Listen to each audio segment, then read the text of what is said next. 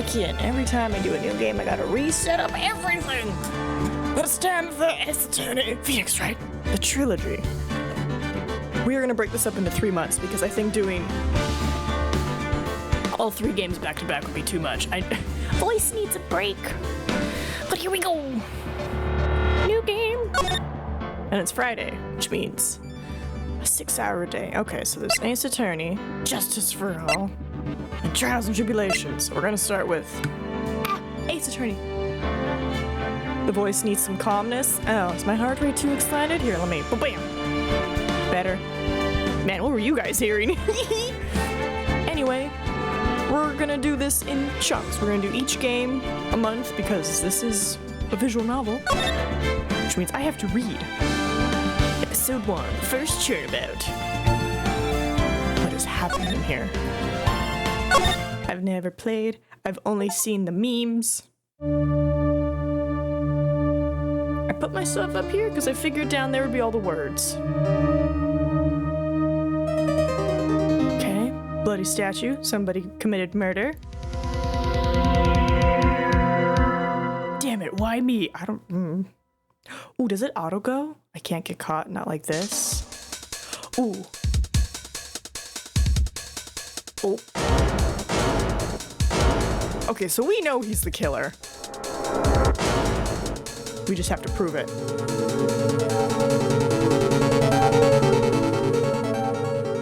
Some sections are auto scroll, but they are very few. Okay, well, I'll take it. God, what was the meme that I saw? It was old YouTube days.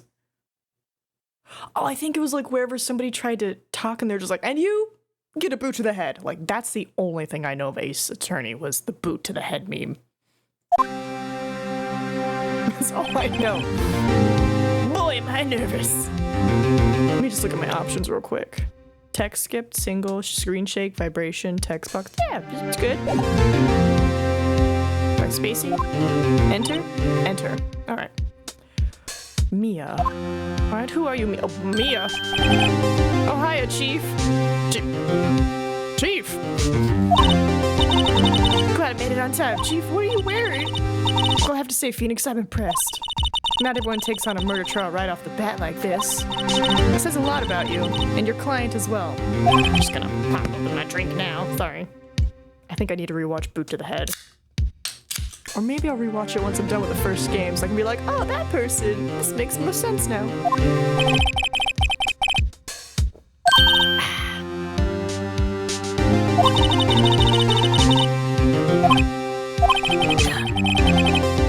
Kind of owe my current job to him. He's one of the reasons I became an attorney. Well, that's news to me. I want to help him out any way I can. I just really want to help him. I owe him that much. It's over? My life, everything, it's all over. Lewis, you love this game and you don't know you get a boot to the head meme? It's a whole video on YouTube. It's a whole thing. Go. Go, my friend. Go and watch it for yourself. Is that your client screaming over there? Yeah, it's him. Death! Despair! I'm gonna do it! I'm gonna die! It sounds like he wants to die. Yeah. His name is Butts or is it Buttes? We'll go with Buttes. God, he's... Hey there, Larry! Dude, I'm so guilty. Tell them I'm guilty. Give me the death sentence. I ain't afraid to die. What? What's wrong, Larry? Oh, it's all over. I'm finished. I can't live in a world without her. I can't. Who took her away from me, Nick? Who did this? Nick, you gotta tell me who took my baby away. The person responsible for your girlfriend's death. The newspapers say it was you. Okay, so that was my girlfriend living next door. My name is Phoenix Wright. Here's the story. My first case is a fairly simple one. Murder. A young woman was killed in her apartment. The guy they arrested was the unlucky sap dating her. Larry Buttes. My best friend since grade school. Our school had a saying, When something smells, it's usually the buttes. Aw. In the 23 years I've known him, he's usually been true. He has a knack for getting himself in trouble. One thing I can say, though, it's usually not his fault. He just has terrible luck. His girlfriend got murdered. But I know better than anyone that guy. He's a good guy at heart. That and I own one, which is why I took the case to clear his name. And that's just what I'm gonna do. August 3rd. Man, this would have been great if I played it last month.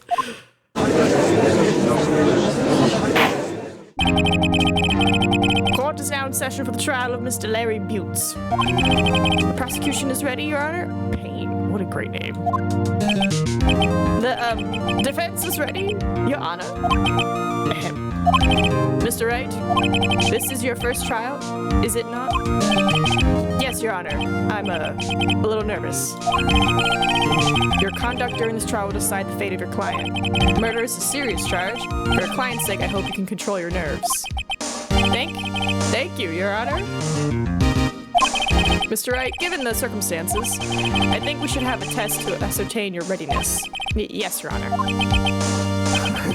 Hands shaking, eyesight fading. The test will consist of a few simple questions. Answer them clearly and concisely.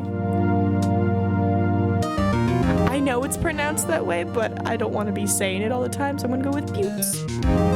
Let's see. Here, let me read. As the name is a pun on Harry, something about saying ever so close it scorched your or something. Yeah, I'm just going to go with Buttes. Let's give the man some dignity. He's got bad enough luck already. Please state the name of the defendant in this case. It is him. The defendant? Well, that's Larry Buttes, Your Honor. Because I'm like, Larry Butts? Oh, I see, yeah. Larry Butts. It sounds like Harry Butts. I'll go with Buttes. I'll give him some dignity. Correct. We're going to say it wrong on purpose. Just a disclaimer. Also, before I forget,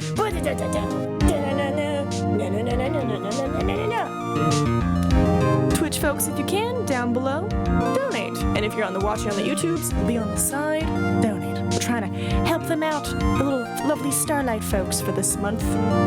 All right, back to the game. Next question. This is a murder trial. Tell me, what's the victim's name? Ooh, I know this one. Glad I read the case report cover to cover so many times. It's... Wait. Oh. No way, I forgot. I'm drawing a total blank here. Phoenix, are you absolutely sure you're up to this? You don't even know the victim's name? Oh, the victim. Oh, of course, I know the victim's name. I, just forgot temporarily. I think I feel a migraine coming on. Look, the victim's name is listed in the court record. Just press tab to check it at any time. Cindy's autopsy. Her name is Cindy. Remember to check it off then. Russell! Kitty Cat Man's crying. Do it for me, please. I'm begging you. Mr. Wright, who was the victim in this case? Cindy. The victim's name is Cindy Stone? Correct. Now tell me, what was the cause of death? She died because she was hit with a blunt object. She was struck once by a blunt object. Correct. You've answered all my questions. I see no reason why we shouldn't proceed. You seem much more relaxed, Mr. Wright. Good for you. Thank you, Your Honor. Because I don't feel relaxed, that's for sure. Well then. First, a question for the prosecution. Mr. Payne? Yes, Your Honor. As Mr. Wright just told us, the victim was struck with a blunt object. Would you explain to the court just what that object was? The murder weapon was the statue of the Thinker. It was found lying on the floor next to the victim. He didn't even take it with him? I see. The court accepts it into evidence. It's rather heavy. Right. Be sure to pay attention to any evidence added during the trial. That evidence is the only ammunition you have in court. Use tab to check the court record frequently. I love that. No one would believe I was a defense attorney if I didn't carry this. I'm assuming that's just a in-game thing. Do attorneys carry badges?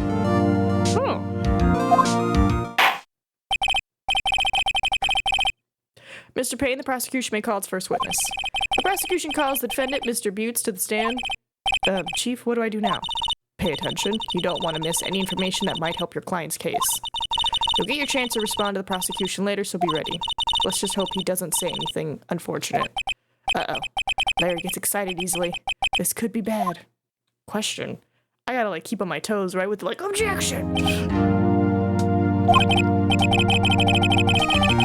Is it not true that the victim had recently dumped you? Hey, watch it, buddy! We were great together. We were Romeo and Juliet, Cleopatra and Mark Antony. Those are not good things. Juliet dies. Didn't they all die? I wasn't dumped. She just wasn't taking my phone calls or seeing me. Ever. What's it to you anyway? Mr. Butts, what you described is generally what we mean by dumped. In fact, she had completely abandoned you and was seeing other men. She had just returned from overseas with one of them the day before the murder. What do you mean, one of them? Lies, all of it, lies. I don't believe a word of it. Your Honor, the victim's passport. According to this, according to this, she was in Paris until the day before she was dead. Oop, not entered yet. Now it's gonna enter. Passport added to the court record. Arrived home 7:30 on the day before the murder, so okay. Indeed. She appears to have returned the day before the murder. Dude, no way. The victim was a model, but did not have a large income. It appears that she had several sugar daddies. Hey, let her be. Let her do her thing. She got sugar daddies. Who are we to be like, blah, blah, blah. Daddies? Sugar? Yes, older men who gave her money and gifts. She took their money and used it to support her lifestyle. Dude, we can clearly see what kind of woman this Mrs. Stone was. Opportunist. Why would I not? If I have extra time, why would I not go on a date to get extra money if I need it? There's no shame here. Tell me, Mr. Butts, what do you think of her now? Right. I don't think you want him to answer that question. Yeah, Larry had the way of running his mouth in all the wrong directions. Should I? I'm gonna stop him. My client had no idea the victim was seeing other men. That question is irrelevant to this case. Oof. Wits. Dude, Nick, what do you mean irrelevant? That's cheating she-dog. She wasn't. I'm gonna die. I'm just gonna drop dead. Yeah, when I meet her in the afterlife. Oh my god, I'm gonna get to the bottom of this. Oh my god. Let's continue with the trial, shall we? I believe the accused's motive is clear to everyone. Yes, quite. Oh boy, this is so not looking good. Next question. You went to the victim's apartment on the day of the murder. Did you not? Gulp. Well, did you or did you not? Well, maybe I did, and maybe I didn't. You're on a murder trial. Oh, he went. What do I do? Honestly, I know. I'll send him a signal. Tell the truth. Yeah, I was there. I went. Order. Well, Mr. Butts, dude, chill. She wasn't home, man. So, like, I didn't see her. Your Honor, the defendant is lying. Lying? The prosecution would like to call a witness who can prove Mr. Butts is lying. Well, that simplifies matters. Who is your witness? He looks just as shocked as us. The man who found the victim's body. Just before making the gruesome discovery, he saw the defendant fleeing the scene of the crime. Order in the court. Mr. Payne, the prosecution may call its witness. Yes, Your Honor. This is bad. On the day of the murder, my witness was selling newspapers at the victim's building. Please bring Mr. Frank Sawit to the stand. Sawit? Frank Sawit. Mr. Sawit, you sell newspaper subscriptions, is this correct? Oh, yes, newspapers, yes. Mr. Sawit, you may proceed with your testimony. Please tell the court what you saw on the day of the murder. Ooh, witness testimony, witness account. Okay. I was going door to door selling subscriptions when I saw a man fleeing an apartment. I thought he must be in a hurry because he left the door half open behind him. Thinking it strange, I looked inside the apartment. Then I saw her lying there, a woman, not moving, dead. I quailed in fright and found myself unable to go inside. I thought to call the police immediately. However, the phone in her apartment wasn't working. I went to a nearby park and found a public phone. I remember the time exactly. It was 1 p.m. The man who ran was, without a doubt, the defendant sitting right over there. Ah, the good old pun names, the first few are absolute classics. Frank saw it. Frank saw it? I'm guessing. Larry, why didn't you tell the truth? I can't defend you against a testimony like that. Incidentally, why wasn't the phone in the victim's apartment working? Your Honor, at the time of the murder, there was a blackout in the building. Aren't phones supposed to work during a blackout? Yes, Your Honor. However, some cordless phones do not function normally. The phone that Mr. Sawit used was one of those. Your Honor, I have a record of the blackout for your perusal. Electricity to Mr. Stone's building was out from noon to 6 p.m. on the day of the crime. Okay. Now, Mr. Wright. Yes. Yes, Your Honor. You may begin your cross-examination. Cross-examination, Your Honor? Alright, right. This is it. The real deal. What exactly am I supposed to do? Saw it a bit like on the nose like that. Okay, because I was like, saw it, he saw it. I like it. Why, you exposed the lies in the testimony the witness just gave. Lies? What? He was lying? Your client is innocent, right? Then that witness must have lied in his testimony. Or is your client really guilty? How do I prove he's not? You hold the key. It's in the evidence. Compare the witness testimony to the evidence at hand. There's bound to be a contradiction in there. First, find contradictions between the court record and the witness's testimony. Then, once you've found the contradicting evidence, present it and rub it in the witness's face. Okay. Open the court record with tab, then point to the contradictions in the testimony. Okay. She's just like, rub it in his face. Alright, cross-examination. I was going door to door selling subscriptions when I saw a man fleeing an apartment. Alright, I have autopsy, I have the statue, I have electricity report. Can I go with this? Objection! This evidence clearly reveals the contradiction in that statement, Your Honor. How exactly are that evidence and statement just now related? They aren't, are they? Not at all. Ooh, there is a health bar above me. Let me scoot myself down. Also, let me do this. And then gonna scoot myself down so we can all see me fail. And we'll put you over here. Put you just over here. Beautiful. There. Now everyone can see me succeed or fail. Alright, got too excited. Mr. Wright, please think the facts over before making accusations. I don't think that won me any points with the judge. I was going door to door selling subscriptions when I saw a man fleeing the apartment. I thought he must be in a hurry because he left the door half open behind him. Thinking it strange, I looked inside the apartment. Then I saw her lying there, a woman not moving, dead. I quailed in fright and found myself unable to go inside. Well, if he was unable to go inside, then how did he get to the phone? Like, I know that's something.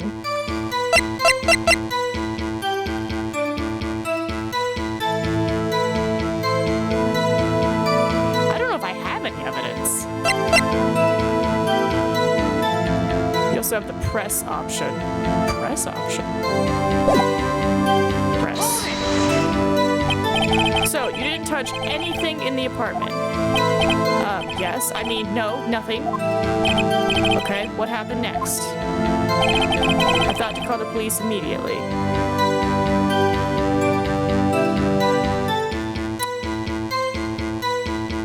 Am I allowed to just push bush all the time? Hold it! You thought to call the police? Does that mean you didn't actually call them? Please, please, listen to the rest of the testimony. You thought to call the police. What happened next? However, the phone in her apartment wasn't working. Right, because we have the report. We went to a nearby park and found a public phone. Hold it! I'm gonna just press. Why use a public phone? Well, you see, I don't have a cell phone. And being the middle of the afternoon, there was no answer at the nearby apartments. Ah, right. What time did you call again? 1 p.m. I remember the time exactly. It was 1 p.m. The man who ran was without a doubt the defendant sitting right over there. How would you know that? Hold it! Are you absolutely 100% positive? Yeah, it was him. No mistake about it. The witness says he's certain. That's all of it. There must be a contradiction there somewhere. Examine the court record with Tab. If something strikes you as being suspicious, then find the evidence that contradicts his testimony and present it to the court. I'm gonna just press. Unless the game explicitly says otherwise, or if there is a follow-up question given, pressing has zero consequences outside of taking more time. Okay. I'm gonna press then. Isn't a man leaving an apartment a common sight? I find it odd you would take notice of him. I don't know. He just seemed strange to me, that's all. Like he was mad and yet frightened at the same time. Just like a criminal fleeing the scene of a crime. Okay, the game did a sound, so that means something. The defense requests that the witness refrain from conjecture. Of course, what the witness means is that the man he saw looked suspicious. So, what happened next? I thought he must be in a hurry because he left the door half open. What time? Half open, you say? Yes, the door was open halfway, yes. I watched for a moment, but no one came to close the door. That's odd. In a big city like this, I thought? I see. And what happened next? I looked inside the apartment. What gave you the idea to do that? Well, the door was half open, you see. Isn't it only human to want to peek? We climb mountains because they are there. It's the same thing. Truer words have never been spoken. Anyone would look inside. Why did pain cut him off so quickly? So you looked into the apartment. What happened then? And I saw her lying there, a woman, not moving, dead. How do you know she was dead? Are you sure she was dead? Well, no, I guess I wasn't. But she wasn't moving at all, and there was blood everywhere. I guess that would look fatal to anyone. Very well, what happened next? I quailed. So you didn't touch anything. All right, we did this. This is where we first found out about the press. Yes, I mean, no, nothing. Right, he touched nothing. We did the thought to call police. The phone in her apartment wasn't working. Yes, I mean, no, it wasn't, right? But you said you didn't go into the apartment, or did you? Oh, that, I could explain that. There was a cordless phone on a shelf in the entranceway. I reached inside and tried using that to call. And that phone wasn't working, correct? What happened next? Went to a nearby park. We pressed him on that. Yeah, how would you know? 1 p.m., are you certain? Yes, absolutely. He seems really confident. 1 p.m.? Right. Doesn't that seem strange to you? Present some evidence to contradict him.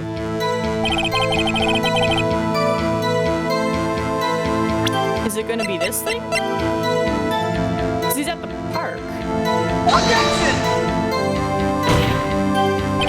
Your Honor, that statement contradicts this evidence. It does? I don't see anything contradictory. Huh?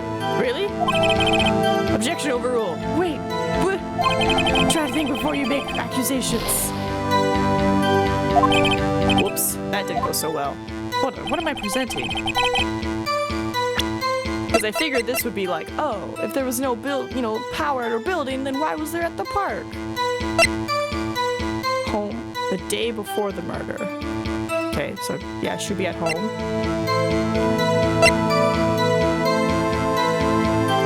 Oh, the time of death! Objection! Bam!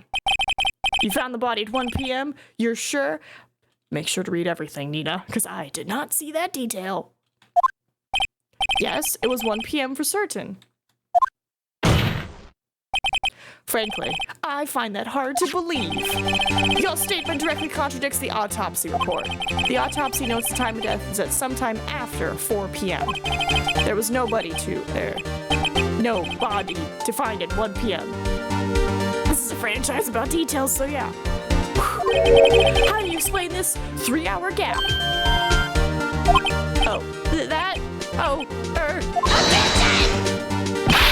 This is trivial. The witness merely forgot the time. After his testimony, I find that hard to believe. Mr. Sawit, why were you so certain that you found the body at 1 p.m.? Gee, that's a really good question. Great job, Wright. Way to put him on the spot.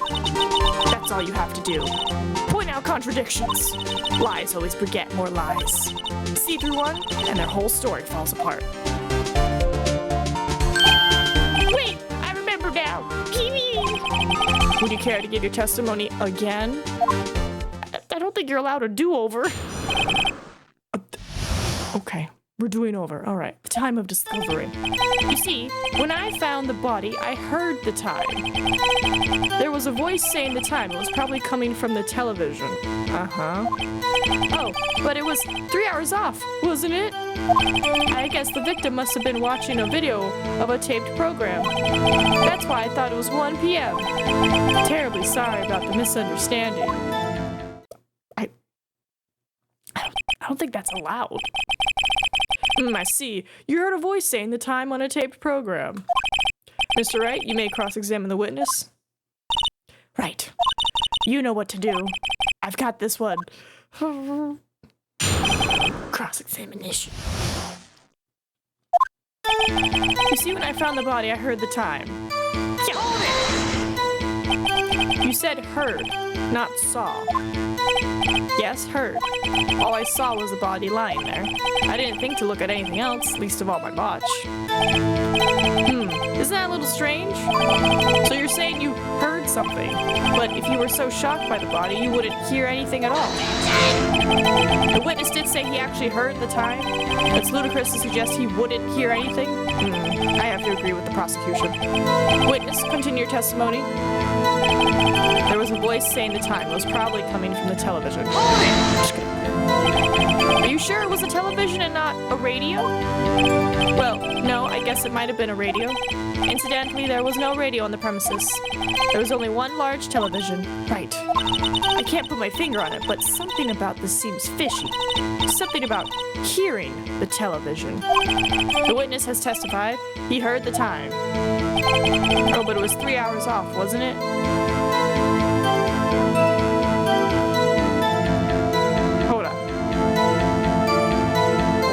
My brain's trying to think, because if she dies at 4 and she's watching something and it says it's 1 and he's like, it's 3 hours off, there was no power. Bam. Objection! Hold it right there.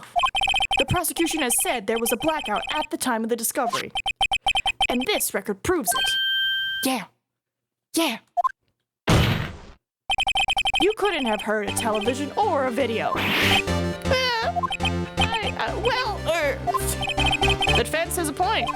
Do you have an explanation for this, Mr. Sawit? No, I find it quite puzzling myself. Quite.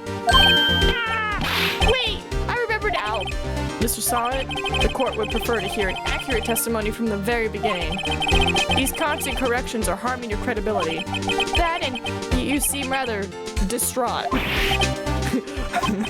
My apologies, Your Honor. It must have been the shock of finding the body. Very well, Mr. Sawit. Let's hear your testimony once more, please. This judge is so lenient. I'd be like, this is the second time you lied to us. I'm gonna... You're not a good witness. Hearing the time. Actually, I didn't hear the time. I saw it. There was a table clock in the apartment, wasn't there? Yeah, the murder weapon. The killer used it to hit the victim. That must have been what I saw. What? You saw a clock? I guess that would explain it. Wait, is he saying the clock is the murder weapon? He knows we put it into evidence, right? Also, this is where we might want to consider the topic of save securing. The game does not autosave and only has built-in save spots after each segment.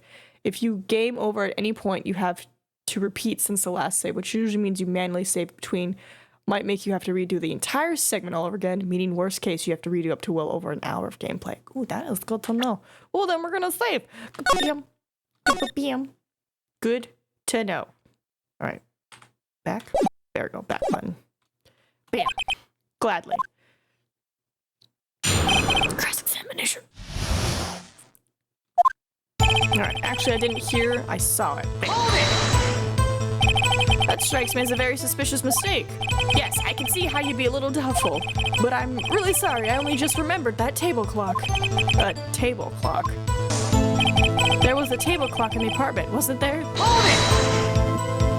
A table clock. Was there a clock at the scene? This is the first I've heard of it. Yeah, the murder weapon. The killer used it. You're stupid. Bruh. Objection! Wait just a moment. The murder weapon wasn't a clock. It was the statue. Now, how is this supposed to be a clock? What? You with your objections and your evidence? Just what? Who do you think you are? Just answer the question, Mr. Saw It. Hey, I saw it there, okay? There's a clock. That's a clock. Your Honor, if I may. Yes, Mr. Payne? As the witness stated, this statue is indeed a clock. The neck is a switch. You just tilt it and it says the time out loud. As it doesn't look like a clock, I submitted it as a statue. My apologies. I see. So, the murder weapon was a table clock after all. Well, Mr. Wright, how does he know it's a clock? It appears that the witness's testimony was correct. This is a clock. Do you have any problems with his testimony now? Yeah. How does he know it's a clock?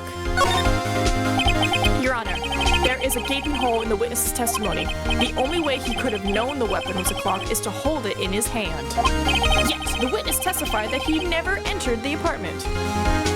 Payne, you absolute doofus, submitting incorrect evidence. Clearly, a contradiction. Indeed. The witness knew it was a clock because he went into the apartment, knew the victim. Right now, I can prove that he went into the apartment. You're lying. You were inside the apartment on the day of the murder. Oh, yeah? Prove it. Prove I went in there.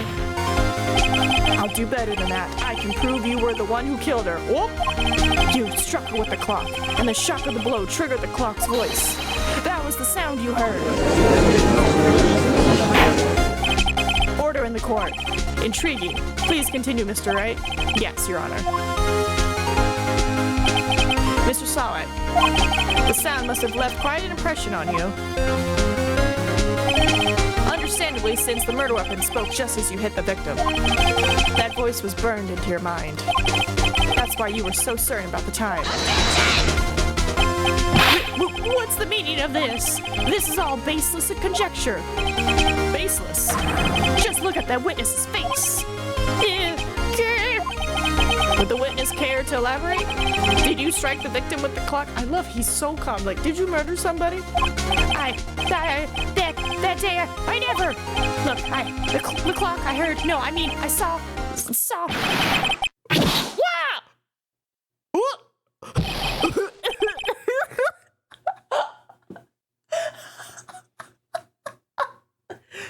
I don't think I've ever made somebody so mad that they threw their hair at me. Also, I don't know if you saw, but if you tab to open evidence, you can press R to read some profile information. Oh, whoa. Profiles? Oh, that's so cool. Likeable guy. She lived in the apartment. Lacks presence, generally bad at getting his points across. Who saw Larry flee the scene. Oh, that's so cool. I didn't know that. Good to know. God. The fucking... got me. It was him, I tell you. I saw him. He killed her, and he should burn. Burn! Give him death! Order in the court? Your Honor, a moment, please. But there isn't a shred of evidence supporting the defense's claims. Mr. Wright. Your Honor, you claim the sound the witness heard came from the clock. Do you have any evidence? The whole case is riding on this. I better think it through carefully. Your Honor, the sound Mr. Solid heard was definitely this clock. A fact which is clear if you simply try sounding the clock. Let's sound the clock now, here in this court. Your Honor, may I have the clock? I ask the court to listen very carefully. Beep. I think it's 8:25. That certainly is a strange way to announce the time. Well, he is the thinker, after all. So, we've heard the clock. What are your conclusions, Mr. Wright? Mr. Payne, can you tell me what time it is now? It's 11:25. As you can see, this clock is exactly 3 hours slow. Precisely the discrepancy between what Mr. Solid heard and the actual time of death. So, Mr. Solid, try to talk your way out of this one. You forgot one thing. What's he talking about now? While it may seem like that clock is running 3 hours slow, it proves nothing. How do you know it was running 3 hours slow on the day of the murder? If you can't prove that, you don't have a case. He's right. How am I gonna prove that? Damn it, I was so close. Mr. Wright?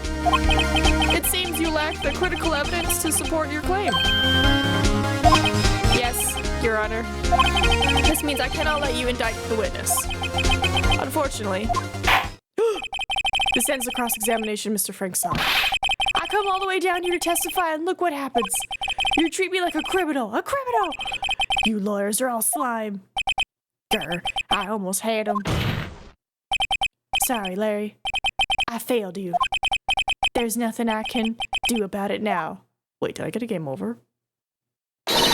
Not so fast, Mr. Solid. Let's go, Chief. Listen up, Wright? Don't throw this one away. Not like this. Think. But Chief, it's over. I can't prove the clock was slow the day of the murder. Nobody can prove that. Well, yes. But that doesn't mean you can't still win. Try thinking out of the box. Don't waste time doubting the facts. Assume the clock was 3 hours slow and think through it. Ask yourself, why was the clock 3 hours slow? Figure out the reason, and you'll have your proof. Right? Do you think of a reason as to why the clock would be 3 hours slow? He hit her with it? Wait, maybe I can prove it. You must have evidence somewhere that can prove it. Find it and let them have it. Well, Mr. Wright, you say the clock was already running slow on the day of the murder. Have you found evidence to support this claim? Of course. There is a piece of evidence in the court record that can prove my claim beyond a doubt. Ha! Tough words. Let's see you pull this off. Let's see this evidence that proves why the clock was running slow.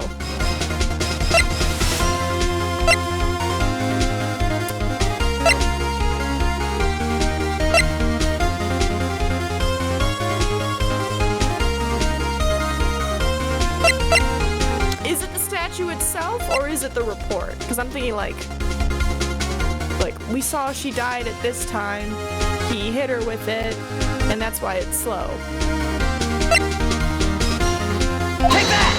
Take that! Excuse me, this proves your claim? How? I can't see what that evidence has to do with the clock. That wasn't it. One more chance, just give me one more chance. Alright, the time is not on your side, be quick about it. Let's see this evidence. Is it the autopsy report? Take that! Excuse me? This proves your claim how? I can't see. Oh no, that wasn't it. Quick about it? It's not this, it's not this. Is it the blackout? But the clock runs on batteries. I don't think it's a passport. Take that! Excuse me, this proves how? Nope.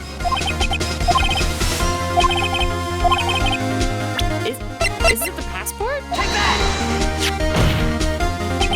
The victim had just returned home from abroad the day before the murder.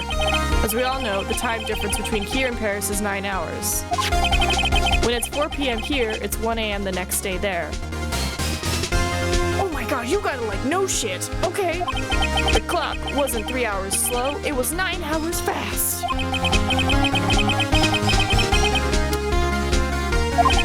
That's why the time you heard when you struck her dead in her apartment was wrong.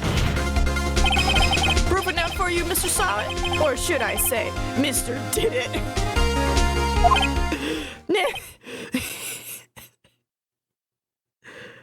Oh!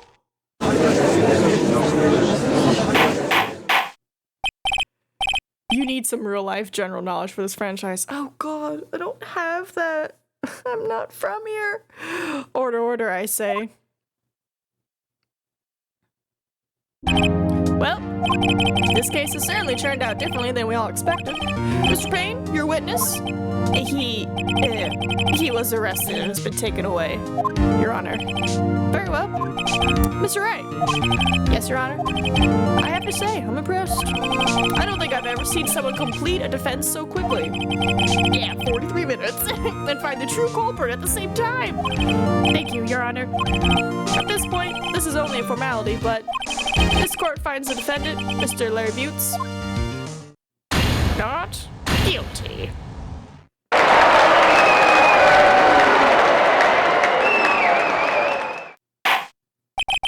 And with that, this court is adjourned.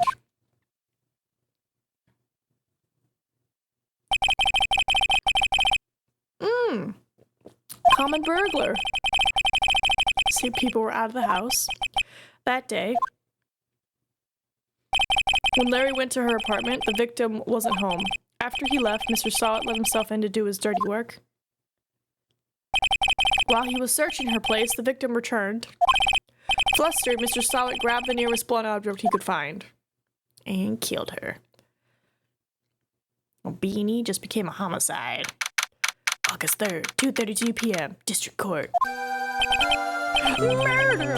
Ugh, still can't believe we won. Right, good job in there.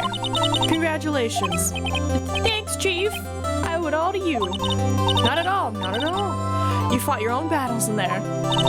It's been a while since I've seen a trial end on such a satisfying note. I've never seen the Chief looking this happy. If she's this glad, imagine how Larry must feel. My life is over? Larry, you're supposed to be happy. What's wrong now? Oh, Nick.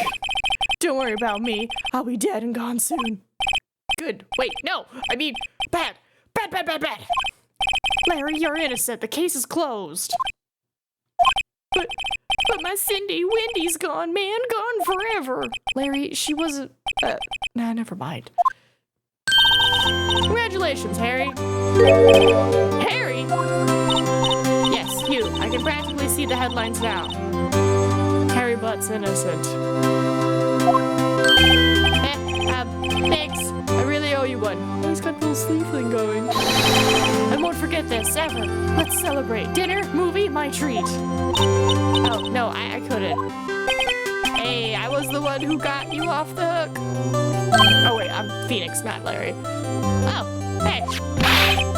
Here, take this. It's a present. I don't want... No, that's a murder weapon. A present? For me? Wait, wasn't this the evidence that... Actually, I made this clock for her. I made one for her and one for me. Really? You made this? Well, thank you. I'll keep it as a memento. That's such an odd memento. Ah, yes. The other one was used as the murder weapon to kill the person who made this girlfriend. Yo, Nick, can you believe it? I was so into that chick. And she was just playing me for a fool. Not really. Don't that make you want to just cry? Larry. Are you so sure? Excuse me? I think she thought quite a lot of you in her own way. Yeah, she kept the clock. No, you don't gotta sympathize with me, okay? No, I'm not just sympathizing, really. Isn't that right, Wright? Don't you have something to show your friend? Something that proves how she felt about him? Huh? Oh, yeah, right. What the heck is she talking about? She kept the clock, bro. Take that! So first opinions finishing the first case, I like it. I'm a little concerned that I won't be smart enough, but I like it. Check Lights out, Larry. Proof positive you weren't just some chump to her. Huh? What about that clock? This is the clock you made for her, Larry. And she took it with her when she traveled. Whatever, she probably just needed a clock, that's all. You think so? It's a pretty heavy clock to take traveling. Well, make of it what you will. Hey, Nick. I'm glad I asked you to be my lawyer. Really, I am. Thanks. Hope that made him feel a little better. I like it. I'm just concerned with all the talking and the longer cases, because not all cases are this cute and short. Like, they're long. At least from, like, the mild research I did. It's hard to research without spoiling yourself. I was like, I just needed, like, a rough idea of what I'm getting into. I hope you see the importance of evidence now. Also, hopefully you realize things change depending on how you look at them. People, too. We never really know if our clients are guilty or innocent. All we can do is believe in them. And in order to believe in them, you have to believe in yourself. Right? Listen, learn, grow strong. Never let go of what you believe in. Never. Well, I think our work here is done. Shall we be off? Yeah, I guess so. Say, how about dinner? On me. With you. With you. We'll drink a toast to innocent buttes. Yeah! Oh, speaking of, Harry, you were saying part of why you became a lawyer was because of him? Yeah, part, at least. You'll have to tell me more about it sometime. Maybe over drinks? You're my boss. Get away from me. Stop it. Stop it. And so my first trial came to a close. Larry slapped me on the back and said, "Gee, Nick, it's good to have friends. But I'm pretty sure he's not going to pay us, unless you count the clock he gave Mia." I didn't know it then, but that clock was soon going to be at the center of another incident. And my promise to tell the chief about me and Larry would be one promise that I wouldn't be able to keep. I'm sorry, is she dead?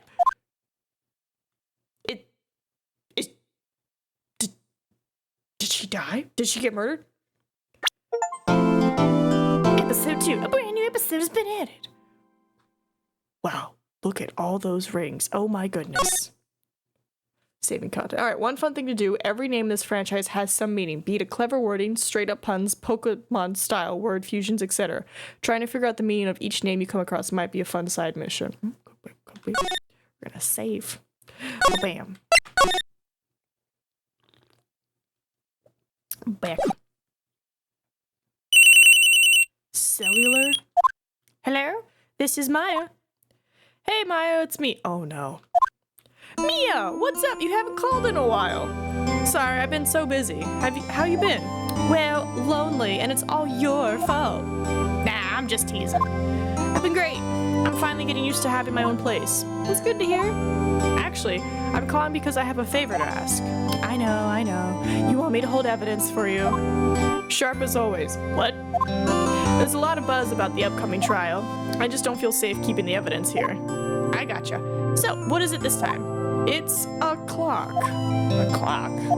Yeah, it's made to look like that statue, the thinker, and it tells you the time. Question, why are we holding the evidence? Doesn't police hold the evidence? I thought you might like it. You always like toys. Hey, I'm not a little girl anymore, sis. Now, you know I'm only teasing. I should probably tell you, the clock isn't talking right now. Huh? It's not working? That's lame. I had to take the clockwork out, sorry. Put some papers inside it instead. Papers? Is that the evidence then? Well, there's a possibility that it might turn out that way, yes. Can you come by the office tonight, say 9, to pick it up? I'll be in a pre-trial meeting until then. Okay, sis, but I expect dinner. Something good. Like burgers. I could really go for a good burger. Okay. We'll hit the usual joint. Question, is there a faster one? Alright, it's a deal. Okay, sis. See you soon. Yep, I'll be waiting, Maya. Conversation recorded September 5th. They recorded the conversation September 5th. Now, Miss Faye, I'll take what's mine, the papers. I'm sorry, but I can't give you what I don't have. Let's see. Frank saw it was obvious. Winston Payne was a joke on winced in pain. Hope I spelled that right. Meanwhile, Phoenix Wright is both a pun, last name, but also indicative name, and Phoenix being indicative of how he always rises back no matter how hard the fall. Oh, well, that's good to know. Miss Fay, you are a poor liar. Why, I see it right over there. That must be the thinker that swallowed those papers. How could you know? Ho, you are not cognifarious? Sorry, what does that mean?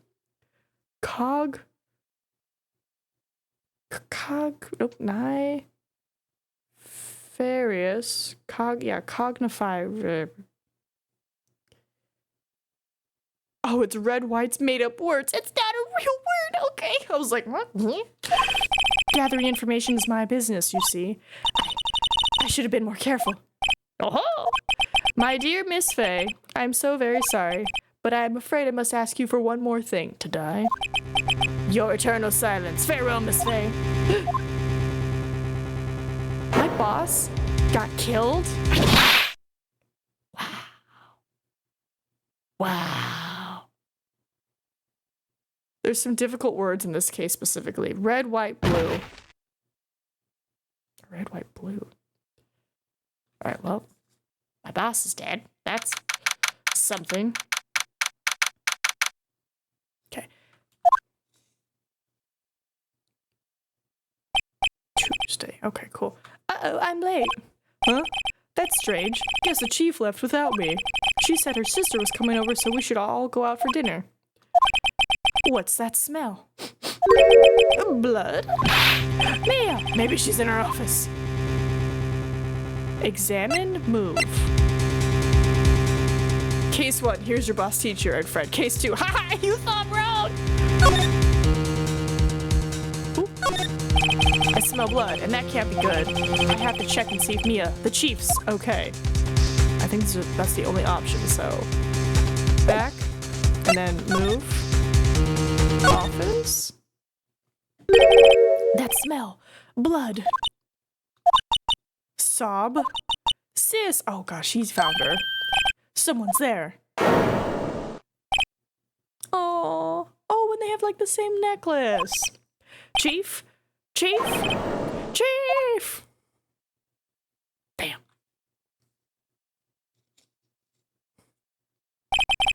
Who are you? That's Maya.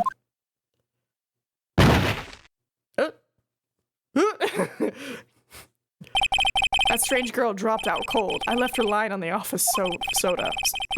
Wait. Soda? Do they mean sofa? Yeah, F and D are right next to each other. I went back to the chief where she lay under the window. Her body was still warm. I could feel it when I held her shoulder. Then, all too quickly, it began to fade. Question. I don't want to skip text. I was just wondering if there's a way to make it go faster, because apparently I'm reading too fast. Until finally, she was cold. I don't see any blood. Chief. Yeah, examine. Oh. Slide. Oh. Right, I better call the police. That's funny. A few of the screws on the receiver are missing. It looks like someone was halfway through taking it apart. Police! Please, come quick! What was that? Someone screaming from outside the window. Oh, shit. She's staring right at me. I didn't get to examine nothing. She's holding a phone in her hand. I feel like I too should call the police. Alright, I guess do what we can. The Fang Co. ledger book. Everything is written in the chief's ultra neat handwriting. It's a small office, but it makes a good bit of money.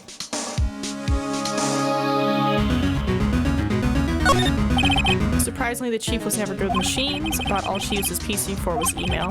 She picked up this ancient model at some garage sale. All the chief's important documents are packed in here. Modern case records, recent rulings.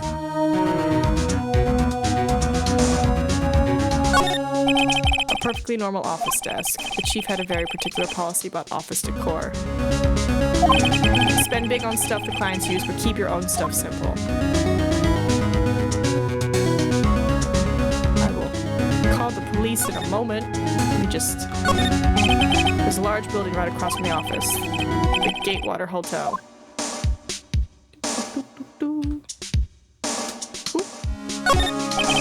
Chief's chair. Simple, functional, feels good.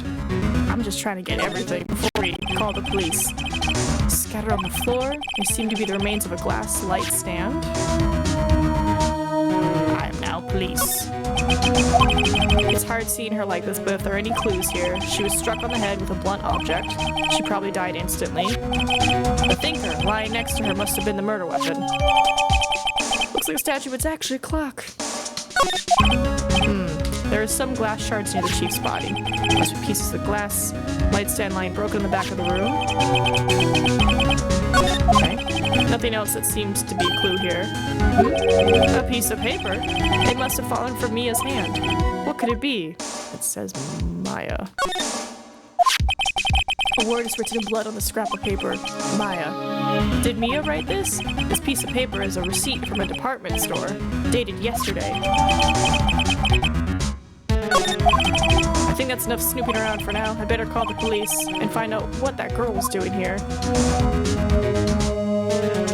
Is it enough snooping, or can I keep snooping? I'm gonna save just in case this is a no-no. That way they're not like, you didn't call the police. I'm like, she's dead. I was looking up things. It's a crust with dried blood. How ironic that this has become the murder weapon again. Nope, try now. I have to. Looks like she was hit in the head. Okay, cool. So, just reaffirming that she is quite dead.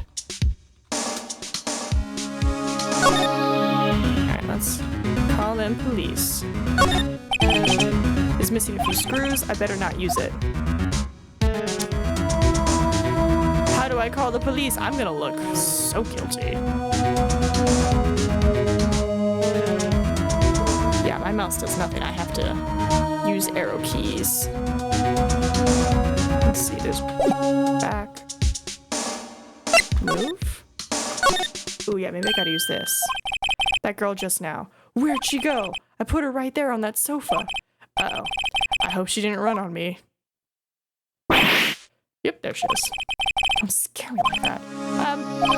Excuse me, but who are you? It's okay, I work here. Maya. Maya Fey. Maya Fey?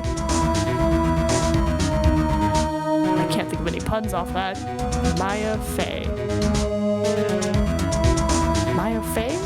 Maya Fair? Maya. So Mia was writing this girl's name.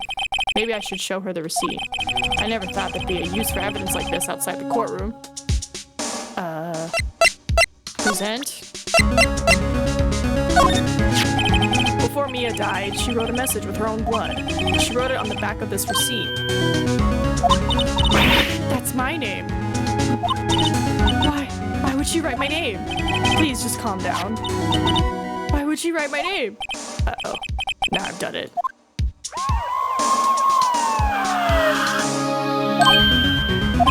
The police. Sounds like they're coming this way. Freeze! Police!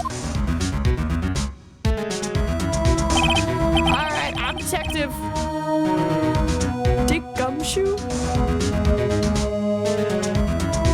Okay. Gumshoe? What an odd name. We received a report from the building across the way, see? Got a person saying they saw murder. It must have been that woman I saw. Anyway, I don't want either of you moving 1 inch, okay? Great. Just great. Maya, wait. She wouldn't have... Nah. Whoa! Squeeze me? This word Maya here mean anything to you? That's my name. What? The victim drew this here note in her own blood, see? With her dying breath, she wrote down the killer's name. Killer? I'm not... Case closed. You're coming down to the precinct, ma'am. What? That'd be how cops be sometimes. Mia's younger sister, Maya, was arrested on the spot. I was taken in for questioning and didn't get out until the next morning. My eyes were heavy, but I couldn't sleep. I sat around waiting for visiting hours to begin at the detention center. I had to talk to Maya as soon as possible. September 6th. Detention center. Visitor's room.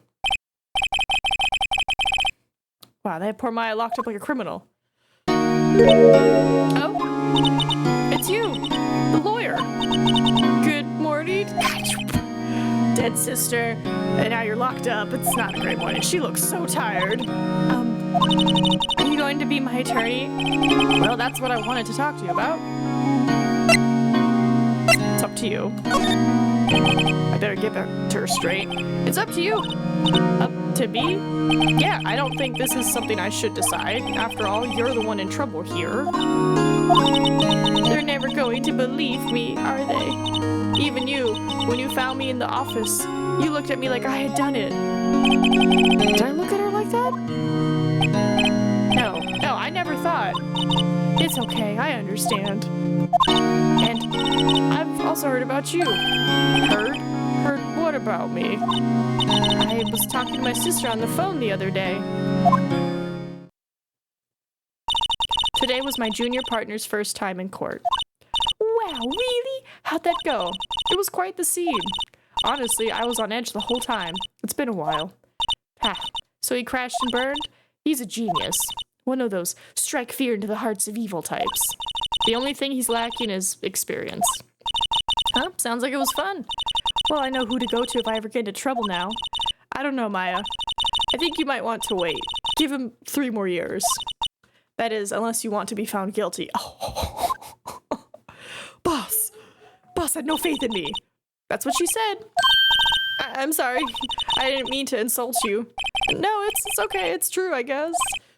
But at the same time, I can't just stand by and watch. When I think of the person who did this to Mia, I know. Salmon?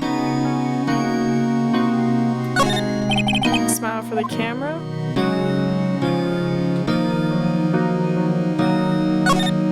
Guard monitors the visiting room. He hasn't moved an inch. A real pro, this guy. I'm just looking.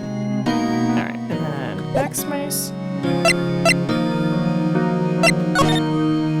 Oop, hold on. Backspace. I'm gonna chat you up. Alright. Day of the crime. Could you tell me about the day of the murder? Yes. Let's see. That morning, I got a call from my sister. She wanted me to hold on to a piece of evidence for an upcoming trial. Evidence? Yes, that clock shaped like the thinker. The one Larry made. How could that have been evidence in a case? Right. She said something about that. I remember. Do you want to hear it in her own voice? Her own voice? Yes, I'm pretty sure our conversation is on my cell phone. You recorded it? Yeah, I forget how to delete those things. Okay. So you say you have a conversation with your sister on your cell phone. Let's hear it. Right. Oh, I just remembered that detective took my cell phone. Sorry. Oh, right. Of course. Next time I see Detective Gumshoe, I'll ask him for it. I'll write you a note so you don't forget, okay? Sure, thanks. It's on her cell phone. There's something I've been wanting to ask you. Yes? What's with that outfit? Oh, this?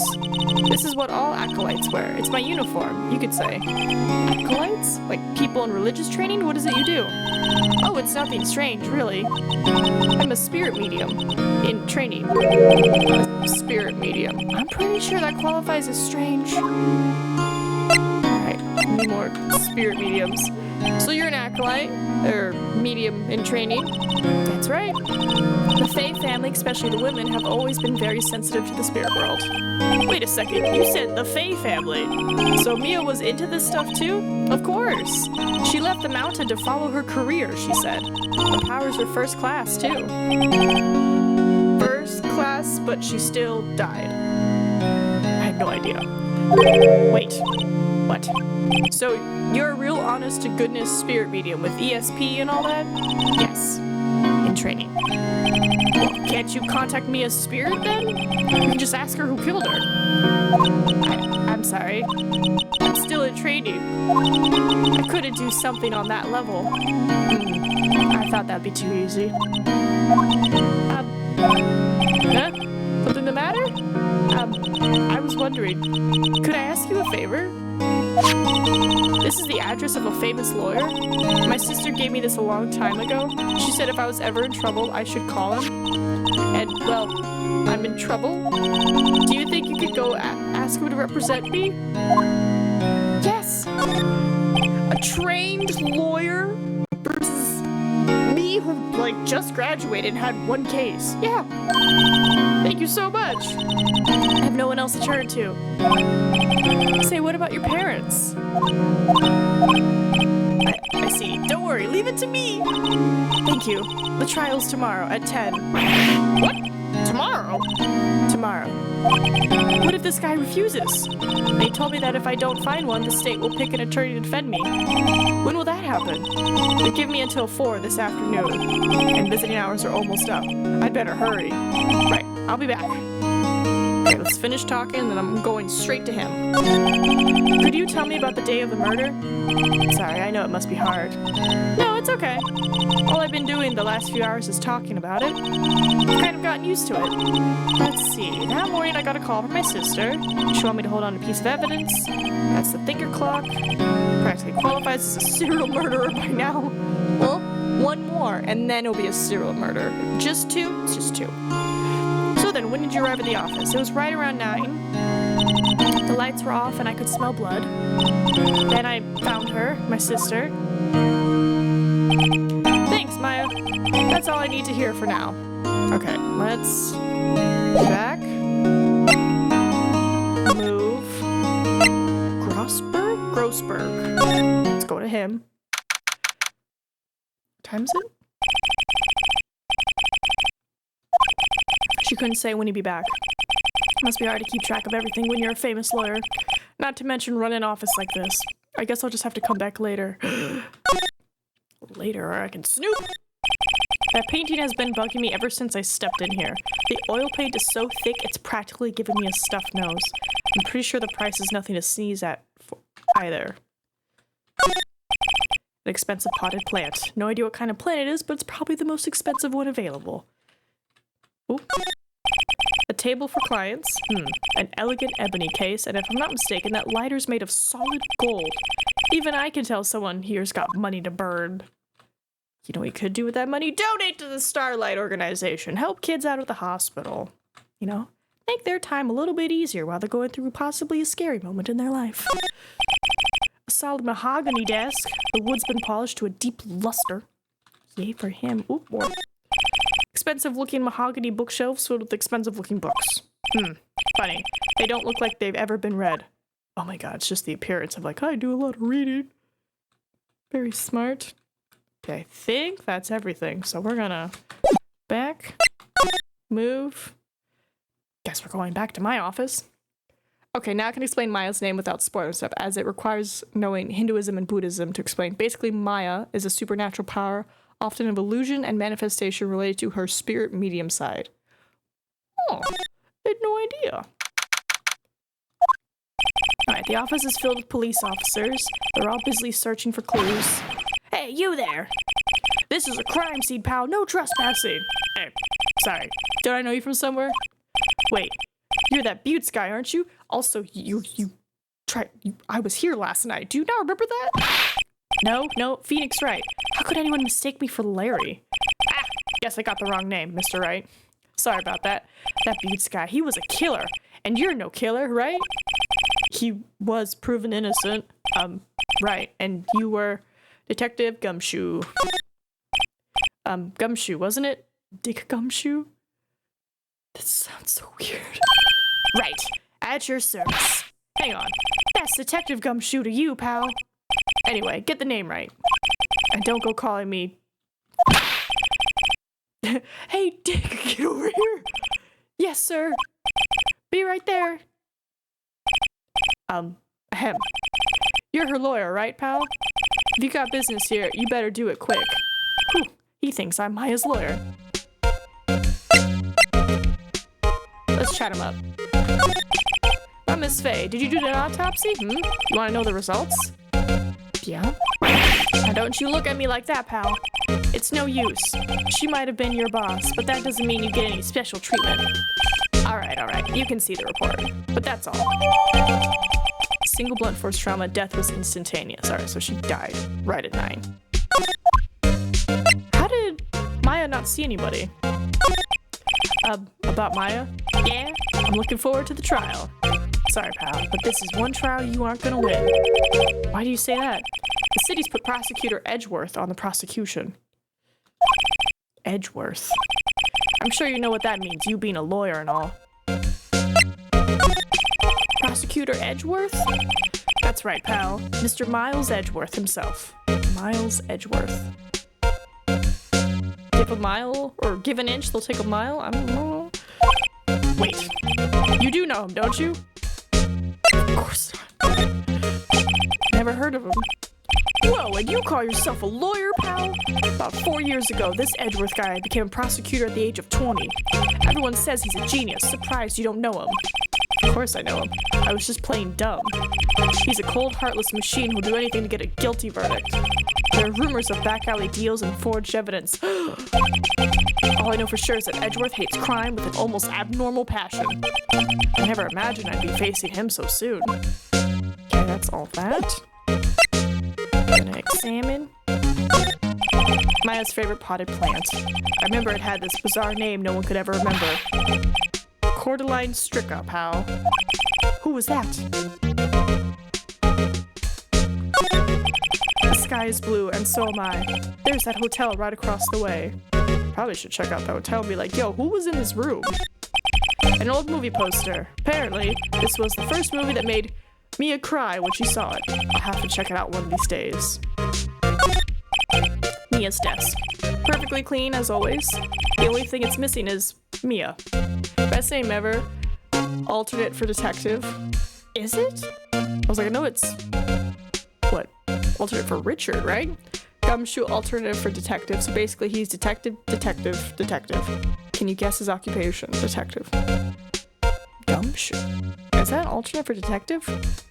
It's like, oh, you're like gum on my shoe. I guess. I don't know much things. Books. There's a horrendous amount of legal books here. Scary stills that Mia probably read all these. I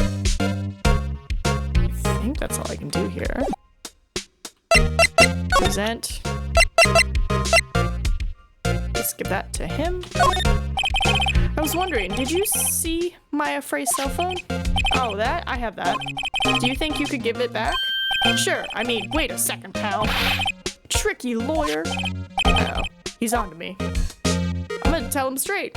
If I tell him why I want it, there's no way he'll give it to me. Something the matter?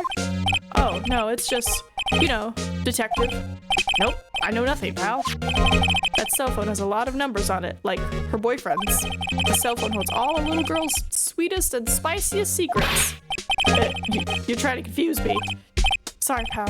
I already checked all the numbers in memory. Impressive. You're quite the detective. Uh-huh. Oh, here. You can have the phone back.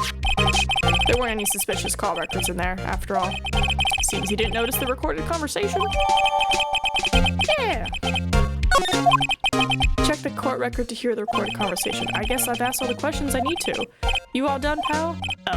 Yes, thank you. I'll be heading out now. Oh, wait. One more thing I wanted to mention to you. Let me listen to this. Conwell. Okay, so it's what we heard. Clock isn't talking right now.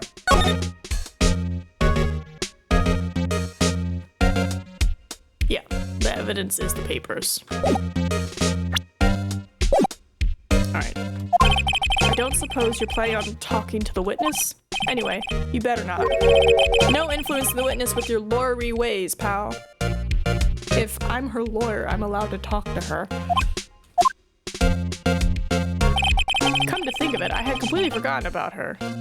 Oh, you meant the witness. Sorry, I thought you meant Maya. I'm gonna go talk to her, because I'm not Maya's lawyer. The witness? Yeah, Miss April May. I'm sorry about this, but I can't tell you anything about her. Except that she's named after calendar months. Well, you just told me her name. Miss May, huh? So you've sent her home already then?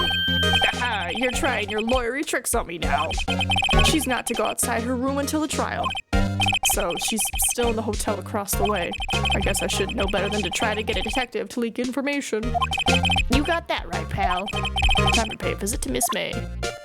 Okay, before I do that...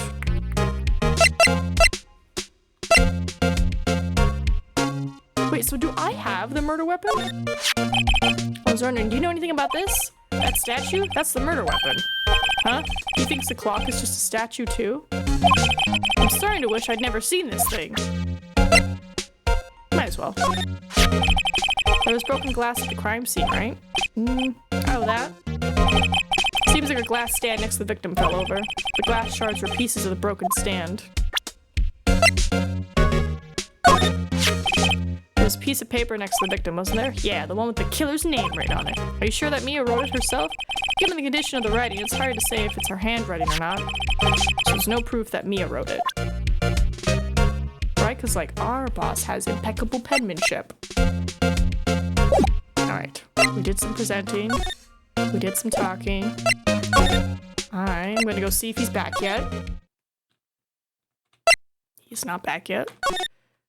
So let's... Maybe I can show her the phone? Show her some stuff? Hey, what is it? Did you meet the lawyer? Sorry, I haven't seen him yet. I see. I better go see it if I can find this elite lawyer she's talking about. I did, I tried. I swear I tried. Alright, let's start presenting some things. Wanted to ask you about the murder weapon. Poor sis. Better not ask her about this. This was lying next to the chief's body. I saw that too. They said they thought those were pieces of a broken light stand. Yeah, that seems about right. Though I'd never heard of a glass light stand before this. Remember the receipt? You mean the one with my name on it? Any idea why she... Absolutely none. Do you trust me? Yes. I trust you? Why? Don't you think I did it too? No, I don't. It's just a hunch, but a detective thinks I did it. Okay, cell phone. Yeah, I got your cell phone back. Oh, say, can I listen to my sister's voice? Oh. Maya's eyes closed. She listened to every word with such intensity. Before long, tears began to roll down her cheeks. Thank you. Sorry, I've never seen that before. Okay, figure we just check it. Alright, anything new? Family. What about your family? I only had my sister. My father died when I was very young, and I don't know where my mother is. Don't know? So she could still be alive. The women in my family have been mediums for generations.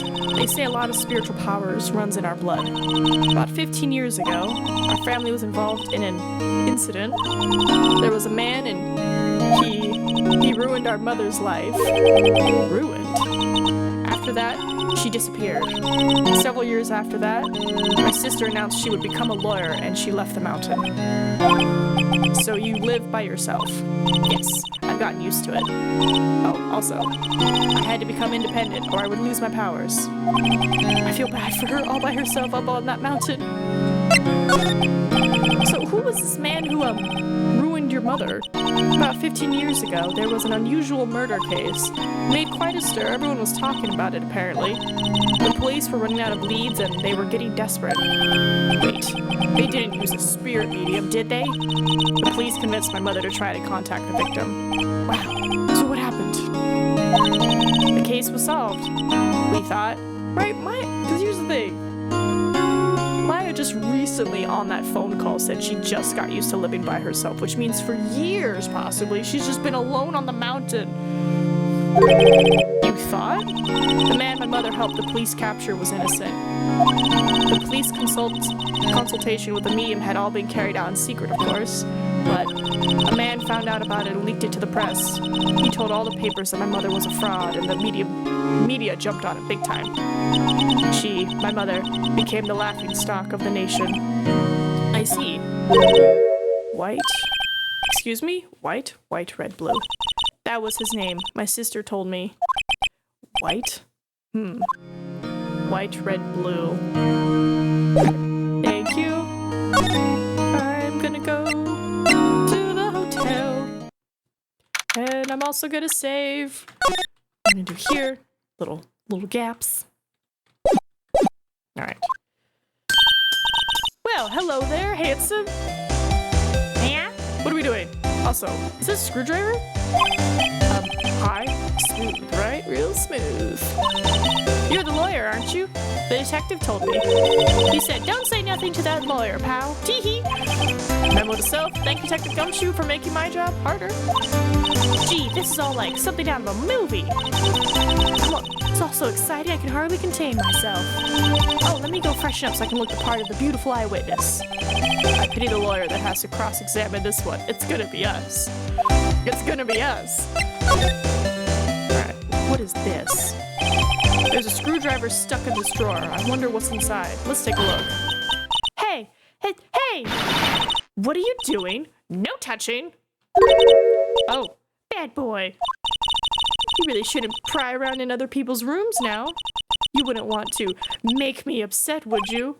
Upset? I thought she was going to explode for a second there. Wonder what could be inside the drawer. It's very suspicious.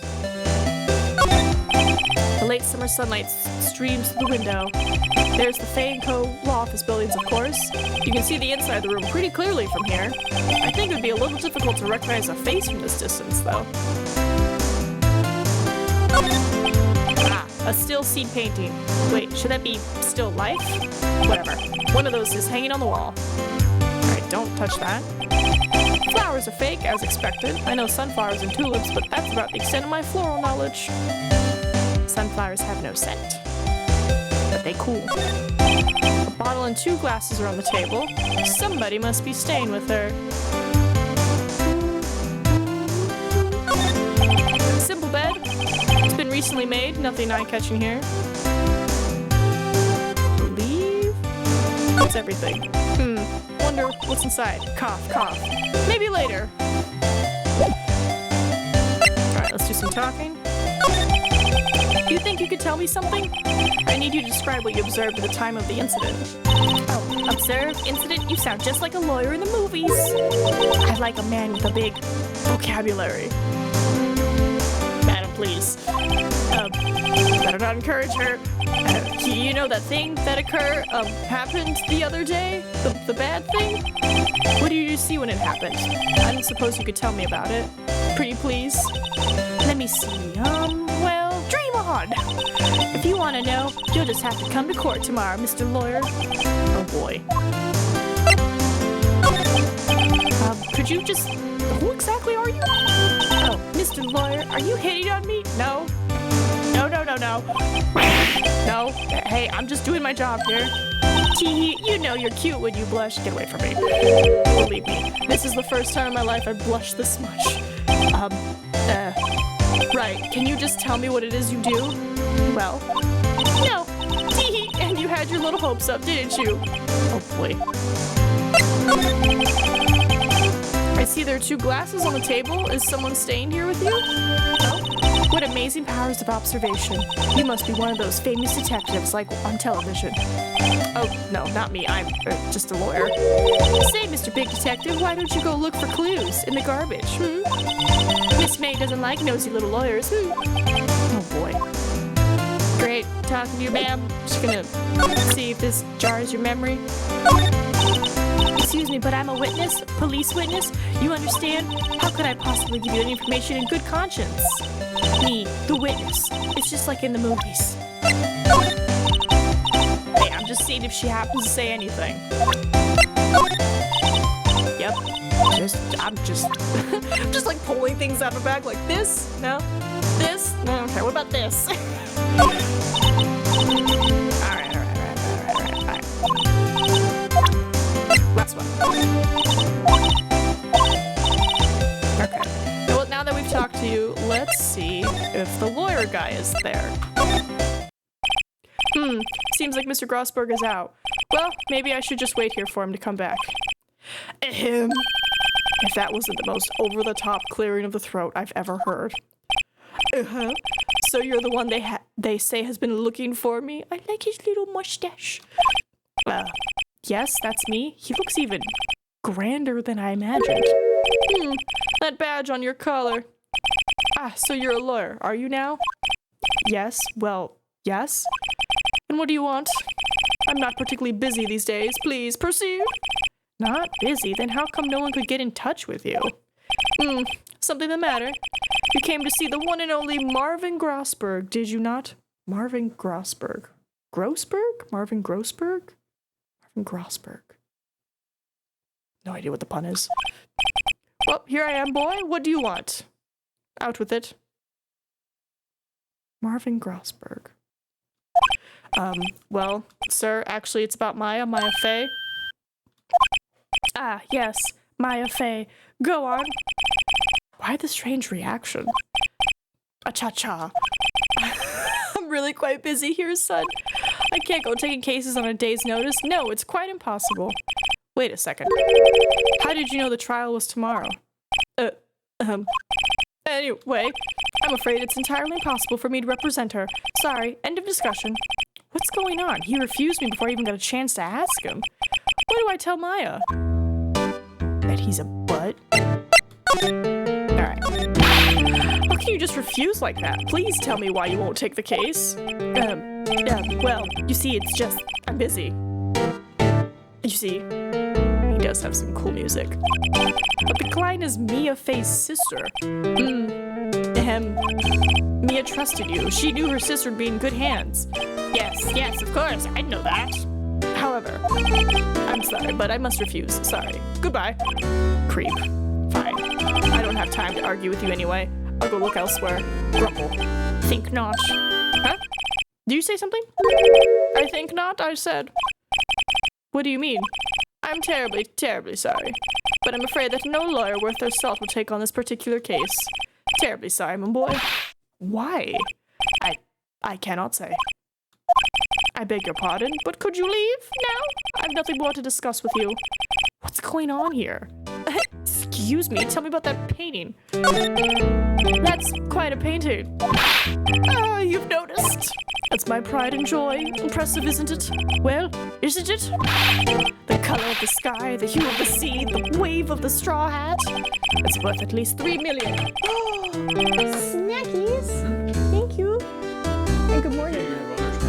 I did. I prepped with snacks. I was like, I'm gonna be here for a couple hours reading. Thank you.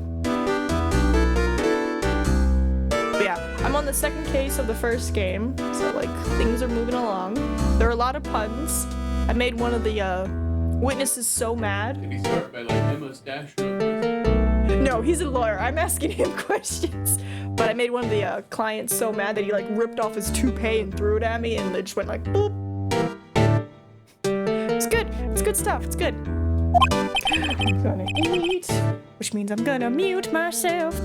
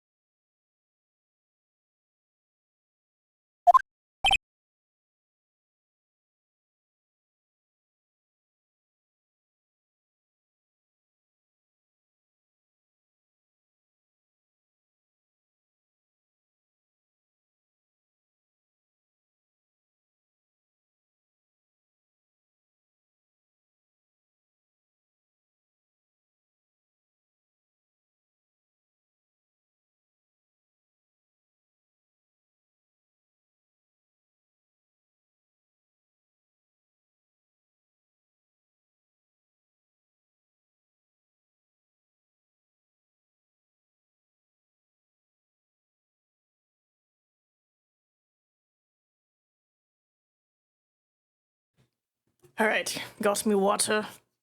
Ate my sandwich. I am energized. You're back! The lawyer doesn't want to represent you.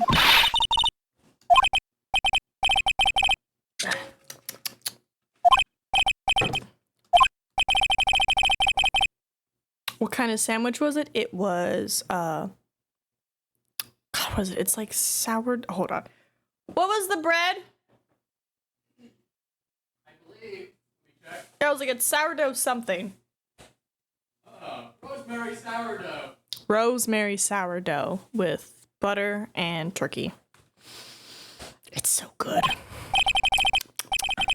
He didn't seem healthy. He was all skin and bones. What really happened? You don't mean he refused to help? I see. Oh, it was very good. I've been abandoned then, because it's a rosemary, like, you know, rosemary taste, but then like the sourdough, it's got like, you know, the holes in there, so when you put the butter on the hot bread, the butter goes in between the holes and then it just absorbs the butter, so it's just like delicious. Just a little longer now before the state appointed lawyer comes, I guess. Time's up. What should I do? Do I just leave her and go home? Question, can I? Is that an option? Can't I just say you're on your own?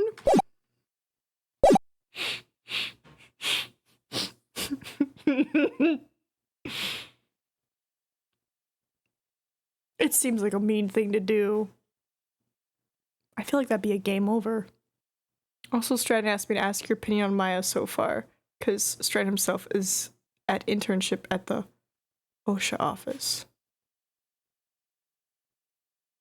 What? My opinion on Maya? At the psych office.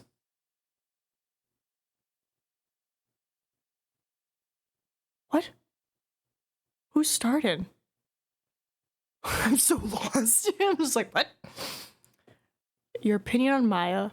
Because they are an internship at the psych office. Psychologist? Psychic? I might need more context for your question. We saved. Let's see what happens. There's nothing left for me to do here. She'll be better off with the state-appointed attorney. Think I'd better get home now. Goodbye. It was a few days later when I found out how the story ended. The result of the trial was in the newspaper. Guilty. I'll probably never meet her again. Did I make the right choice? Will I ever know? Mia, if you can hear me, please tell me. Is that a game over? Not. I can't let that happen. I'm not leaving here until she takes me as her lawyer. I've made up my mind. I'm going to defend you whether you want me to or not. Why? Well, someone else is the culprit. A couple times before, she can't watch because she's at an internship. What do you think about Maya so far? Oh! Was their name under something else? Because I'm like, I don't recognize that name. But she's good. I like Maya. Why? Is Maya not who she says she is? She seems like a regular run-of-the-mill medium in training. I'm more like wondering how those huge like hair ornaments are staying in, but they look good. Also her necklace, which appears to be hovering, but it's just a design choice, I imagine. How do you know? I have a hunch. Given the evidence, it would be easy to assume that Maya was the killer, but there's something about this whole thing that smells fishy. That witness's strange behavior, was that all an act? And the way that lawyer refused to help out Maya. But more than all that, she has no one left to help her. Nothing is more sad or more lonely than that. I know. I've been there a long, long time ago. Oh, the baby Wright. Why did I become a lawyer in the first place? Because someone has to look out for the people who have no one on their side. Yeah. Okay, I was like, yeah, like I remember a conversation with somebody with having such a cool name. But is there, I don't know, is there something that people don't like about Maya? Like, is that why there's such a vague opinion on her? I guess I'm trying to figure out, like, what are the answers that people normally give?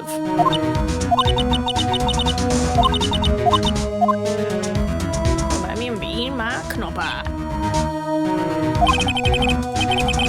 Here, let me mute so you don't hear me munching.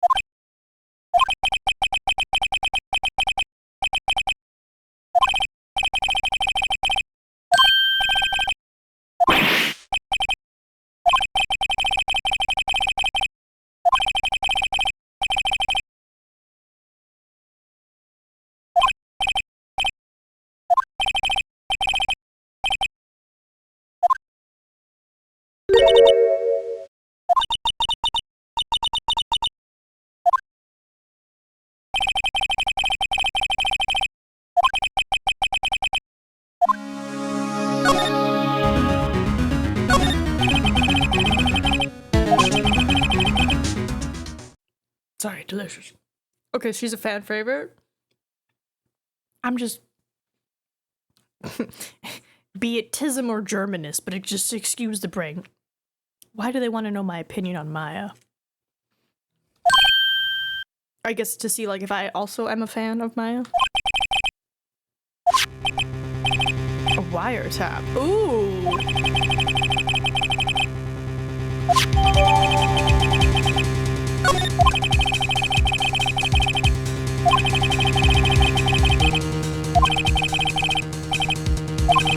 Alright. I'll be using this bit of evidence to tomorrow's trial, that's for sure, for Maya's sake.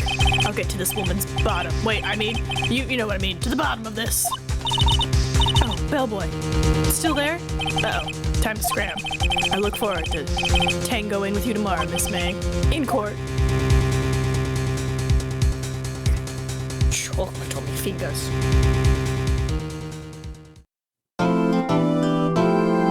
Yes, safe, please.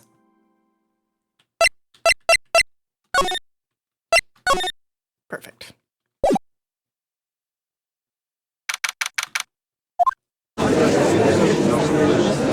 We're here again with the same 10 people in the court. Court is now in session for the trial of Miss Maya Fey. It's him! Okay, so you're Edgeworth. The prosecution is ready, Your Honor. The defense is ready, Your Honor. Miles Edgeworth. I better not show any signs of weakness today or he'll be on me in an instant. Mr. Edgeworth, please give the court your opening statement. Thank you, Your Honor. The defendant, Miss Maya Fey, was at the scene of the crime. The prosecution has evidence she committed this murder, and we have a witness who saw her do it. The prosecution sees no reason to doubt the facts of this case, Your Honor. I see. Thank you, Mr. Edgeworth. Let's begin then. It's the Edgeworth. We may call our first witness, Your Honor. The prosecution calls the chief officer at the scene, Detective Gumshoe. Witness, please state your name and profession to the court. Sir, my name's Gumshoe, sir. I'm the detective in charge of homicides down at the precinct, sir. Detective Gumshoe, please describe for us the details of this murder. Very well, sir. Let me use this floor map of the office to explain. The body was found by this window here. And the cause of death? Loss of blood due to being struck by a blunt object, sir. The murder weapon was a statue of the Thinker found next to the body, sir. It was heavy enough to be a deadly weapon, even in a girl's hands, sir. The court accepts the statue as evidence. They're still calling it a statue. Floor plans added to the court record. Now, detective. Yes, sir. You immediately arrested Miss Maya Fey, who was found at the scene, correct? Can you tell me why? Yes, sir. I had hard evidence she did it. Detective Gumshoe, please testify to the court about this hard evidence. Witness testimony. As soon as the phone call came in, I rushed to the scene. There were 2 people there already.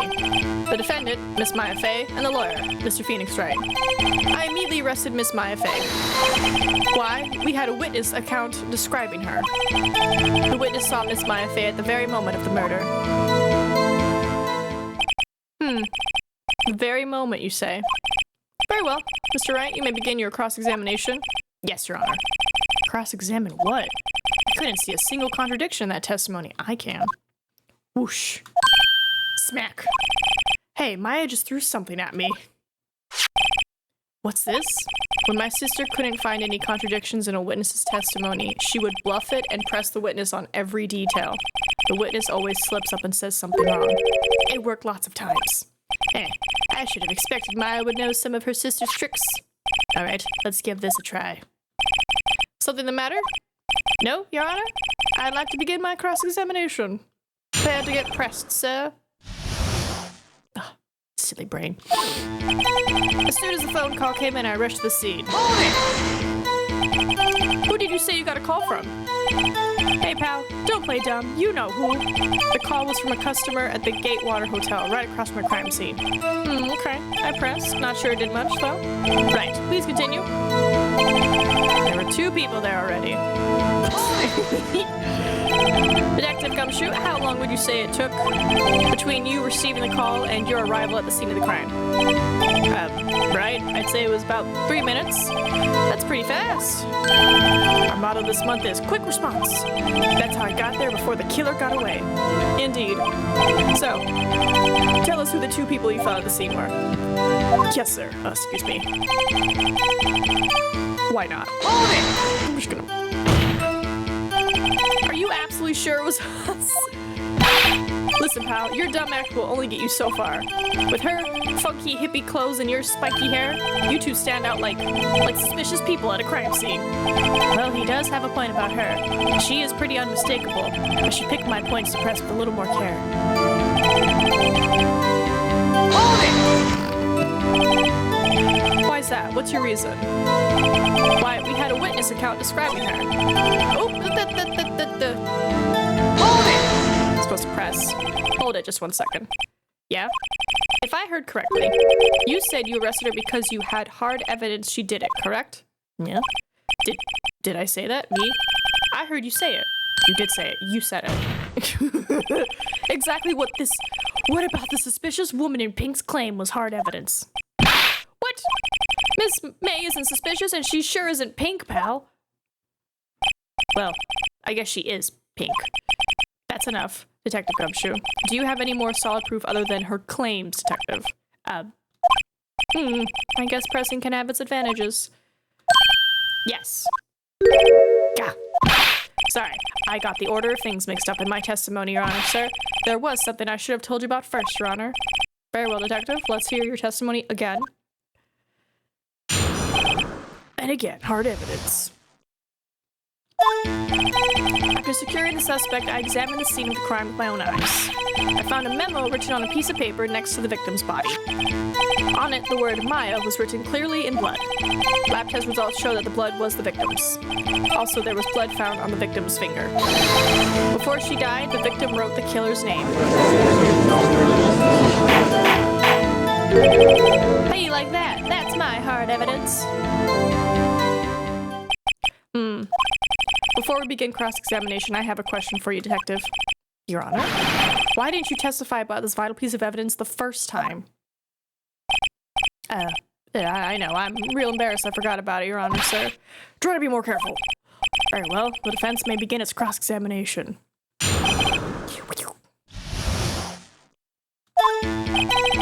After securing the suspect, I examined the scene of the crime with my own eyes. I'm just pressing. And did you find any evidence? Now, don't jump on the gun on me, pal. Just listen, I'm getting to the good part. I got a bad feeling about this. Let's present it. Maybe that'll give us something. Your Honor, that statement contradicts this evidence. Oh, no, I was just showing, I was gonna be like, is this the paper? It does? I don't see anything. No, I'm sorry. No! Damn it, I thought it'd be like, is this the evidence? Tell me about it. This penmanship doesn't match how she normally writes. Whoops. Found a memo. Hold it! Just because you found it next to the body doesn't mean the victim wrote it. Oh, then who did write it, Smarty Pants? Who? The killer. The killer. Anyone could see that? Oh, you're saying the killer wrote her own name? Buddy, please. She was framed. Hold on. If that's the case, where's your evidence? I guess that was a bit of a tall order for you. Those without evidence shouldn't open their mouths, Mr. Wright. Yeah, pal. Well, Detective, tell us what was written on that memo you found. The word Maya was written clearly in blood. Just to see where I can get in here. Do you have proof it was Mia who wrote that? Of course I do, pal. Uh-oh. You sounded pretty confident. This might not be good. Lab test results showed the blood victim was Mia. Hold it! What kind of tests were these again? What kind? Well, I hear they take the, little bits in the blood, the, hemoglobins, hermogoblin bobbin? I refuse to testify on this matter, pal. I'm no expert on blood tests. Yes, that was quite clear. You may continue with your testimony. Thanks, pal. I mean, Your Honor, sir. Detective Gumshoe. Yeah? I look forward to your next evaluation, as should you. Oh.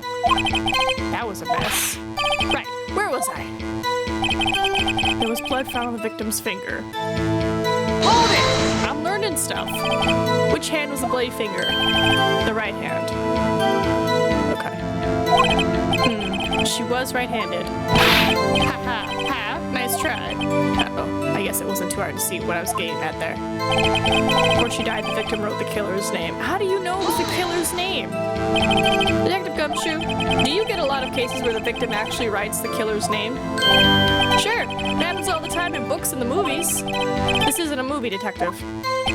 Oh. Let's talk about reality, shall we? I guess I haven't heard of many cases, no?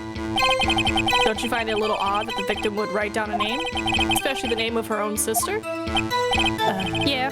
Actually, you got a point, pal. Stop right there.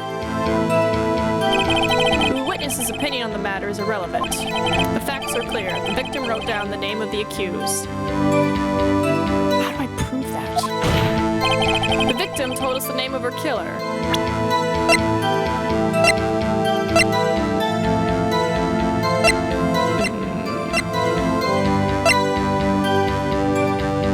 Let's not.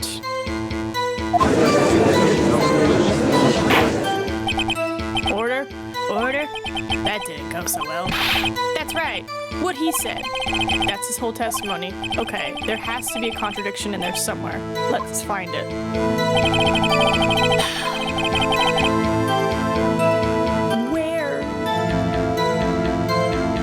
Where's the contradiction? Because, like, I think it has to do with the penmanship. Because, like, we examined her office, and it said... And in the office it said that, like, she has really neat penmanship, so it's like, in her blood she wouldn't have it. The devil's in the details? I'm not good at details. Death was instantaneous.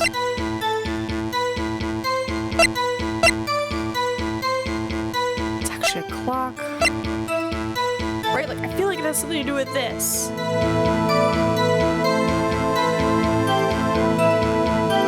Also, is it Maya, or did she meant to put this as an X and this as a G? Max G?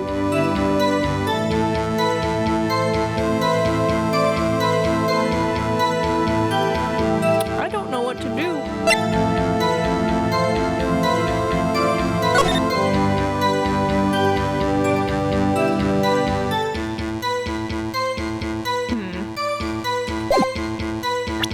Devil's in the details. I don't know. I'll take a hint, because, like, I have an idea of what I'm supposed to be getting at. I just don't know where to put it. Because I feel like it has something to do with this. Right? Let's press on him. Hold it! Yeah, this is the you jump the gun, pal.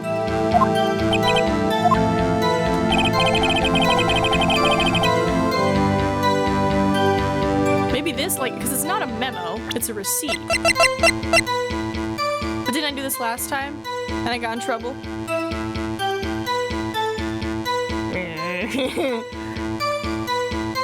Okay, before we do anything crazy, let's save real quick.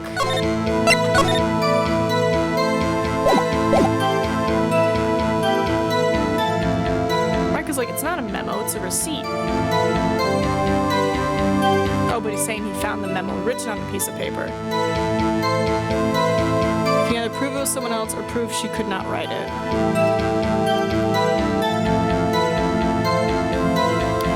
Okay, hold on. It's written clearly in blood. Showed.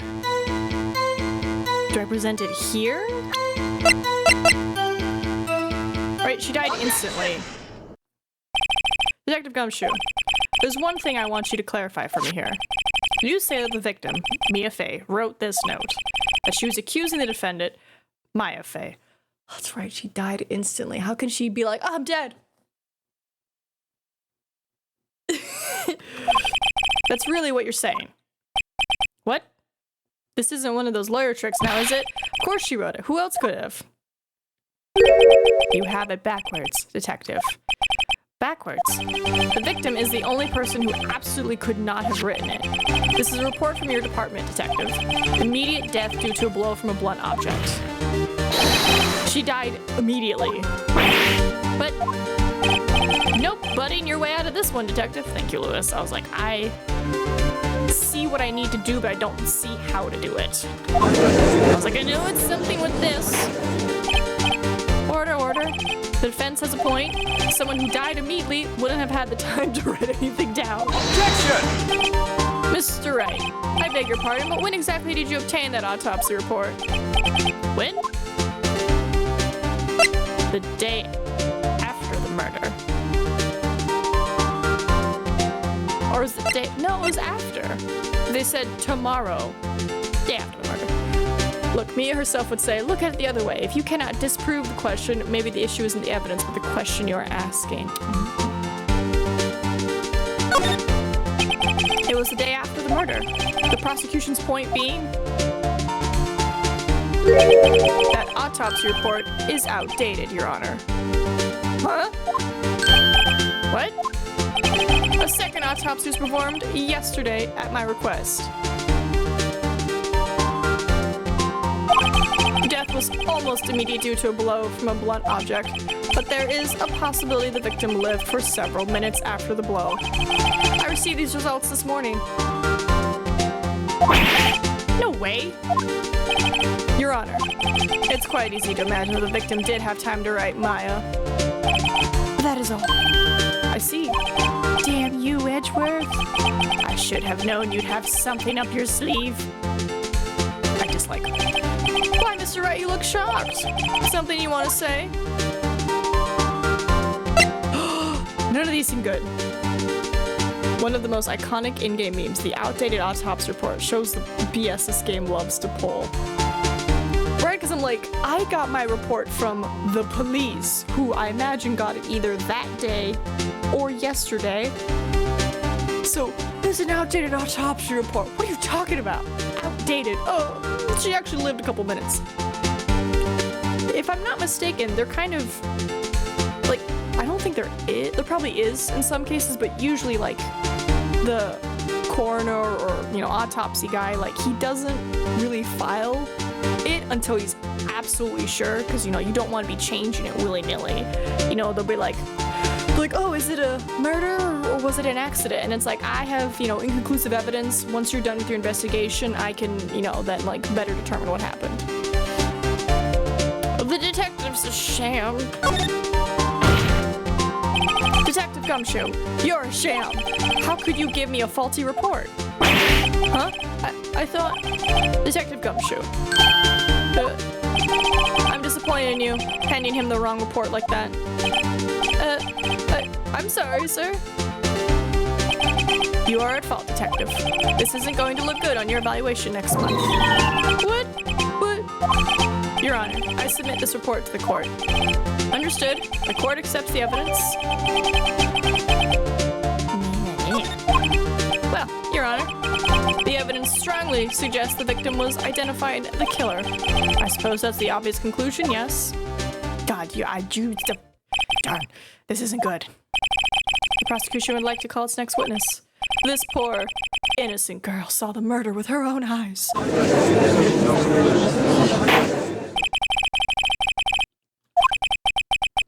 Exactly what part of her is innocent?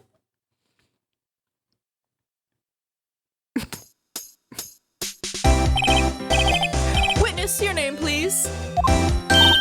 April May. Oh my God. At your service, Wink. Now, please. Order. An introduction should not require any reaction from the crowd. The witness will refrain from wanton winking. Oh, yes, Your Honor. Thank you. This is not good. She's already captured the heart of every man in this courtroom. Tell us, where were you on the night of September 5th when the murder occurred? Let me just check this stuff. Right, they changed it, updated. Okay. Gee, I was like in my hotel room, teehee. I checked in right after lunch. And this hotel is directly across from the Fay & Co. law offices. That's right. Big boy. Please testify to the court about what you saw. And please refrain from calling people big boy. Please. It was like 9 at night. I looked out the window, you know, and then, ooh, I saw a woman with long hair being attacked. The one attacking her was the mousy girl sitting in the defendant's chair. Then the woman, like, dodged to one side and ran away. But that girl, she caught up to her and she hit her. Then the woman with the long hair, she kind of slumped. How could you see she slumped? The end. That's all I saw. Every little bitsy witsy. Wait, please stop.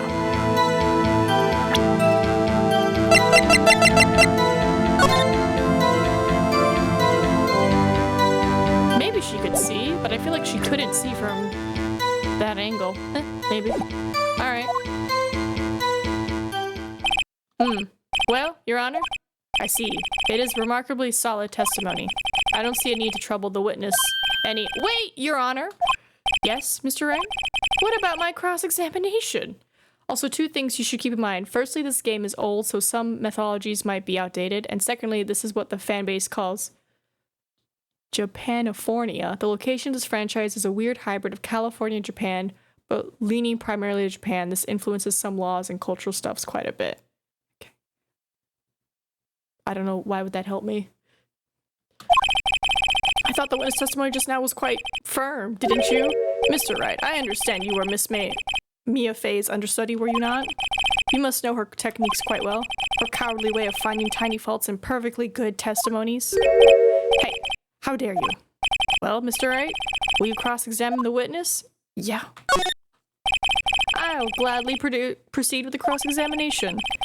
If only because I have a feeling Edgeworth doesn't want me to. She has to have some weakness. Very well, you may begin your cross-examination. I feel like it has something to do with the layout of the office. Also, you can't see anything from there. I was in your room. Why did you do that? Huh? Why? Like, why what?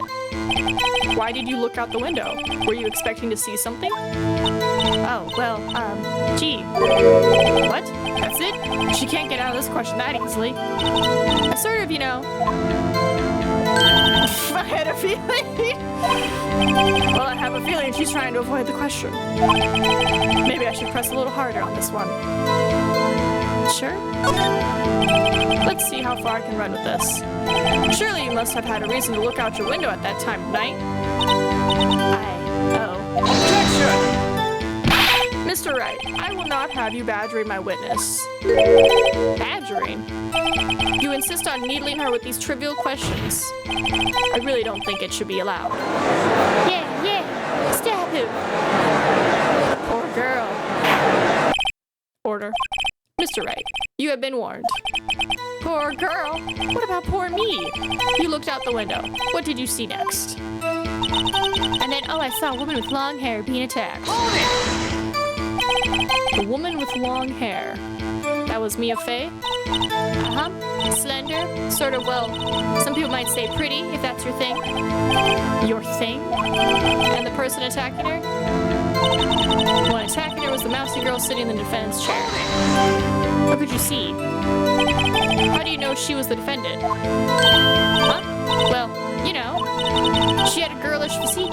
Women know these things. Look, I just know, okay? There was only one person at the scene of the crime with a short, girlish figure. The testimony is bulletproof, Your Honor. He's right. I question it. Hold on a minute. That testimony stinks. What? Miss May, I'm willing to bet that. I want to say she's lying. Because it's like, you can kind of see stuff. I want to say she's lying. But I feel like if I say you saw nothing, it'll be like, I was in that room with you. You can't really see who was in the room. Yeah, you can see shapes, but you can't see exactly who's in there. But then a line is kind of the same thing. Let's see. Did you really see the defendant at all? Mr. Wright, what's the meaning of this? Yes, what is the meaning? Somebody tell me, because I am clueless about this, I mean. Okay. If if you had really witnessed my client, Maya Fey, you would have noticed her clothes before noticing her physique. No one wears clothes like this on a daily basis, except her. And I'm no expert on fashion, but her hairdo looks far from normal to me. However, the witness testimony mentions neither of these things. The testimony is bogus. But still, we don't know if she was dressed that way the night of the murder. She was, Your Honor. I saw her. And so did Detective Gumshoe. What do you say to that, Miss May? Rawr. What are you trying to say, you mean lawyer? I saw what I saw. I just didn't think all the trifling little details were necessary, darling. Miss May, the court would like to remind you to please omit nothing in your testimony. I'm sorry, Your Honor. I promise. Your testimony again, if you would. Damn, I almost had her. Alright, let's hear it again. I did see everything. I did. The victim, the woman, dodged the first attack and ran off to the right. Then the girl in the hippie clothes ran after her. And she hit her with that weapon. I saw it. I did. That clock. The kind of statue-y clock. The thinker, I think. How did you know it's a clock? Well, does the accuracy of my report not startle you, Teehee? Gee. I only wish you had been so detailed from the beginning. Please begin the cross-examination. How do you know the clock? How do you know? I did see everything, I did. So, you saw me then, too? Of course. I remember that spiky hair anywhere. Spiky? The witness will refrain from personal attacks on the defense attorney? Oh, was I? I'm sorry. Very well, continue. Nina's gonna save. Can I save? I'm gonna save in case I mess up.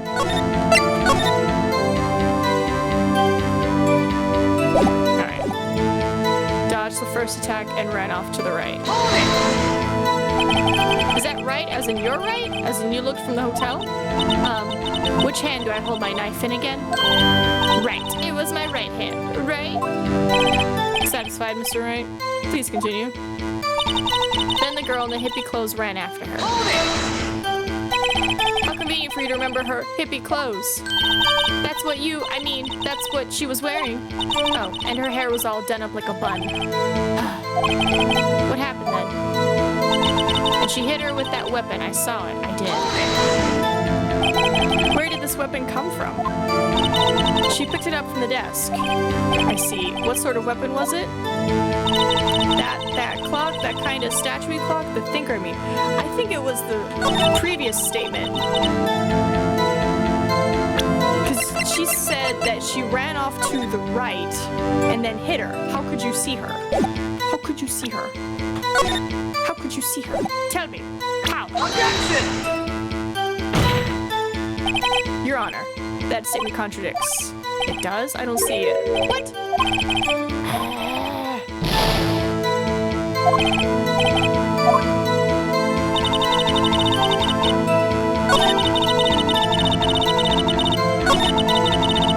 How would you see it?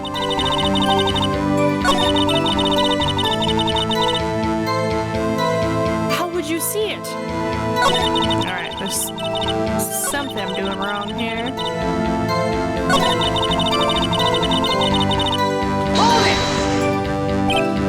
A clock? Didn't this come up in another testimony recently? Well, don't look so sour, Mr. Lawyer. You can't win them all. No, but I have a feeling I'm onto something now.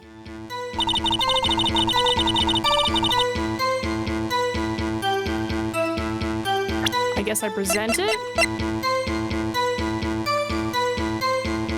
Because I'm like, how would you know it's a clock? Objection! Like, how would you know? Miss May, what you said just now was quite revealing. Revealing? Oh, you'd like that, wouldn't you? Naughty Mr. Lawyer. You just said that this statue of the thinker was a clock. But there's no way of you knowing that just by looking at it. Another person in much the same position as you recently called this a clock too. And he was found guilty of murder. Order, order. Miss May, can you explain how you know this was a clock? Objection! The witness saw the murder with her own eyes. That's all that's important here. The defense is trying to confuse the issue with trivial concerns. Yes, yes, of course. You will withdraw your question, Mr. Wright. But questions are all I have, Your Honor. And as you may recall, I've caught murderers with these questions before. Well, only once. Objection sustained. You may continue to question the witness. Whew, that was close. If he stopped me there, the trial would be over. Well, what? So what happens now? What happens now is you answered my question. How did you know it was a clock? What? That's because I heard it? Yeah, I heard it say the time. So, you been to the law offices of Fay & Co.? No. Hey, I didn't say that. Why would I go there? I heard it from my hotel room. Hee hee. The law offices of Fay & Co., where the murder took place, is very close to the hotel. Not that close. She could have easily heard the clock. Well, Mr. Wright, are you satisfied? Yeah. No, Your Honor. I can't give up now. I'm not satisfied because it couldn't have rung. Your Honor, members of the court, it is inconceivable that the clock in question rang. It's empty. That clock is missing its clockwork. How could you possibly? Just take a look right now. Oh! See anything interesting, Your Honor? It is as the defense says. This clock is missing its clockwork. It's quite empty. Take that, Edgeworth! Mr. Wright, would you care to explain to the court the meaning of this? It is as you can see. The clock was empty. It couldn't have rung. Therefore, this witness is a big, fat liar. Fat? Well, Miss May. Oh. Tisk, tisk. Quite a show you put on for us, Mr. Wright. He knew the clock was empty. Somehow, he knew. I'm afraid you've forgotten one thing, however. Indeed, the clock is empty, as you say. It can't ring. However, we must ask, when was the clockwork removed? If it was after the witness heard the clock, then there is no contradiction. After? It was removed before the murder! What are you talking about? That's true. That is a possibility. The clock might have been emptied after she heard it. What, you think the killer did it? Oh my god. And that is exactly what happened, Your Honor. Well, Mr. Wright, can you prove when the clockwork was removed? Yes. Yes? Oh, impossible, of course. I have proof. What? Wasn't it you who told me proof is everything? Well, I was listening. And now I'll show you the proof you like so much.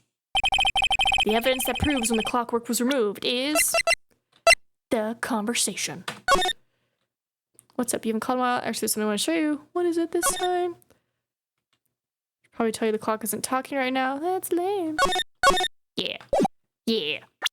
Take that! Take a look at this. That's a very cute cell phone. Oh, you have a girly phone. Wait, this isn't my phone. Listen, this is the defendant's cell phone and it contains a recording. A recording of a conversation she had with the victim on the day of the murder. Order. The defendant's cell phone? This wasn't brought to my attention. Oh, he looks pissed. Perhaps Detective Gumshoe overlooked it? Grumble. The good detective better remember he's up for evaluation soon. I gotta say, I'm starting to feel bad for the big fella. Let's hear the conversation. Beep. So you just want me to hold on to the thinker for you then? If you could. I should probably tell you the clock isn't talking right now. Huh? It's not working? That's lame. I had to take the clockwork out, sorry. September 5th, 9:27 a.m. Suck on them facts. Your Honor, I think this makes it clear the clock was already gone by the time this was recorded, which was well before the witness even arrived at her hotel. Well, Miss May, would you care to explain this to the court? I'm sure really gets poop for everything. Just how did you know that weapon was a clock?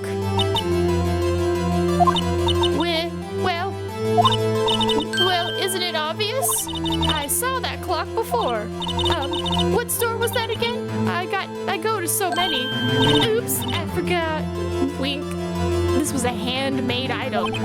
So the witness had seen it before? That would make sense. Does the defense have any objections, Mr. Wright? Yes. The witness claimed she had seen it before, but this directly contradicts a piece of evidence already submitted to this court. Well then, let's see it. Please produce this evidence that will prove the witness had not seen the clock before. It's made by Larry. Take that! It's simple. This clock was never in any store, ever. What? A friend of mine made that clock. Only 2 exist in the world, and the one that isn't here is in police custody. I love how clean and efficient you move through this testimony. I'm just cutting it up. Impossible. Everything is sold in stores. Miss May, I think it's high time you went shopping for a better excuse. Oh, okay. What a great comeback. Oh, excuse is not on sale today. Oh, ho, ho, ho, ho, burf.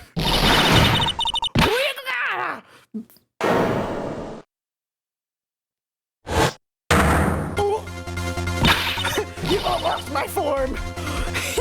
Her heart turned upside down. I guess she's no longer nice. What's it to you, Porcupine Head? That stupid clock doesn't matter, okay? She did it, and she should die for it. Die! That's how you know you're on the right track when the witness starts saying the defendant should die. Whoa, let's not get ahead of ourselves. This is a court of law, and the witness will remain calm.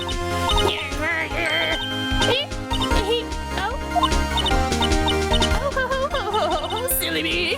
Did I, lose it? I guess I did. Tee-hee. Wink. No wonton winking. Scary. Miss May, let me ask. Tell me, how did you know the weapon was a clock? She should die for it in this universe. Premeditated murder gets death penalty. I mean, that's kind of what I figured, but I'm just like, that's how we know we're on the right track. As soon as the witness starts saying, they need to die. Oh dear. Does the defense have an opinion on this behavior? Okay, this is it. Yes, Your Honor. Allow me to explain how I see the truth of the matter. Miss April May, you knew the weapon was a clock because...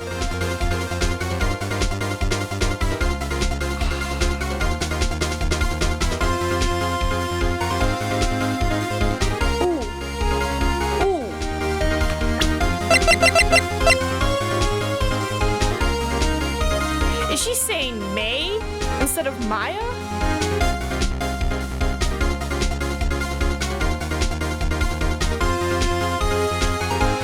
Well, no, she's not. She's dead. Duh.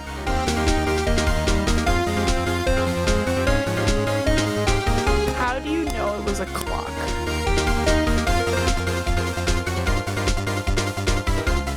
I know she didn't hold it, because, we showed up, held it. Because we showed up, right around 9.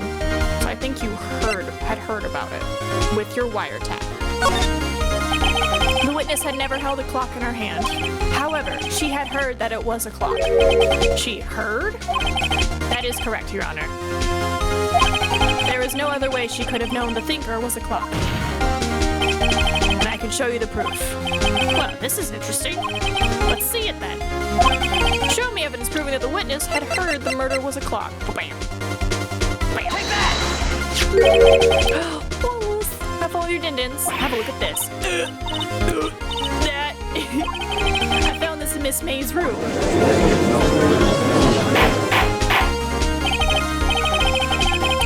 What this is? Miss April May, you were tapping the victim, Miss Mia Faye's phone, were you not?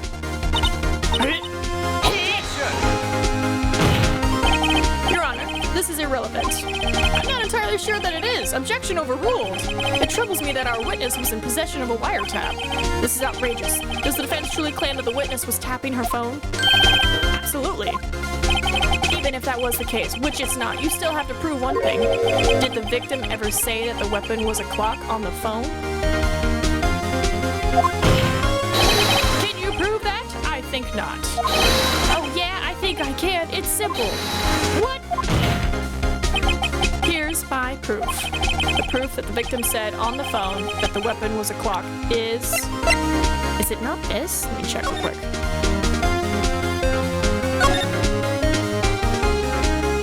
It's a clock. It's made to look like a statue and it tells you the time.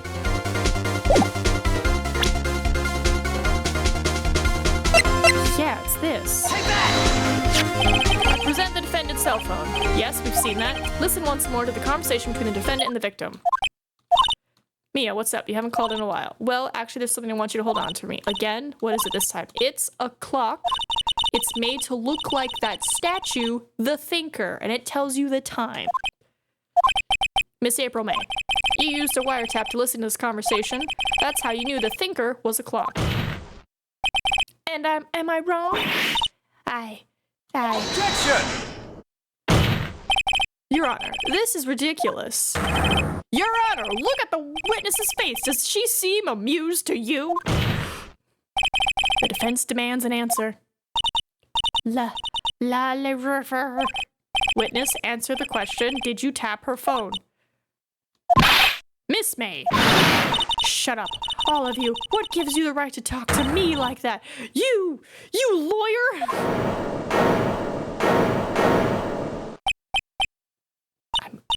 It's no fair, all of you ganging up on me like that. Oh, so I'm the bad girl, is that it? Is that it? Wait. I did it. The court's seen the real Miss April May now. Now to deal the final blow. She didn't do it because, like, we showed up, like, moments before. I don't think she can run away up there. So why the wiretap? Also, there's 2 glasses, so whoever was doing the killing was there. Why did you tap her phone? Answer the question. Do I have to? Isn't this a murder trial? Isn't tippity-tappity or relevant? She's saying exactly what Edgeworth wants her to say. Miss May, you were tapping the victim's phone. I hardly call that irrelevant. While this court does not condone the defense's tone of voice, he has a point. Well, Miss May, do you have an explanation for the court? Can you prove you had nothing to do with this murder, even though you tapped her phone? I see her pull that off. Mr. Lawyer, I saw that evil grin. You were probably thinking, I'd like to see her pull that off, weren't you? Damn, she's good. Well, you're not the first man who's thought that. And of course, I can and will. You can't be serious, no way. Way, I say, way! Oh, and I assure you, I'm serious, Mr. Miller. Okay, so the killing happened around 9 at night. Why, that's just when I was getting room service from that sweet bellboy. Room service? Iced coffee, I believe it was. Iced coffee. You know, like normal coffee, but cold? If you don't drink it quick, the ice melts, and then you have regular cold coffee. Iced coffee. Think I'm making this up? Ask the bellboy. Wink. Ergo, the witness was not on the scene at the time of the murder. We know that. I know it's not her.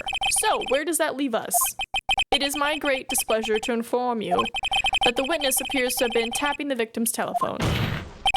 However, that is a separate crime with no bearing on the current case whatsoever. Her testimony stands. She saw the defendant, Maya Fey, commit murder. No, they're going to let her just walk away? There's no way I can win this unless I tie Miss May to the murder somehow. Well, does the defense have anything to say? Well, come on, think of something. Call the bellboy as a witness. Continue examining Miss May. Call him as a witness? The defense would like to call the hotel bellboy as a witness. There's something suspicious here, and I'm going to get to the bottom of it. I think you've sunken quite low enough already. Objection! I object to calling the bellboy. Why? What's your reason? You opened the door. You mentioned him. Because I hold that the wiretapping had nothing to do with the killing. However, if you agree to one condition, I'll consent to calling this witness. Condition? If Miss April May's alibi is not called into question after you examine the bellboy, then you will recognize that Miss April May was not the killer, thus she is innocent. No, I agree with you, she's not the killer, but she's not innocent. And therefore, you must also accept the verdict of guilty for Miss Maya Fey. That is my condition. What? I better find something suspicious in that bellboy's testimony. Otherwise, Maya will be declared guilty on the spot. Also, I'm pretty sure you can't make deals in the courtroom. It's usually before you get to the courtroom. What should I do? Hold on. Just in case I'm wrong. I'm definitely gonna find something. Because I don't want to give up. Alright, I've got nothing to lose except for, well, everything. Understood, I accept your condition. Fool! You fell right into my trap. You fell into my trap card. Wait. Very well. The court calls the hotel bellboy to the stand. Come on out, hotel bellboy. I believe we're ready for the witness to testify. He certainly does look like a bellboy. He came with the tray of tea. Yes, sir? I received your summons in the middle of work, sir. I'm happy to be of service. You could have left the tea, bro. That tea set looks rather heavy, so without further ado, the witness may begin his testimony. Very good, sir.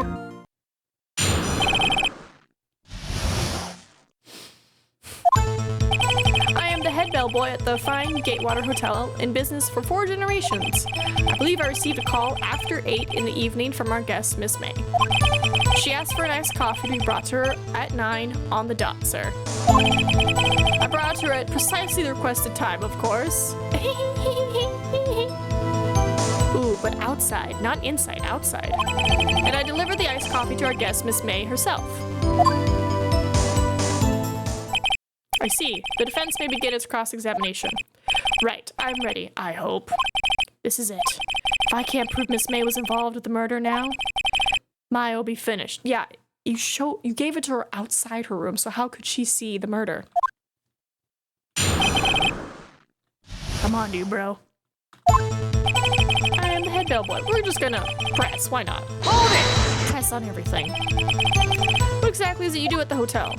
Why, anything required of me, sir. I check in guests, I check out guests, I clean rooms, I make beds. I even deliver room service, sir. I check Miss May in personally. Are you always so prim? Mr. Wright, you will refrain from asking frivolous questions. I believe I received... You believe? Hold it! Are you sure it was Miss May on the phone? Absolutely, sir. How can you be so certain? I checked Miss May personally, sir. Not only did I see her in all her stunning radiance, but I also heard her voice. And then I saw them. And I... The point being, I remembered her quite well, sir. Yes, what then? She asked for an iced coffee to be brought to her. Hold it! On the dot. 9 on the dot, you say? Yes. I confirmed that detail several times. She was watching a program on the TV and wished to drink after she finished, sir. 9. The time of the murder. Precisely the requested time. Precisely, then. Precisely, exactly. And most definitely, sir, 9 p.m. How can you be so sure? Miss May was quite insistent that it be brought to bed. Oh, bellboy. Tee-hee, I'd like it. Iced coffee at exactly 9. Something like that, sir. Therefore, I knocked on her door at the crack of 9, sir. Why would she be so particular about the time? So you're saying right at 9 o'clock, you knocked at the door when she is supposed to be watching this murder? Hold it! You are sure it was Miss April May herself? Absolutely, sir. Absolutely. Yes, sir. As in, so very absolutely, sir. It's an endearing mannerism of mine. How come you're so very certain? Well, when I brought the room service, sir, the guest, sir, favored me with an embarrasser? Embrasser? Embrasser? Is that French for embrace? It's French for kiss, sir, but not a French kiss, sir. More of a peck on the cheek. Why would she have done that? I believe perhaps she was momentarily swayed by my prim demeanor, sir. It was a moment I shall never ever forget, sir. Sounds pretty fishy to me. I think our Miss May was up to something and wanted the bellboy to remember her. Yeah. It's no good. There's nothing there. Is that it? No! Tis tis, finally, you understand. This bellboy has absolutely no reason to lie. Now, if you have any decency, you will end this rather tedious cross-examination here. It was a bit tedious. The witness may leave the stand. I can't let this happen, can I? Protest. Wait. Please wait. Yes? Does the defense have something to add? This judge is like, I'm just so excited. One last question. Let me ask one last question. Your Honor, I must object. This charade of justice has gone on long enough. Now, Mr. Edgeworth. All right, Mr. Wright. I'll give you one more question, that's all. Okay. This is really it. Now, this is my last chance. What do I ask him about?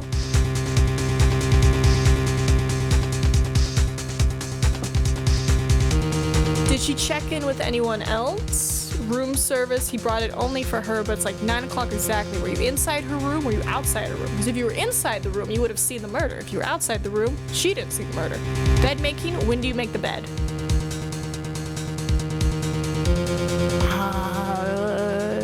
Check-in? Tell me about check-in. Tell me about when you checked in Miss May. Oh, all right, very well, sir. My first thought was that she was a beautiful, beautiful person. She's just my type of girl, so it's a disappointment, really. I see. Excuse me, what exactly was a disappointment? Well, I'm not without charm, sir, but even I have a little chance with her lover there. What did he say? What did you say? Rather, quite... Bellboy, tell us the truth now. Did Miss May check in with another person? Objection! I object. That was objectionable. Objection overruled. The witness will answer the question. Yes, I see. Why did you not mention this in your testimony? Well, sir, you didn't ask. Nice try. That's the sort of thing you're normally supposed to mention. Yes, quite. Indeed. It was the, good barrister there. Barrister there, Mr. Edgeworth, who... He asked me not to mention it if I wasn't specifically asked, sir. You fool! That looks bad. I've done it. I've won. Miss April May checked into a twin room with a man, correct? Yes, sir? Then, when you brought them room service, you didn't see that man in the room? That's right, sir. Your Honor, we have just learned of another person involved who may have been the murderer. In light of this new fact, I hold that it's impossible to judge the defendant. Wouldn't you agree, Mr. Edgeworth? And who, Mr. Wright, who is this other person? Simple, it was... The man with Miss May? The man with Miss May. The man who checked in with Miss May. Oof. Your Honor, as has been previously revealed, Miss April May was tapping the victim's phone. Yet Miss May herself has an alibi at the time of the murder. However, that does not clear the man that was with her. The bellboy saw no one else in the room at the time of the murder. My, what a convenient little setup, but it's too late. Too late? I suppose you'd like it if it was too late, wouldn't you? After all, it was you who hid the presence of the other man from this court. You did do that. Upstart, amateur. These accusations are ludicrous. Enough! The court acknowledges the defense's argument. I expect the prosecution and defense to look into this matter fully. Am I understood? Yes. Yes, Your Honor. That is all today for the trial of Maya Fey. Court is adjourned. You know how I could probably solve this case really fast? Kill Edgeworth. No lawyer, no case. Mr. Wright, you were amazing in there. Really? I think I might be your newest fan. Oh, I was just doing my job, you know? Then again, that other attorney was pretty cool too. Huh? That face of his, with his eyes wide and trembling lips, it sent shivers up my spine. You say so. So what happens with me? Do I get to go home now? I think you hang out in jail. Well. No, I don't think so. Not yet. Oh, I see. But I got a great lead in today's trial. A lead? That man with Miss May, he's the key. Oh, I get it. What happened to Miss May after that anyway? I heard they arrested her. I guess she's learning her charms won't work everywhere. She's probably at the detention center now. I may have to go down there later. Are you gonna fight her in the detention? Anyway, this case is far from closed. Yes, sir. I'm going to find out more about this man. Do you think he was the one who... Maybe so. Don't worry, I'll find him by tomorrow, I promise. I'm counting on you. I'm a lawyer. Why am I doing detective work? I asked for a full record of April May's testimony. I thought it might come in handy during the trial tomorrow. But now that I have it, I'm not so sure. Most of her testimony was all lies. In fact, there's only one part that hasn't been stricken from the record. The victim dodged an attack and ran to the right, but she was caught and struck. How does she know that?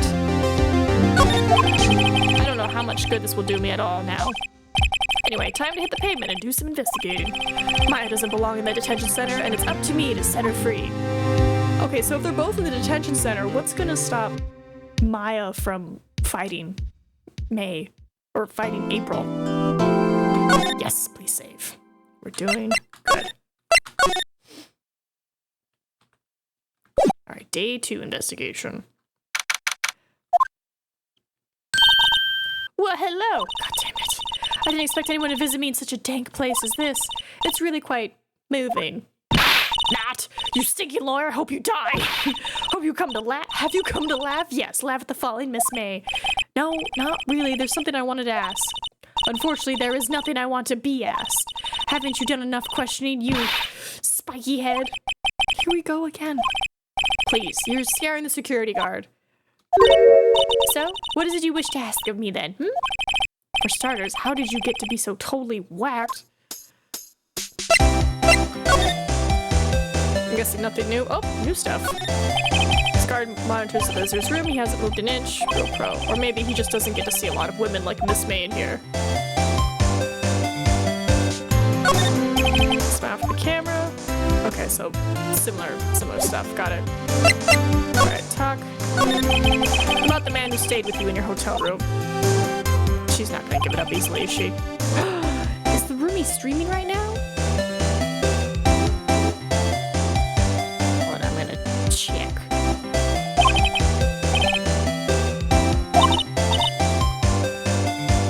They are. Don't mind me, I'm just gonna do a little something.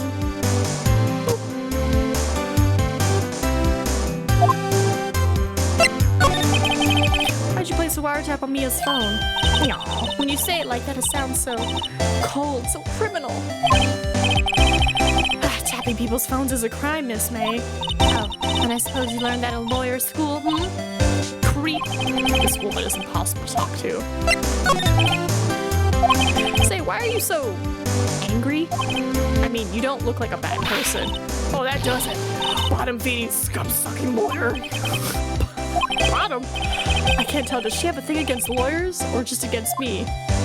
She's just having a good time.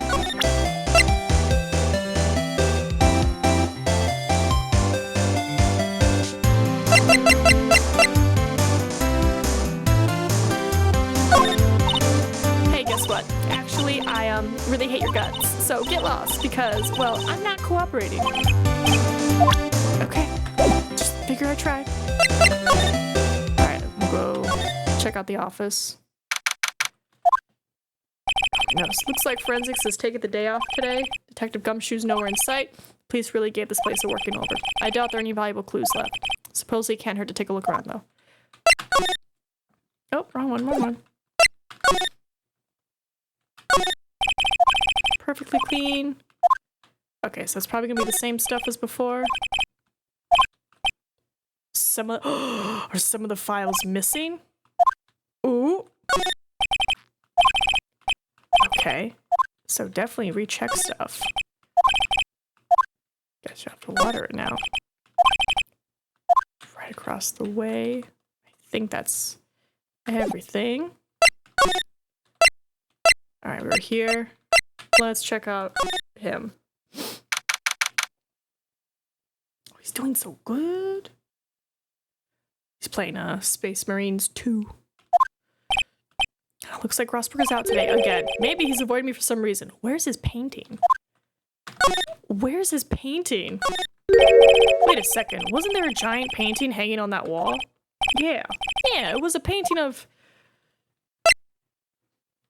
Fisherman. Wasn't it? It wasn't a very memorable painting, anyhow. Solid mahogany desk. What's this? Old photos. There are two lying here. Something's been written in pencil on the backs. DL6 Incident Exhibit A, DL6 Incident Exhibit B. Let's take a look at these. I'm sure I've seen this person somewhere. Looks like Miss May. Perhaps I'll borrow this photo. I'm sure no one will miss just one little photo, and it might be a valuable clue. I'll take it for now. Photo lies on the desk. Maybe I should switch it with the one I took. I'm gonna swap it, and then I'll show that to maybe her. Okay, so we got that.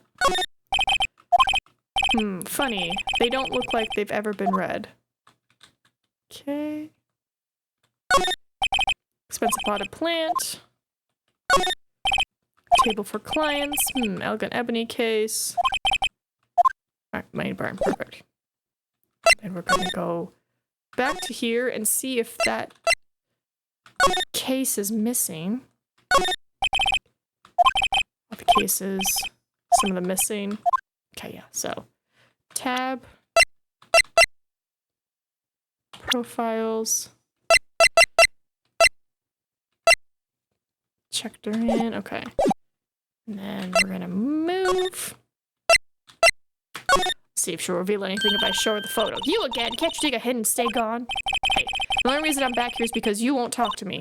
Oh, so it's my fault now? You don't just have spiky hair, you also have a spiky heart. That does it. When this case is done, I'm shaving my head. Have a look at this. Look, I've said several times, I'm not telling you... Where did you... Aha! A reaction! This is him, isn't it? What? Who? When? Why? It is him. This is the man who stayed in your hotel room the night of the murder. No, that's not right. Nice try, Miss Cooperative. Did you have proof that it was him? Yeah, proof. Show me proof. I'm so close. I don't have proof.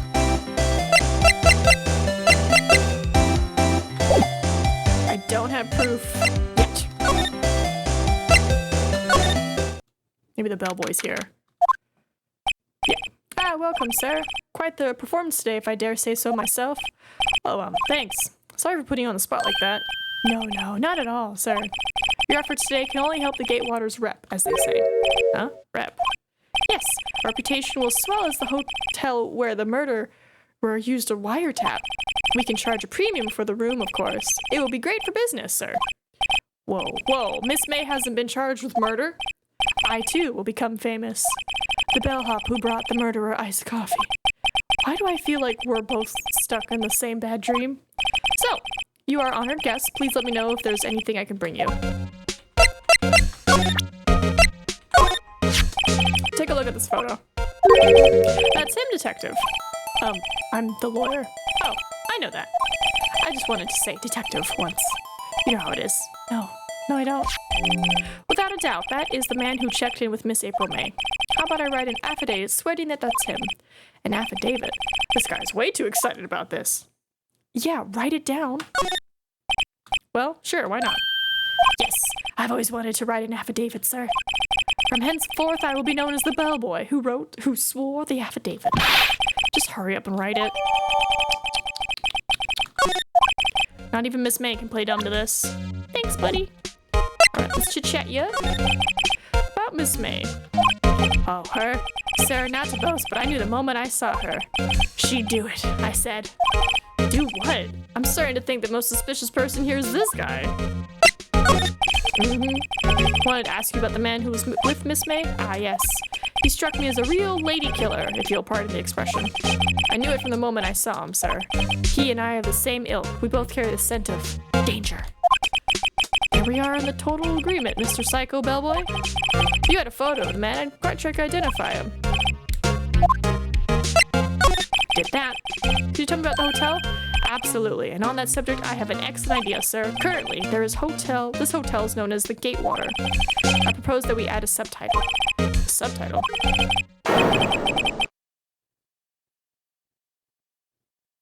Sorry, I thought I was hearing my kitty cat. Murder Manor, well, what do you think? Sounds great. Whatever floats your tea set. Alright, let me examine. There's still a screwdriver stuck in that drawer. Aha! Please leave that as it is, sir. That's the Drawer of Terror, hiding place of the murderer's wiretap. It's said to become one of the most popular attractions here. This guy's serious. I don't believe it. A vase, as expected. You're not good with that. Still... Right, we've done that. Is this still the same? I swear I can see the Fae.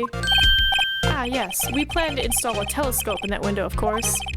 This $5 will earn you 3 minutes of a view to kill. Just kidding.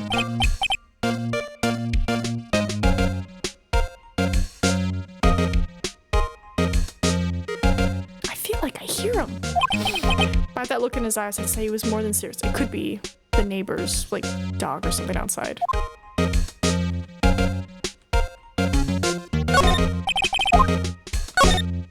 Bottle of wine, 2 glasses.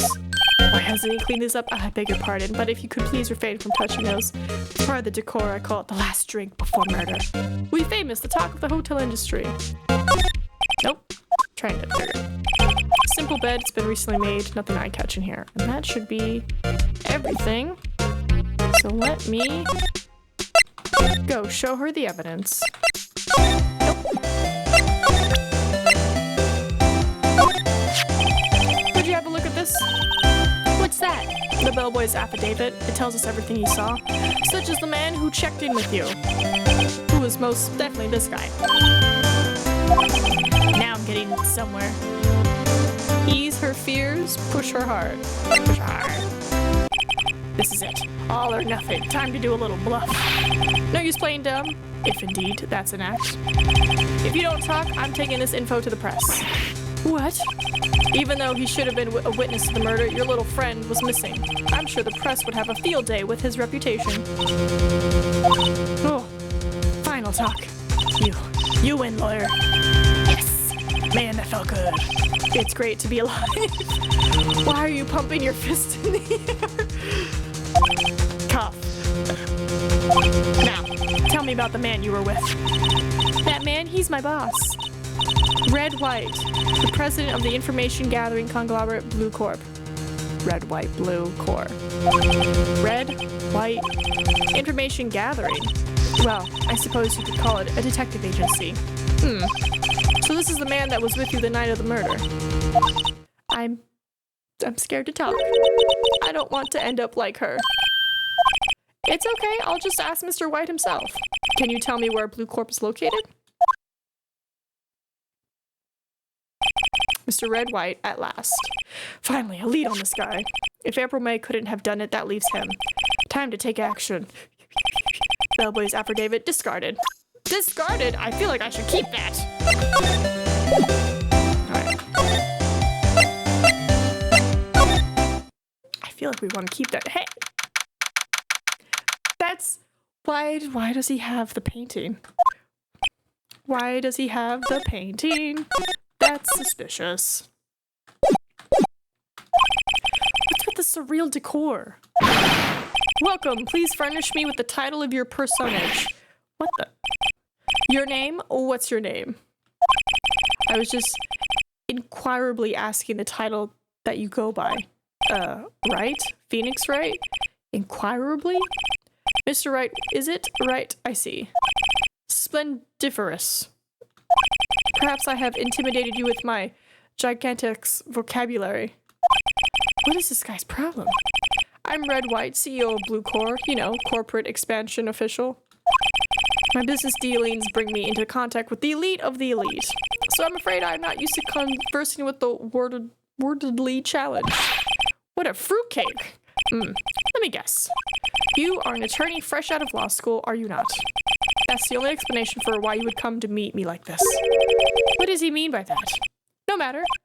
So, what business does a mighty lawyer have with a man such as myself? Yipes, this guy's arrogance meter is off the scale. Haven't I seen this somewhere? Is this a replica? Ridiculousity, I have no interest in anything but originals. That right there is a bona fide original, worth $5 million for sure. An impressive lineup of trophies, judges, special runner-up, best participation, judges cooperation award, special good try prize. The words judges and special kind of stand out.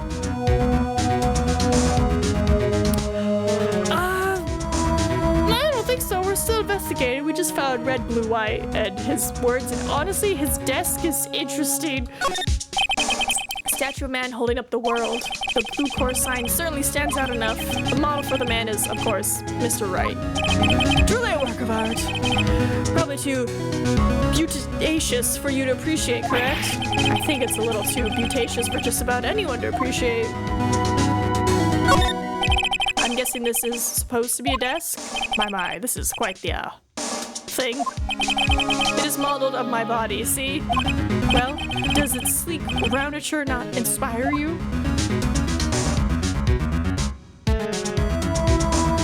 Okay. This is the top floor of a 20-story building. The view is quite presidential. I think that's everything here. Let's chit-chat him up. Miss May is an employee of Blue Core, is she not? Correct. She was my secretariat. What a shock it was to hear what she has done. What she has done? You mean the wiretap? Indeed, she is paid to answer phones. Tapping them is not in her job description. She does gather information for us as part of her duties, but I assure you, we do not condone illegal methods.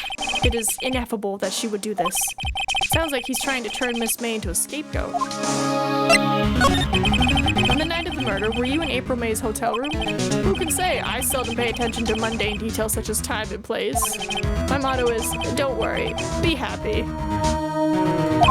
Hakuna Matata? Still, Mr. White. The hotel bellboy has stated on the record that he does remember you very clearly. No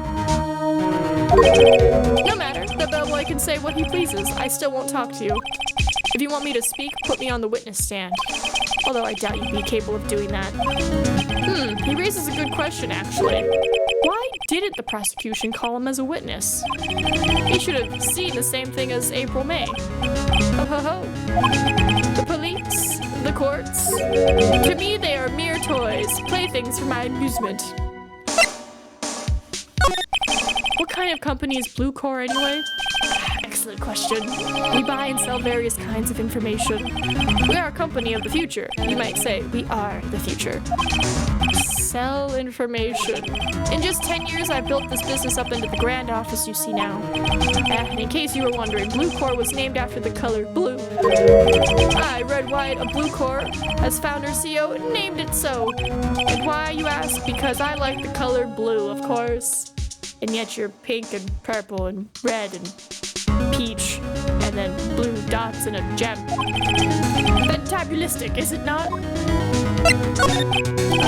There's something that's been bothering me. Yes, what might that be?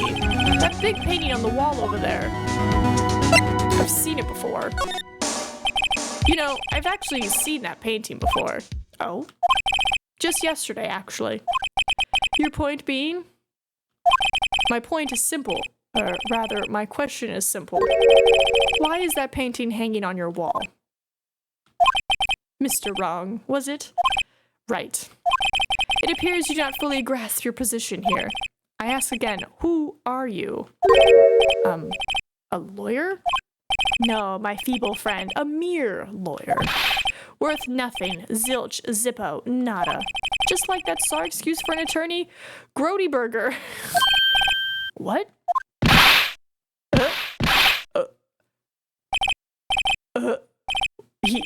He punched me? I've been assaulted? Well, Mr. Lawyer, what will you do? Charge me with assault? Yeah! Charge away, I welcome it, for it is you who will be found guilty. What? Heed my exposition. The police, the courts, they all do my bidding. So you say, but I wonder, is that kind of control really possible? I don't expect you to understand. It is a world beyond your comprehension. Comprehension or compensation? You came here from Grodybergs, I presume. Mr. Grossbergs, yes. Then you must ask him, why is it that his painting of his hangs here? Perhaps then he will tell you. Perhaps he will explain how a man can live life purely for personal profit. Go now. Skedaddle. There is nothing more to discuss. I just got assaulted. Rude. Buddy. I don't think he's noticed me standing here. Maybe I should clear my throat? Jumping Jessifits! Oh, you. What's wrong? You look so pensive, like an old man at the end of his days. I'm not senile yet. I was just thinking about this whole mess. Something's really bothering him, that much is clear. Buddy. Buddy. Look at his rings. That must have hurt a lot. Yeah, those were like, I probably have like little imprints in wherever he punched me. So I paid Blue Corps a visit. Oh, I see. Mr. Grossberg, I have to admit, something has been bothering me. Oh, what is it? Well, out with it, my boy. You see, it's just that big painting. Mr. Grossberg, sir. There was a giant painting hanging right there the other day, was there not? The one you said you had no intention of parting with? Well, I saw it today. It was in the CEO's office of Blue Corps, Red White's office. So, you noticed. I suppose I should have guessed you would.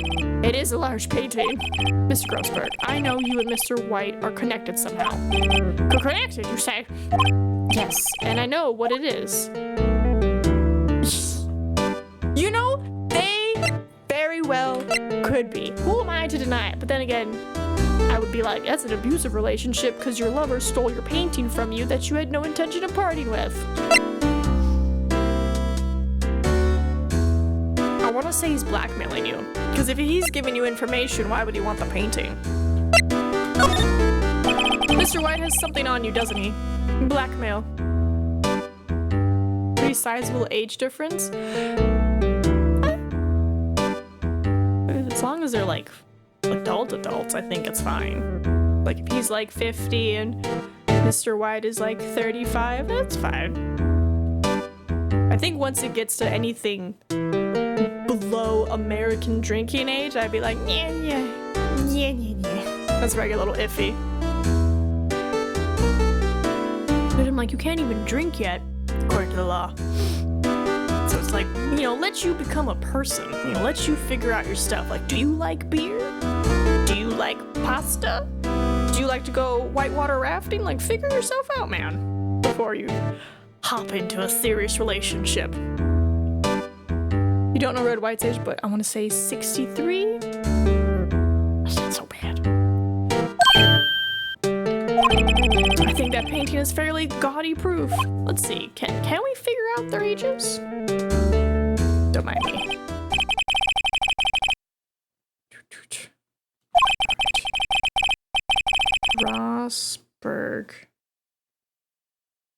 Grossberg Ace Attorney. Court record, Nina. It doesn't have their ages. Oh, it does have their ages. Okay, 64. 39. That's fine. That's a decent age gap. He's about to turn 40. Maybe he's the sugar daddy. Maybe he's the sugar daddy to him. Who's to say? Who's to say? For all you were Mia's understudy, perhaps it was fate. Right? Acceptable sugar daddy ages. Or just regular lover ages. What's he talking about? Red White is a man who makes his living through intimidation. Blue Core is a company that excels in finding people's weaknesses, I'm afraid. I've been paying them for 15 years now. Since the trial. All because of the DL6 incident, as you may have guessed. The name on the back of those photographs. As you suspected, I could not stand in defense of Maya because of this. White would have destroyed me if I did. So that's the connection. It is hard for me to tell you this, my boy, but arresting Red White will be nigh on impossible. Impossible? Why? He has information on everyone and gives him an iron grip. He owns judges, attorneys, prosecutors, police, and politicians. What? This is why you just don't do anything bad. You don't do anything that you can get blackmailed on. No, like how the TV shows are like, oh, there's nothing, I can't blackmail him, they're squeaky clean. And people are like, oh, no one's squeaky clean. And it's like, no, he really is squeaky clean. The most, like, nefarious thing he ever did was, you know, jaywalk. They are bound, unable to do harm to themselves, and therefore to him. Don't look at me like that. What you see is nothing more than the weight of many years. Alright, tell me about the stuff. So you came to see the trial? Yes, I did. Something was bothering me all last night, you see. Couldn't get a wink of sleep. Just... be a good human, and you won't get blackmailed. Who would have thought? Really? What was that? Well, you see, it's just Mia's sister, that poor girl. My boy, I owe you my thanks, truly. I don't know what I would have done if things had gone poorly for the girl. I asked before, but why did you refuse to request for defense? I think I have a right to know. All right, Mr. Wright. No, I'm sorry. It's just I need more time to think about it, my boy. He does seem troubled about something. I'm starting to have a feeling I know what it is. What is the DL6 incident? DL6 is nothing more than the sorting code the police gave the case. It was 15 years ago now. I received a request for a medium, a spirit medium. A medium? Her name was Misty Faye. Faye! Indeed. She was Mia's mother. She had been investigating a murder at the bequest of the police. Oh, hold on, what's this? Okay, I'm already in, so I don't have to worry about it. As a result, the police called her a fraud. This is what Maya was talking about the other day. I did all I could for her, and in the end, cleared her of wrongdoing. That murder case, however, remains unsolved to this day. That case is the DL6 incident. But why were you blackmailed over this, Mr. Grossberg? The DL6 incident was top secret at the time. It made sense. The police didn't want people to know they were using a medium. They couldn't let people know. But one person found out. I told him. You told White? He offered me riches. It is an embarrassment to me now. Because I talked, the police were mocked far and wide. In secret, they began looking for the one who sold them out. Of course, White heard about it, and he came to me. Only this time, the offer was blackmail. Or see. White controls the law of this country as he sees fit. Yet, if you would still challenge him, have a close look at Mia's office. Mia's office? She followed his every move for years. She may have recorded something of what she found. Thanks, buddy. It's funny, looking at this room, it seems so normal. Hard to imagine a murder took here. Mr. Grossberg said there would be clues. Maybe I should have a look around, or have another look. All the cases the chief ever worked on are filed here. They're in alphabetical order. Let's take a look. Which file should I look at? This, because it's DL6. Let's see if there's a record in this file that catches my eye. ABF, Misty Faye. That's Mia and Maya's mother. What was this? Did I not fill out the survey for this? Thought I did. Should I take a look? Yeah. I have tarnished the Fae name, leaving only these words. My mother vanished. I was determined to find the ones who had made my mother blame herself in this way. Using the power that runs in my family, I held an audience with the dead.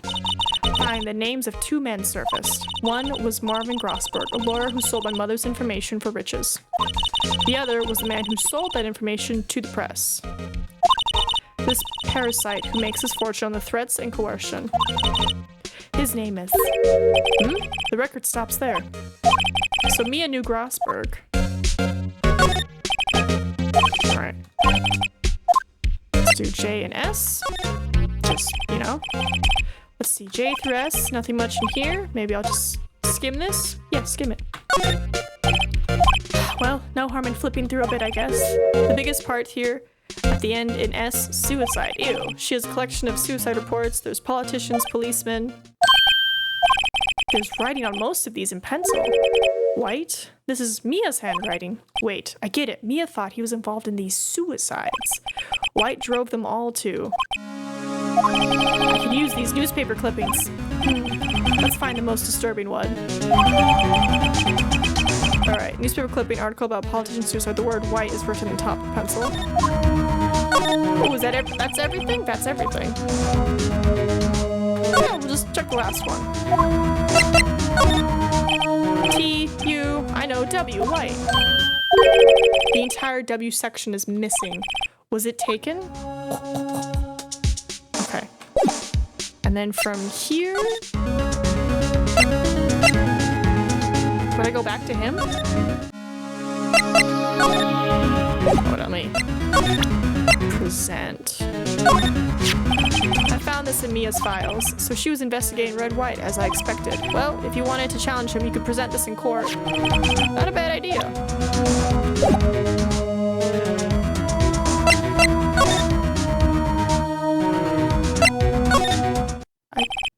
Apparently Miss May is in questioning. I doubt they'll let me talk to her today. Nope, wrong thing. Well, aren't you persistent? Sorry, but there's something I have to ask you. Mr. Lawyer, I really hate having to repeat myself. Oh, but it seems the message has not yet penetrated your thick skull. Stop bothering me. If you try my patience further, I fear a nasty accident may occur. Do I make myself clear? Did he just punch me again? Okay. I think we're past needing to talk about April May. I've got to put this guy on the spot, and quick. What's the matter? You seem distressed. Put him on the spot? Okay. This guy is a pro at pulling the wool over people's eyes. I've got to put him on the spot, and quick. Stop that! Your hot gaze is giving me goosebumps. There's no point asking someone this crooked a straight question. I need some evidence I can use as ammo. What's wrong? Is something stuck to my face? Why, yes. There's my eyes, and my nose, and my mouth. But of course I jest. You need not restrain your mirth, my friend. It is okay to indulge in my cosmopolitan sense of humor. I would not think less of you. Hold on, I gotta go present. And well, bam. This is the only clue that Mia left me. I'd better make this one count. You're making me nervous, game. Stop it. With language like that. Mr. Wright, see this? It's an article describing the suicide of a politician. He was embezzling secret government funds. Then, one day, word got leaked to the press. The very next day, he took his own life. And this concerns me how? I found this article in Mia's office. Miss Mia? She had a file filled with articles like this. Every one of them was labeled with a single word. White. Miss Wright, I know what you did to this politician. You blackmailed him. You were blackmailing him. Blackmail? Not just him either. You were threatening and coercing hundreds of others. You were involved in all the suicide cases that Mia investigated. This company is built on blackmail. I'm right, aren't I? What is this? Oh, that's very nice art. What a bizarre accusation. Mr. Wrong? What is it that you should be doing now? Investigating me? No, I think not. You should be searching for the one who killed Miss Mia. Secretary's office, hello? Mr. Wrong will be leaving now. Yes, sir. I'll send someone right away. Wait a second. Mr. White. You're right. You're wrong. Oh, you're wrong. You're wrong, Mr. White. Excuse me? What I should be doing now is going after you. Just what are you insinuating? Mia was on to you. She was keeping tabs. For this reason, you had April May tapping her phone. Then, Mia was murdered, and all the documents about you mysteriously disappeared. So, the culprit would be... Even a child could work it out, Mr. White. You did it. Secretary's office. We won't be needing an escort for Mr. Wrong. Instead, please connect me to the public prosecutor's office. Of course, sir. One moment, please. The single man having basically half the country in his might behind the curtains. I mean... White, that you? What are you doing calling me at a time like this? Hello, Chief Prosecutor. I've changed my mind. I want to testify tomorrow. What's this about? The Mia Fey case. I witnessed the murder, you see. And thus, as a very important witness, I would like to testify. What? Why now? I thought you said you didn't want to go to court. Quietude! I told you I changed my mind, didn't I? Oh, and one other thing. Send the police over here right away. The man is standing right in front of me. He looks dazed but could be violent. What? What man? Are you even listening? The executioner, the hatchet man, the liquidator, the killer man. What? Mr. White, this isn't another one of those. Chief Prosecutor, I do not believe you are in a position to freely offer your opinions to me, correct? I'm telling you to send the police. Now. Did I not tell you, Mr. Wrong? You are a mere lawyer, as was Miss Mia. How dare you? I'll point the finger at you, and you will be tried as Miss Mia's killer. The case is as good as settled. No lawyer of any worth will defend you. I have friends in the local lawyers association, you see. You'll be given a lawyer so stupidly inept that they make even you look competent. I feel faint. Detective Gumshoe reporting, sir. Butts. Harry Butts. Right, actually. Phoenix Wright, and my friend's name is Larry. Oh, right. Sorry. Pal, Butts was that murderer, right? Detective Gumshoe, I present to you the man who killed Miss Mia Fey. What? Take this despicable human being into custody. Farewell, Mr. Wrong. What a dingus. And of course, people are going to believe him, and it's like, that is not what happened at all. Pew, pew, pew, pew. I can't believe it's only been a day since the first trial. Crazy. My trial begins tomorrow. White's going to set a trap for me. And the prosecution will be on it, of course, Edgeworth included. An attorney was assigned to me by the state yesterday. Can't I just represent myself? Is that not a thing? I refused. I had an idea. Right. Mr. Wright. Oh, Maya. Great. They let you out of detention. Just now, yes. It's all thanks to you. Now I'm afraid we've switched places. What? You mean, you... So, I explained what had happened to Maya. I don't believe it. How many people does that man need to destroy before he's satisfied? My mother. My sister. And now you? This has gone too far. Mr. Wright, please tell me, is there anything I can do? Well... Defend me in court, cheer me on in court, help me break out of here?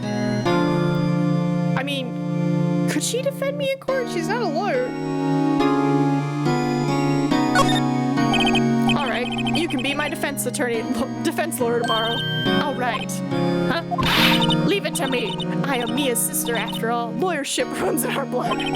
Wasn't it ghost powers that ran in your blood? Red Way, yeah, we were at that court. Dude, I better run to the bookstore and pick up a copy of Law for Rookies. Wait. What? kidding. It was a joke. No way. No, really, I was kidding. But thanks. It's good to know you're on my side. And there really isn't anything you can do for me anyway. But I can't just sit here and do nothing. I've got to give that man a piece of my mind. Just a piece. Okay. Then come to the trial tomorrow. Okay, I'll be there. I'll show them a thing or two. We're not gonna fight anybody. We're not fighting anybody. Times may change, yet with crime, it's the same old story. In fact, it's gotten worse. Lengthy court proceedings are no longer realistic. Lengthy? Beginning a few years ago, a limit of 3 days was put on initial court trial. Do you have 3 days? Almost all finished in a day, most with a guilty verdict.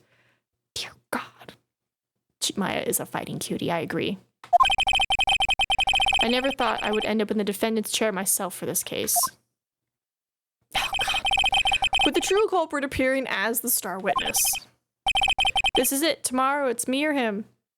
What is this? Please report spam messages? Yeah, it's technically spam. To be continued.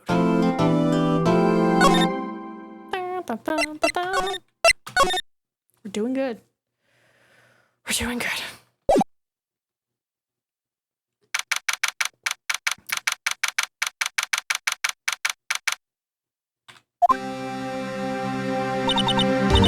Well, I guess this is it. Yeah. One way or another, this case gets decided today. Ah, Phoenix, look. Maybe he's gonna defend me? Prosecutor Edgeworth. I received a call from the chief prosecutor's office yesterday. I was told that whatever Mr. White says today, it will be the absolute truth. Here's the thing though. He hates crime. No matter how you try to attack his testimony, if I raise an objection, I have it on good faith that the judge will listen to me. What? Does White have the judge in his pocket too? So, you're saying I'm going to be guilty. End of story? I will do anything to get my verdict, Mr. Wright. Anything. Why? How can you torment an innocent person like this? Innocent? How can we know that? The guilty will always lie to avoid being found out. There's no way to tell who's guilty and who is innocent. All that I can hope to do is to get every defendant declared guilty. God damn it. So I make that my policy. Edgeworth. You've changed. Hmm? Phoenix, you know him? Don't expect any special treatment, Phoenix, right? Phoenix. Well, court will be starting soon. What? But wait, your defense attorney isn't even here yet. They're not. I'll be defending myself. What? Okay, let's do this. The only way to make sure that my attorney isn't corrupted is I need to defend myself. Good luck.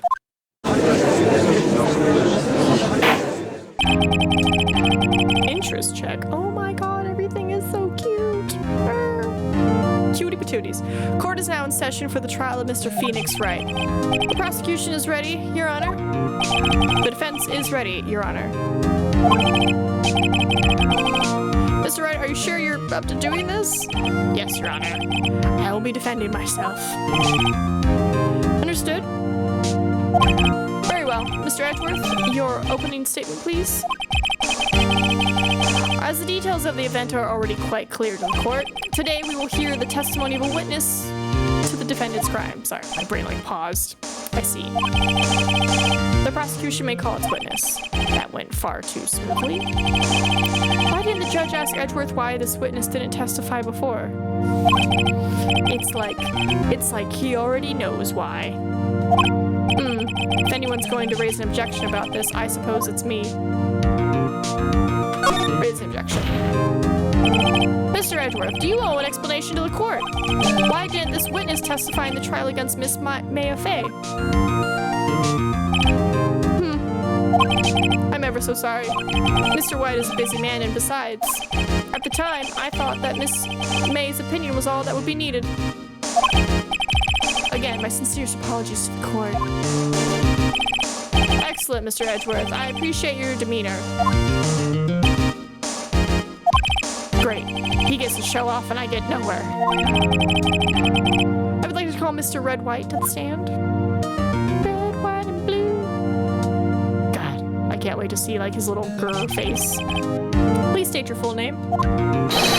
You wish to know the title of my personage?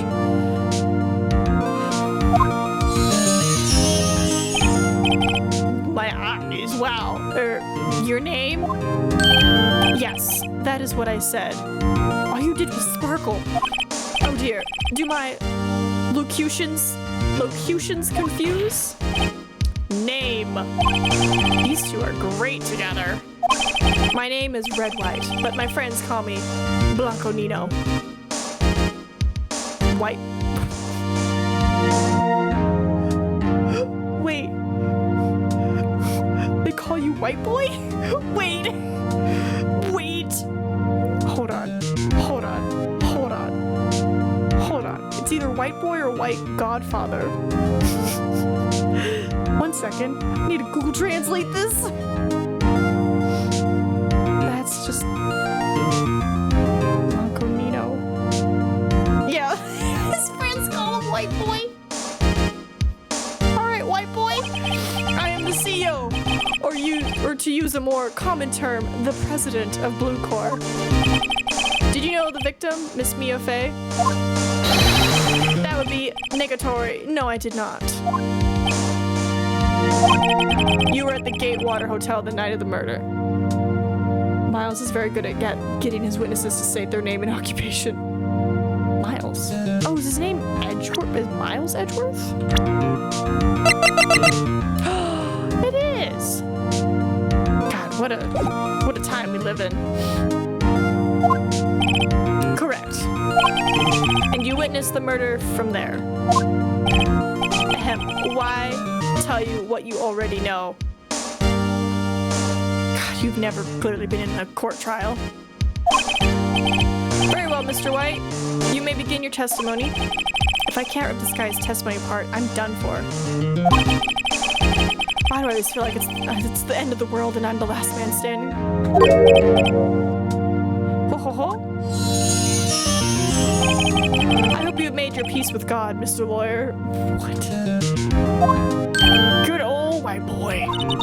Let him have it, Phoenix. Alright, let's hear your testimony, bub.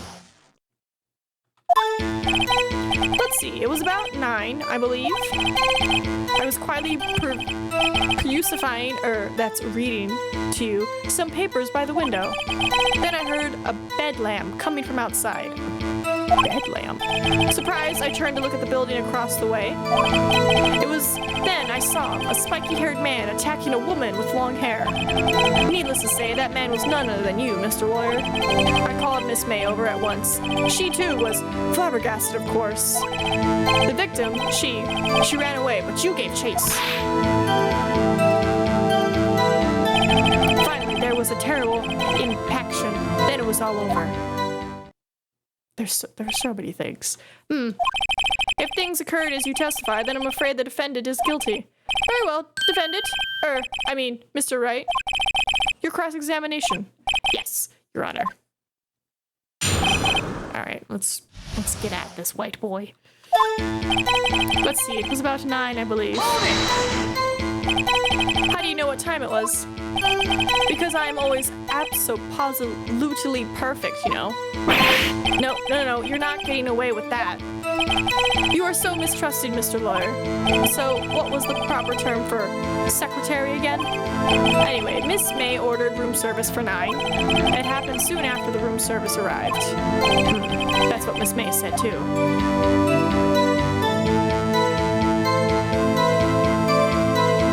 I kind of want to press him further.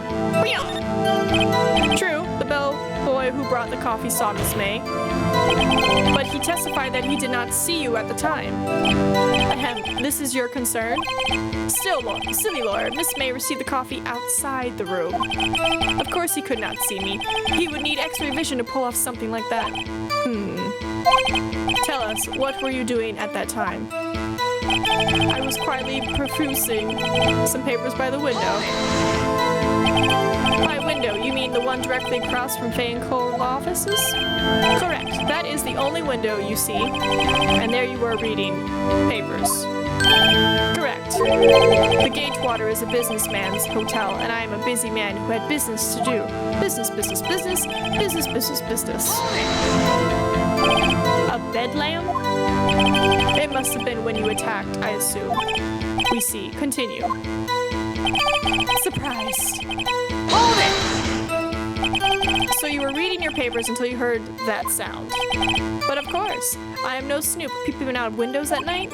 No snoop? Yeah, right. You've made a career out of snooping. It was then that I saw him.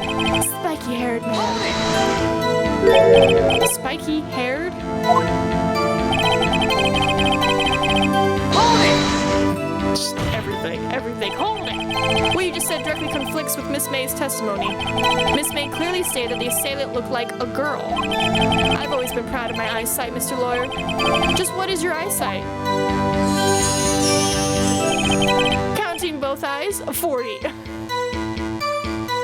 What's your eyesight? Sparkle, sparkle, sparkle, sparkle, sparkle. 40? Don't add them together. I think the witness is trying to say his eyesight is good. Hey, whose side is the judge on anyway? And what did you do then? I called Miss May over once. She too was surprised, of course. What was Miss May doing at that time? She had just finished watching a soap opera on the TV and was weeping openly.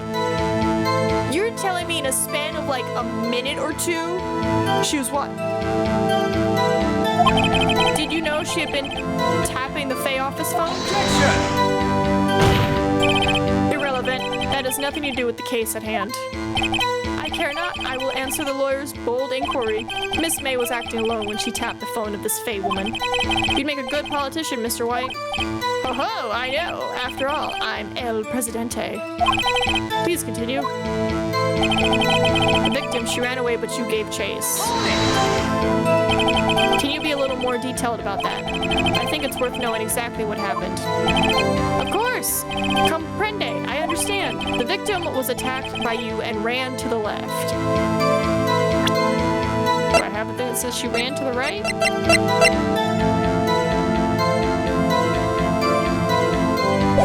I can't present it, not yet anyway. But I was like, I have this. You gave chase and struck her down.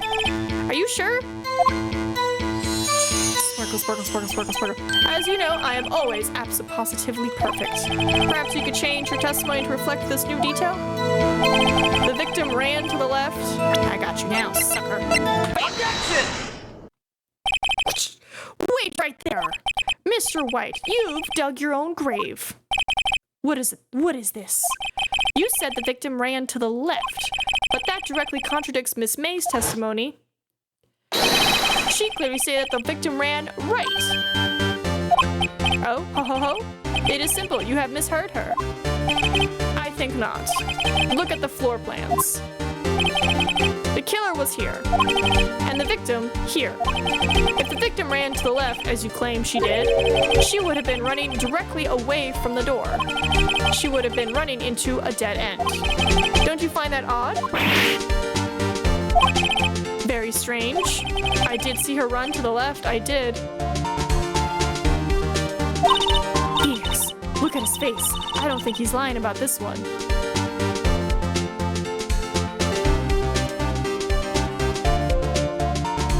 Her left? True. Maybe he really did see the victim run left? So he did witness the killing. Wait a second. Mr. Wright? Yes, Your Honor. Miss May says right and Mr. White says left. Can you explain this contradiction to the court?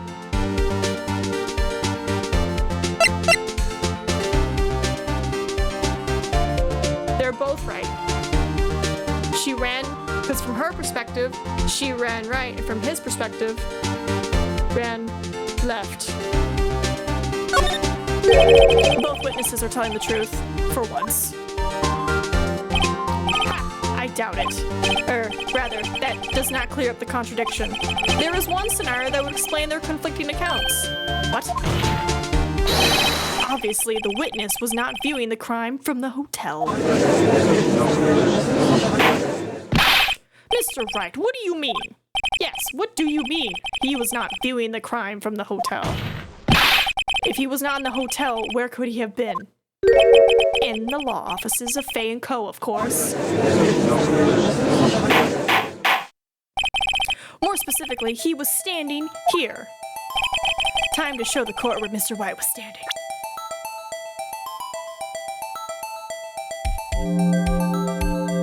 Take that!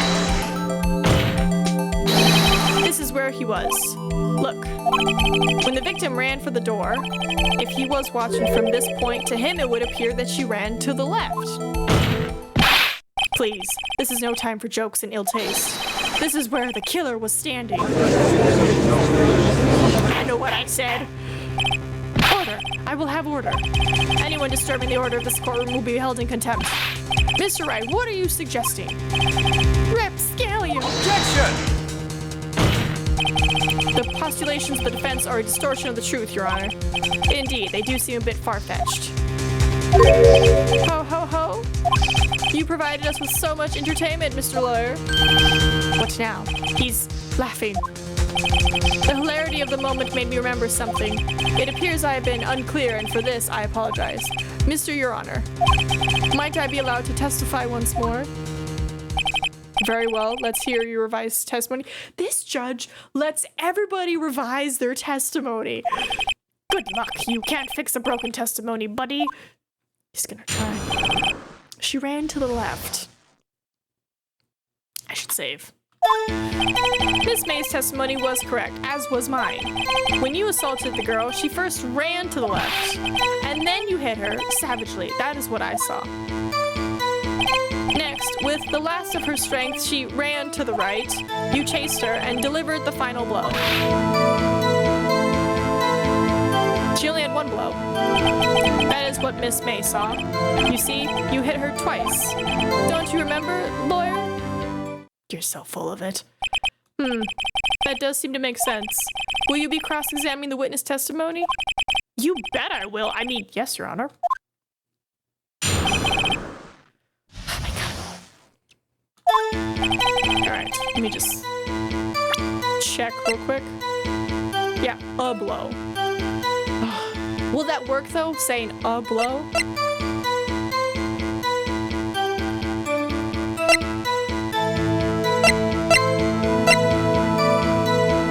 Okay. Hold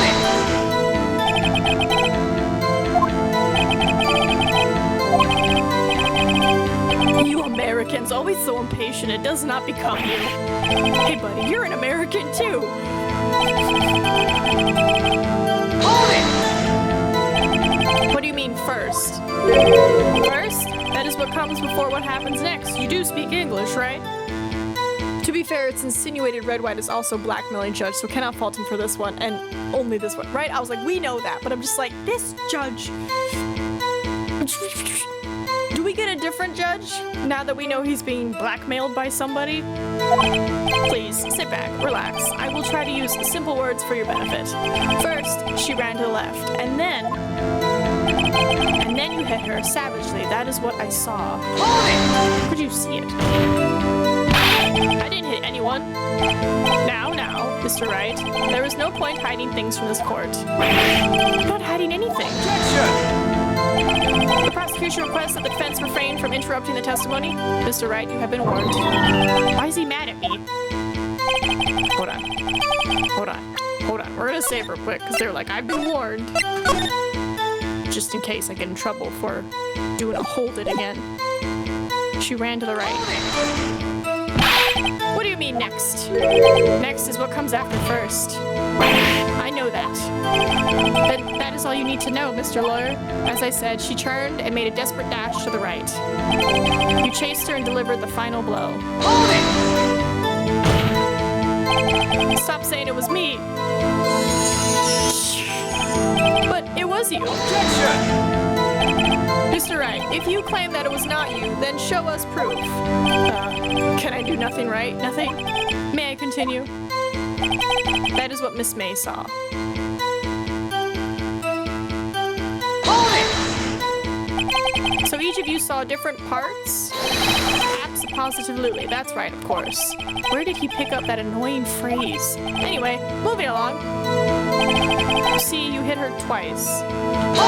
Autopsy, I think, says only once. So were you watching both times? I suppose I was. And please, excuse me for not testifying to this sooner. What do you think, Phoenix? I think we've got him right where we want him. He slipped. Let him laugh for now. It'll soon wipe that smile off his face. Miss May's testimony was correct, as was mine. Okay, so... Let me check my documents real quick. Died from a blow.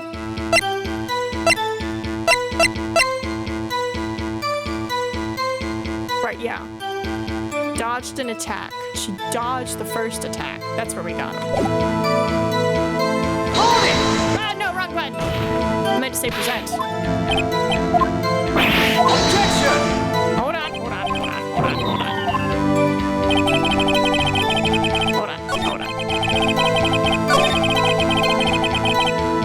Okay, when you assaulted her, because she dodged it. She didn't get hit twice. She dodged it. The witness statement is clearly faulty, Your Honor. I'm sorry, but I can see nothing faulty. Unfortunately, I will have to penalize you. When you assaulted the girl, she first ran to the left.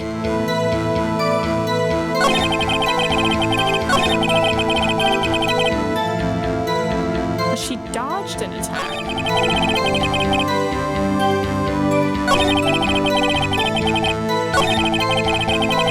Yeah, let's try this. Maybe it's supposed to be on this one. Objection! Clearly reveals the contradiction. How exactly are the evidence and statement just now related? They aren't, are they? What? I need a hint, Lewis. I don't think that one made a point to the judge. Because, like, I didn't hit her twice. The testimony from her was saying that she dodged an attack, but he's saying she got hit. So, I'm doing it wrong.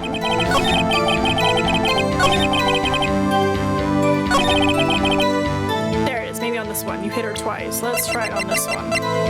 Objection! This evidence clearly reveals the contradiction in that statement. How exactly? You derailed yourself from the correct answer. Correct idea, wrong evidence. What is it, the freaking map? Objection! Clearly reveals the contradiction.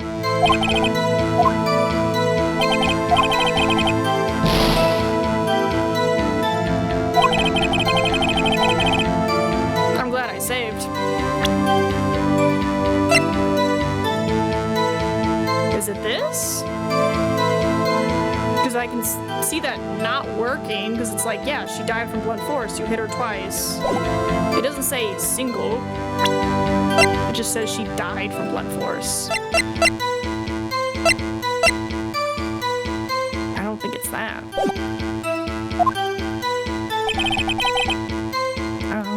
Let's try it. Objection! Oh my goodness. It didn't say. Victim died from a single blow. It didn't say that on the paperwork. What do you have to say to that? Because I looked at it, that was my first thought, but I was like, oh, it doesn't say single, it just says died from blunt force. Mr. White, wasn't it you who told this court you were absolutely perfect? Come here. I will refrain from using this phrase from now on. Your Honor, if you could ask the witness for a new testimony. Objection! This is a game where you have to take everything at face value. If the door is not said twice specifically, it counts as singular. That's what I did. I took it at face value. It said she died, blunt force trauma. So the fact that he kept saying two, I was like, it's not gonna match up. I would like to request a 10-minute break. Yes, quite. That's bullshit. The witness is confused because he's lying. I empathetically request that there be no break, Your Honor. Yeah, we want justice. Don't let him get away. Very well. If the witness would care to revise his testimony, the crowd's on my side. No slipping out of this now, White. Mr. White? Okay. Alright, explain. Well, see, I looked at the other window when I heard that thing fall. Then the next room I saw Miss Mia run to the left. The killer, Hugh, attacked her, but she dodged. Okay, he fixed his statement.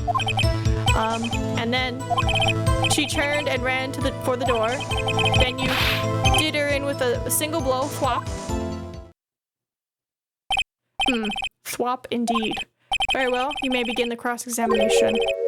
Mr. Your Honor, my stomach, you see, is hurting. Deal with it, survivor of the Stomach Squad. Also was said way early in the first trial that the autopsy said a singular hit. Unfortunately, on rare occasions, it is required to remember old dialogue. Phooey. This is almost over. He's a stomachache survivor. He'll be okay. Well, let's see. I looked at the other window when I heard the thing fall. The other window? You heard that thing fall? What exactly was that thing? Huh? Oh, that, the glass light stand. Right, the one that had fallen over at the scene. Phoenix, doesn't something about that strike you as odd? Yeah, that is odd. I'll press further. Mr. Wright, I'm gonna hopefully not die. Huh? What? You're saying you saw the glass light stand? Yes. Then change your testimony to reflect that. Sorry, my bad. The witness will revise his testimony. Okay, of course. A light stand was lying on the floor when I looked. Bruh.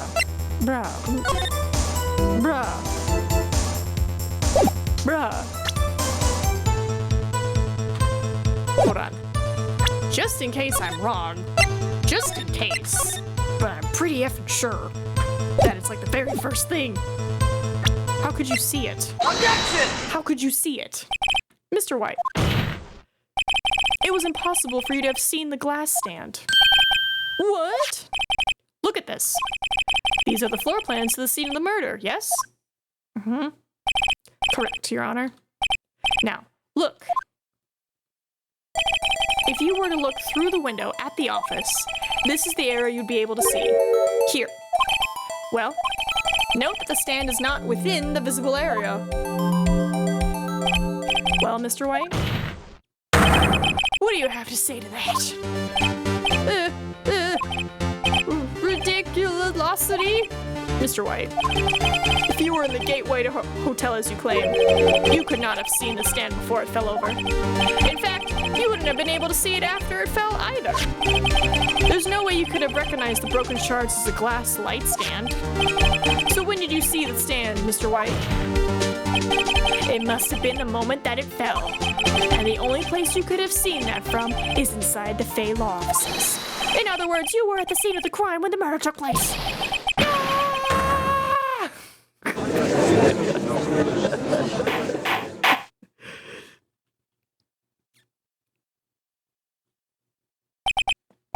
Mr. White? Mr. White? You did it, didn't you? Mr. Your Honor, Miss Mia. Looks like we're about to get our verdict. Objection! That's far enough, Phoenix Wright. Edgeworth! What? I forgot about Edgeworth. Mr. White. I think the time has come. Shouldn't you confess your crime now, What? I said you should confess your crime. Ergo, confess that you placed the wiretap. The wiretap? Order. Mr. Edgeworth, explain to the court what you mean by this. Distinguished members of the court, Mr. White is slightly confused. Allow me to explain. I really don't like the way this is headed. As you know, Mr. White is the CEO of Blue Corp. He ordered his secretary, Miss April May, to tap the law offices of Miss Faye. What does that have to do? Your Honor, the question is, when was the wiretap placed in the office and by who? No, you wouldn't. Mr. White, in order to place the wiretap, you entered Miss Faye's office. Am I correct? Correct! You are most correct, Miles. Give me a break. Yes, in order to place the wiretap, I breached the Faye & Co. law offices. It's like, I'm gonna admit to a smaller crime versus murder. That is when I saw that accursed light stand. Now I'm confused. Please explain to the court what all this means, Mr. Edgeworth. Gladly, Your Honor. Mr. Phoenix Wright has made his position quite clear. He has determined that Mr. White knew the glass stand was in the office. He has shown that there was only one time Mr. White could have seen the stand. At the very moment of the murder. Thus, Mr. White would like you to believe that Mr. White was the murderer. I see. However, it is a fact that Mr. White had been to that office well before the murder took place, when he went to place the wiretap. He could have seen the glass light stand then. Ergo, Mr. Phoenix Wright's theory is revealed for the basis conjecture it is. Mr. White, you will testify to the court about this wiretapping. Leave it to me. I feel faint. Testimony. Alright, it was the beginning of September, the week before the murder. I had entered the Faye & Co. offices. Of course, I had done so to place the wiretap. That is when I saw this glass light stand. Damn, that's a really... So you saw the stand before the night of the incident. Clean deflect. Yeah, dude, Edgeworth is worth every penny. He knows what he's doing. And this is how you were able to identify what had fallen over. By the sound? Correct. That is right. I see. Very well, Mr. Wright. You may cross-examine. What am I supposed to do now? Good luck, Phoenix. We are gonna save because I only have an itty-bitty chunk left.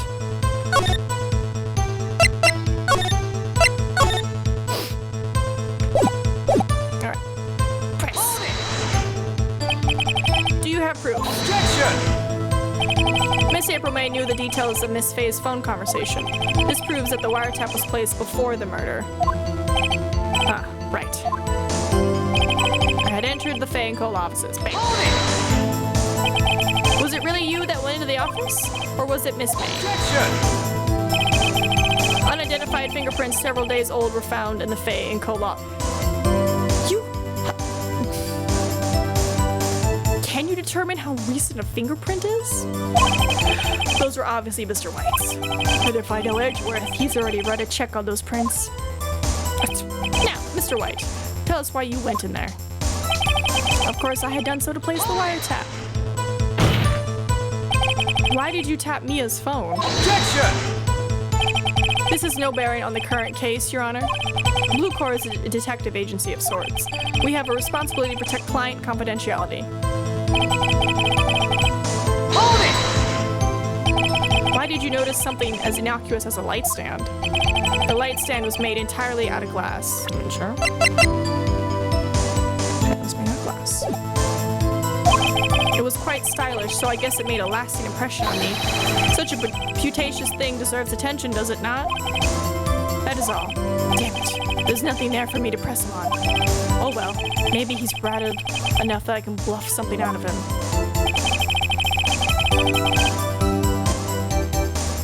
Ooh, I don't know. The week before the murder?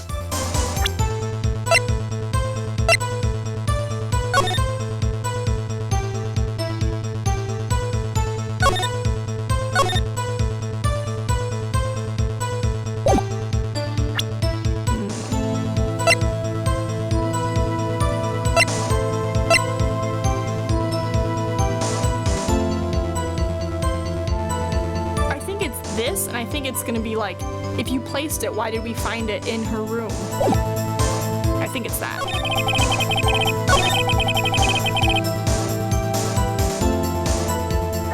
Here's hoping.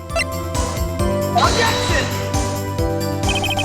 This evidence clearly reveals a contradiction in that statement. How exactly? Oh. Not at all. Mr. White, please think the facts over before making accusations. I don't think that will mean any points. What happens now? That's enough. This court sees no reason to further prolong the trial. The defense has failed to give the court sufficient reason to doubt the prosecution's claims. This court finds the defense, or rather the defendant, Mr. Phoenix Wright. Oh, that's right. Check on something. Accused will surrender the court immediately, to be held at pending trial at a higher court within a month from today's date. That is all. The court is adjourned.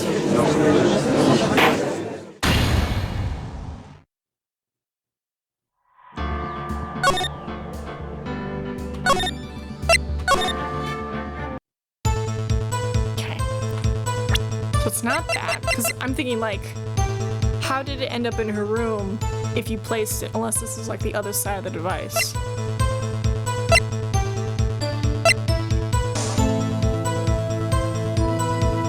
I have no idea. Either it's something with the wiretap, or it's something with the glass shards.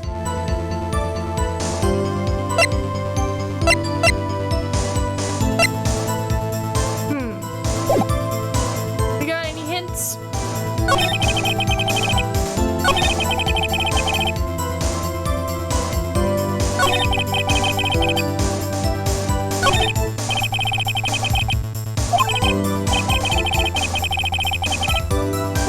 Bluff it out of them. There's nothing super obviously contradictory. Let me check this though. Beginning of September.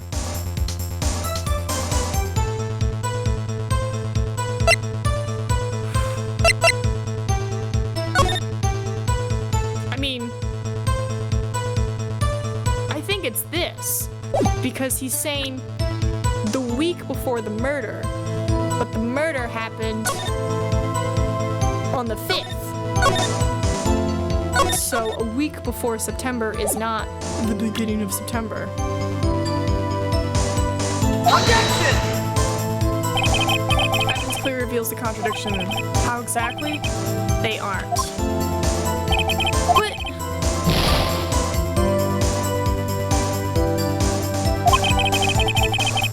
Well, he went into the office a week before the murder. But that's what I'm saying. The murder happened on the 5th. Maybe I gotta do the autopsy report?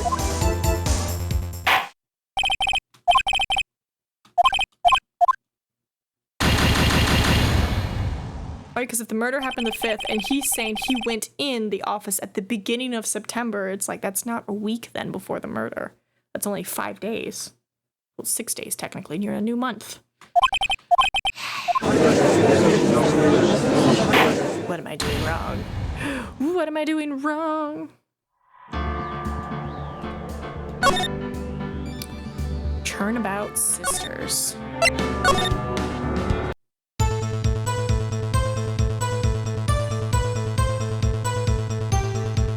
This is one of the effed up ones. Let me explain. Effed up ones? Okay. I think we're in... I don't know what part we're in. Tran, 2 accounts.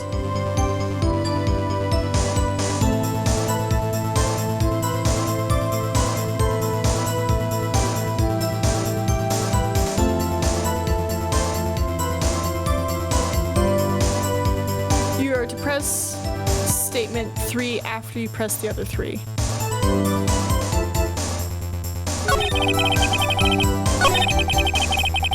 Hold it! Why did you tap Mia's phone?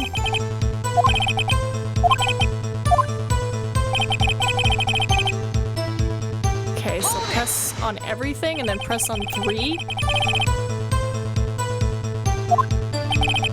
My stone's made out of glass. Okay.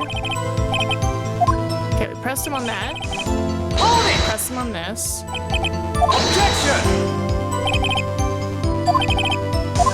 For the murder, right? This is the second one.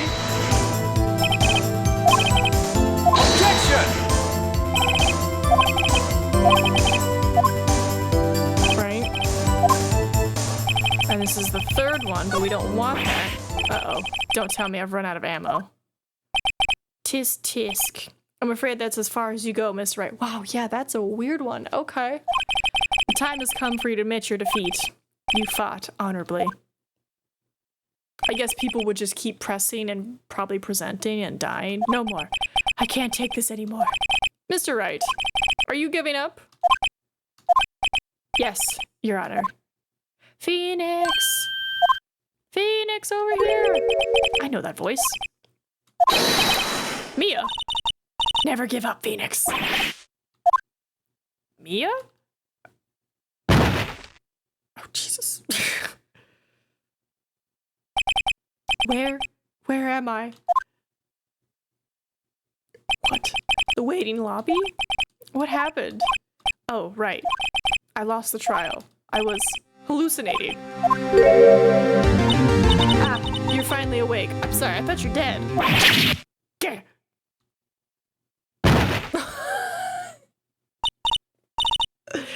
Hey, Phoenix! Gak, that's no way to greet an old friend. Phoenix, I want you to look at me.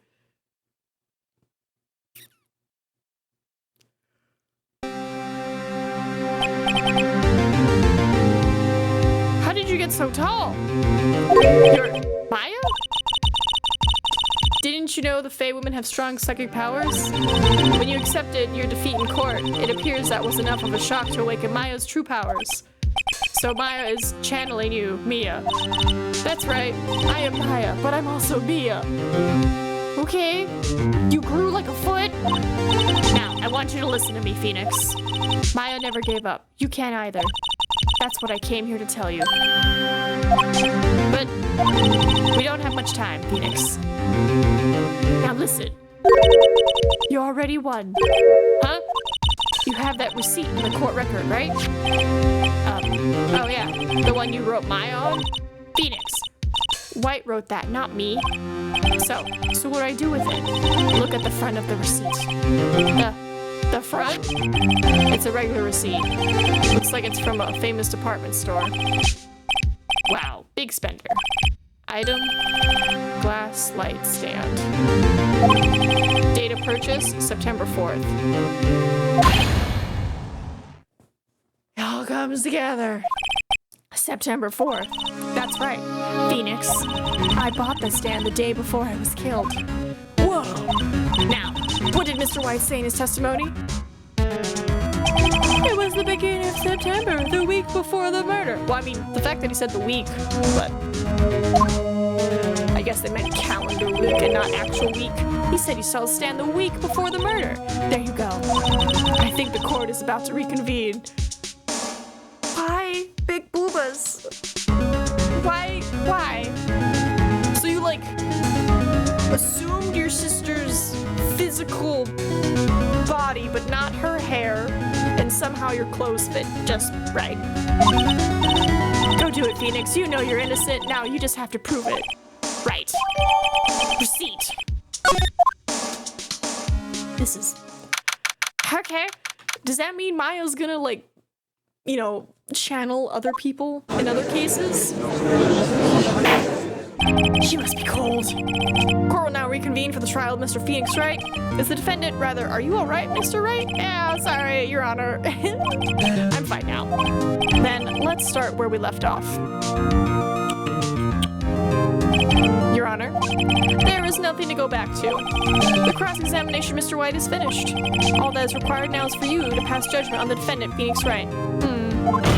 Excuse me. Your Honor, please, give me one more chance. I promise you, this is the last time I'll ask you. But as Mr. Edgeworth has noted, the trial is more or less finished. Mr. Edgeworth, do you have an opinion on this matter? I say, let us give Mr. Phoenix Wright his last chance, and that will be your downfall. Very well. You may begin your cross-examination. Dun, dun, dun, dun, dun, dun. It was the beginning of September, just in case I am absolutely wrong and I put the wrong thing. So I don't have to go through all that cutscenes again. Present. Updated. Objection!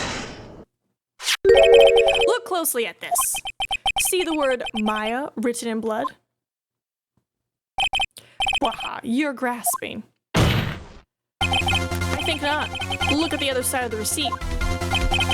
The other side? Your Honor, would you tell the court what is written on the other side of the receipt? That receipt?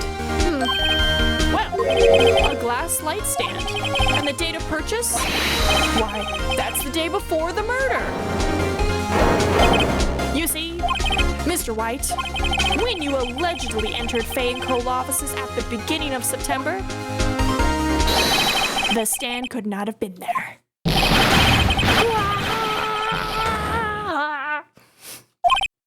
Well, Mr. White, can't get out of this one, can you? No, it's impossible. He's losing it. Well, Your Honor, I understand there must be quite a bit of pressure on you. But I think you'll agree you can't judge me guilty under these circumstances. The Queen pulling through even in death, right? She's like, watch out! Yeah, I know, buddy. Very well. Then, that is all for the trial of... Objection! Not so fast, Phoenix Wright. What? No way can he worm his way out of this one. Oh wait, I forgot. It's Edgeworth. Edgeworth the worm. There is a certain thread of logic to the defendant's claims. However, there is no concrete proof that Phoenix Wright is innocent. Ergo, I would like to request one more day before Phoenix Wright is granted his freedom. Aren't we on day 3? I need time to make one more inquiry into this matter. Another inquiry? This isn't going to be another one of those updated autopsy reports. This guy just makes up evidence as he pleases. This is bad. Object! Only allowed 3 days. Mr. White's guilt is obvious. There is no need to prolong this trial any further. Well, Mr. Edgeworth? If anyone is going to call Mr. White on trial, it would be me, the prosecution. I need a day to ascertain whether these new claims have any basis in factual evidence. I see. Objection denied. What? The completion of the trial of Mr. Phoenix Wright will be postponed until tomorrow. No! There's no telling what will happen if I can't end this now. Edgeworth is sure to come up with or just make up something. And after Mia showed up to help me and all. Mr. Your Honor, may I go home? Of course. Thank you for your time. The witness will stay. Oh. Mia? Phoenix. Read this note out loud. Mia, what's this? Oh, okay. Your Honor, if I may. You're quite persistent today, Mr. Wright. You bet I am. My life is ready on this one. I have something I would like to read to the court. Take that! Ooh. The memo Mia had given me was a list of names. Many of them sounded strangely familiar. People in finance, famous celebrities. That's when it happened. Stop! Desist! Halt! Please! Stop! Make him stop! How did you get that list? Mr. White, admit your guilt right here, right now. Right here, right now. God, that's a good movie and song. Or else this list will be released to the press. I'm surprised people in the courtroom are like, what? I confess. I confess. I hit her. I hit Miss Mia with the thinker. Case closed, Your Honor. Damn. He just confessed to the crime. Are we on day 3? Yes, but no. We're on day 3 in case, but not day 3 of the trial. Structures, day 1 investigation, day 2 trial, day 3 investigation, day 3 trial. Bit confusing, I agree. But we are on day 3. Hold on. Yeah, day 3 of trial. So that's why I was like, we're only allowed 3 days. But I guess I see what you mean. It's investigating trial. Yeah. I will see no reason to continue this trial, Mr. Wright. Yes, Your Honor.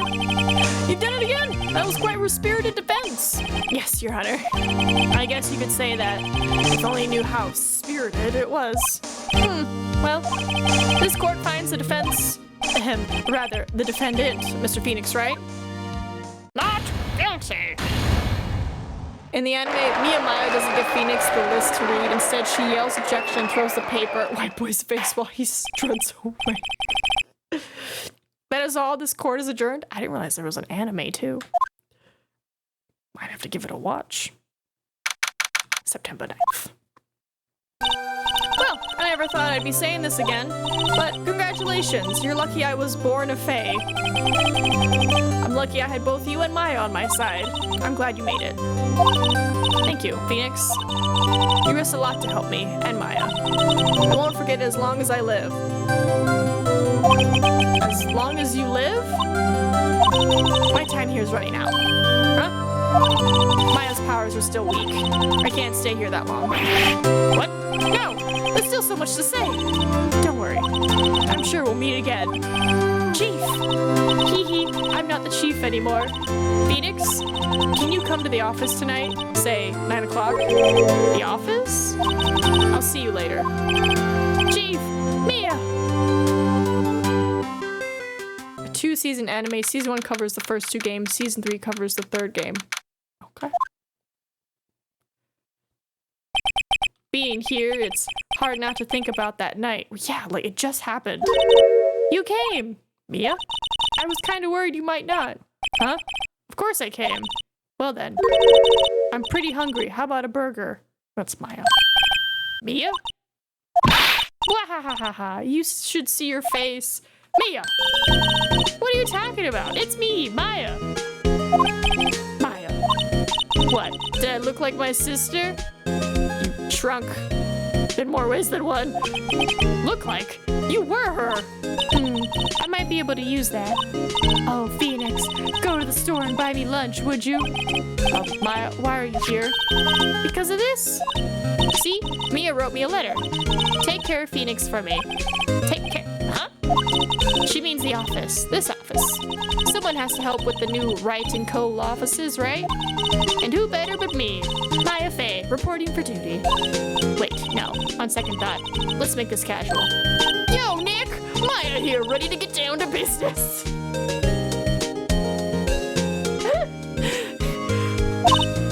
You don't mind me calling you Nick, do you? It's a great name. Mia said that's what your friend Larry calls you. Nick? You know what this means? We're partners. Oh my god. You know, when I think about it, it is Maya's fault I'm here now. But if it wasn't for her, I'd probably be in jail. Wright & Co. offices. It's got a good ring to it. Yeah. Thanks, Maya.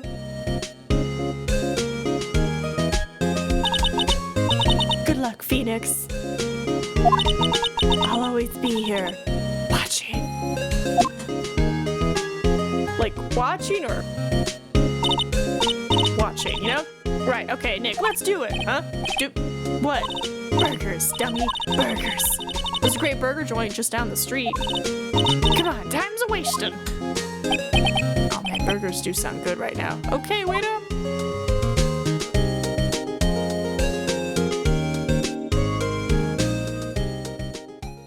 Yeah. Episode 3. What is happening? A brand new episode has been added.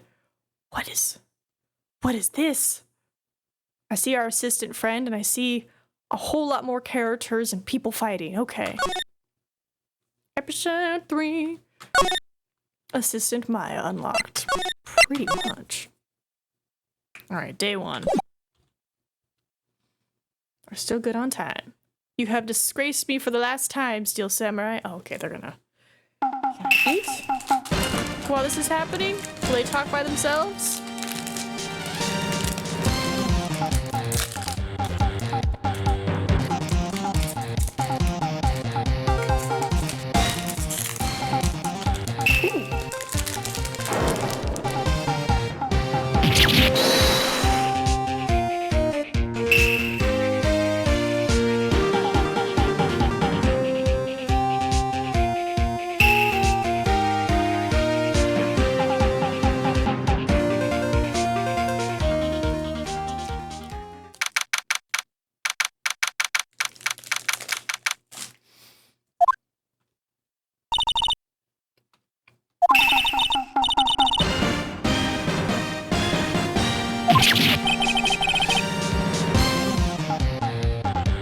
It is a great song.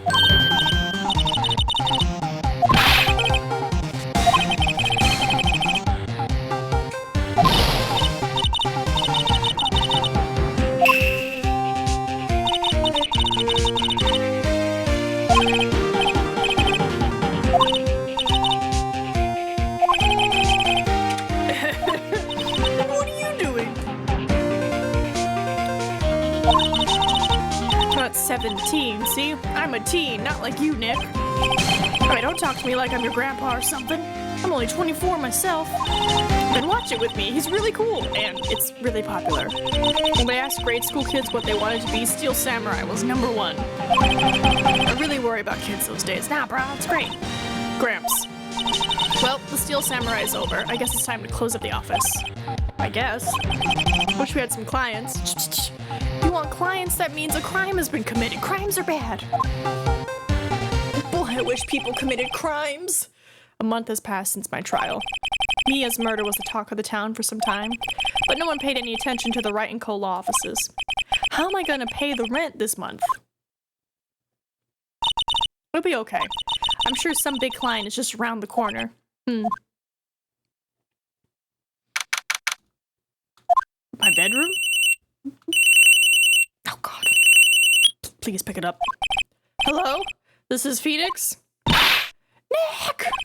Maya, what? But still early. It's the Steel Samurai! The Steel Samurai! Can you imagine being so just like, the Steel Samurai got arrested? Huh? You mean the guy on that show? Yes! They're saying that the Steel Samurai killed a villain. Isn't that what he's supposed to do? Yeah, on TV. Yeah, on TV. No, I mean he actually did it in real life. He skewered a villain with his samurai spear. I have absolutely no idea what you're talking about. Just come to the office, quick. Please, Nick. It's just like, oh my God. 9:22 a.m. It's like, girls, still too early. What? Maya's here, watching television. Now for the morning news. The actor Will Powers was arrested yesterday. Powers plays the lead role in the popular kids show, The Steel Samurai Warrior of Neo Old Tokyo. He was arrested on suspicion of murder. The victim was Jack Hammer, who plays the villain known as the Evil Magistrate. His body was found still inside the Evil Magistrate costume. The samurai spear was also found struck through the body. Police believe that this was the murder weapon and are investigating further. This has to be a joke. No, it's a nightmare. The Steel Samurai is over. The world is over. Who's calling me? Oh, someone's calling her. Yes? Wright & Co. law offices. What? Nick. It's the Steel Samurai. What? Yes. Yes, of course. We'll be right there. Let's go, Nick. Go where? They have the Steel Samurai down in detention. So what? So, I've decided this will be our first case.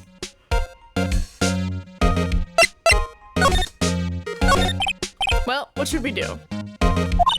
What should we do? How can you just sit there like that? We have to get down to the detention center, right, and meet the Steel Samurai. Does she want to investigate this case or just do some sightseeing, I wonder?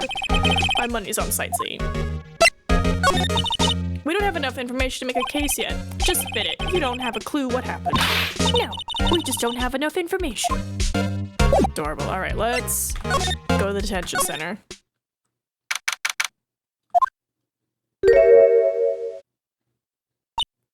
Wow, hi. What's wrong, Maya? It's him, in the flesh. Is that guy really him? What do you mean, that guy? Of course it's him. Will Powers, our client. That's him. What just... He's so fluffy, I like it. Maybe I should be saying this, but he definitely did it. Murder, at least once, maybe twice. Maya! Whoa, what are you saying? Oh. Yes? Something wrong? No. This is getting off to a great start. I know, you're disappointed, aren't you? Oh. Disappointed? Oh no. No, it's okay. This is the real me. He's holding the little handkerchief. When I got the part of the Steel Samurai with that mask, I decided I would never show my face in public until the job was over. It's the kids, you know. I didn't want to wreck their dreams. Oh. I guess it didn't matter. So much for dreams. I wonder what they think of the Steel Samurai now. Nick. What? He's a good guy. I mean, he's good. Yeah? He didn't do it. Alright, let's talk to him. Maybe you could start by telling us what happened? Yes, of course. I want my own personal willpowers. Who doesn't? He looks like a great friend to have. Actually, it was only yesterday. The cast had come down to Global Studios for a run-through. We went through a few action sequences at 10 that morning. There was a rehearsal scheduled for 5 in the afternoon. But when 5 came around and the staff gathered at the studio, the evil magistrate was found lying in a crumpled heap near the set. They took off his mask. Wow, that is a hole. And discovered that it was Jack Hammer, dead. He had been expertly skewered with the samurai spear. The samurai spear? Yes, it's a long spear that the Steel Samurai uses as a weapon. Maybe you could explain to me just what the Steel Samurai is? Nick, how could you say such a thing? I'm sorry, sir. I apologize for my partner. He's new to this and a bit out of touch with the world. Hey, who's new to this? No, it's alright, really. The Steel Samurai is the lead character in a popular kids show. He walks the streets of Neo-Old Tokyo, fighting battle after battle against the evil magistrate and his minions. Of course, he never really defeats the evil magistrate. Although, I guess he did defeat him this time. I see. Neo-Old Tokyo. Who comes up with these names? Now, where were you on the day of the murder? Well, that morning I came to the studio at 9. We worked through some action scenes until noon. Oh! You can't tell, but there's a lady here going, oh! Rehearsal was to begin at 5, but I was a little tired. So after lunch, I took a nap in my dressing room. When I woke up, it was after 5. I was late for the rehearsal.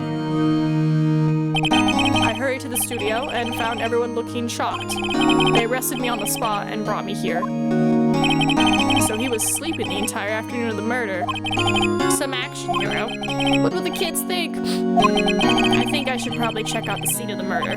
Right. Global Studios, I'll draw you a map. Wow, Nick, let's go. I'm willing to bet $10 she asks for autographs. Alright, thank you.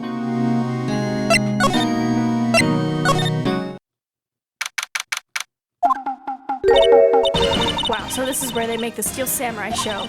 Awesome. Aren't you excited? Hey, you there. Old bag? That can't be her name. You want in? You gotta go through me. Sorry. We're here, we're lawyers? Oh, yeah? Well, that's great. I'm security. And it's my job to make sure that gawkers like you stay out. Gawkers? Gawkers. Sightseers. Tourists. I know the type. You heard about the incident and came to snoop around. Youths today. Something horrible happens, all I can think of is sightseeing. Well, wasting your don't you? Do lawyers now work like, maybe I should become a lawyer too. Sounds like a life of ease to me. I was young, things were might different. Was she hippie clothes? What are you youths coming to these days? Nick, God, she just talked fast. Will I grow up to be like her? Please say no. I don't know, it's possible.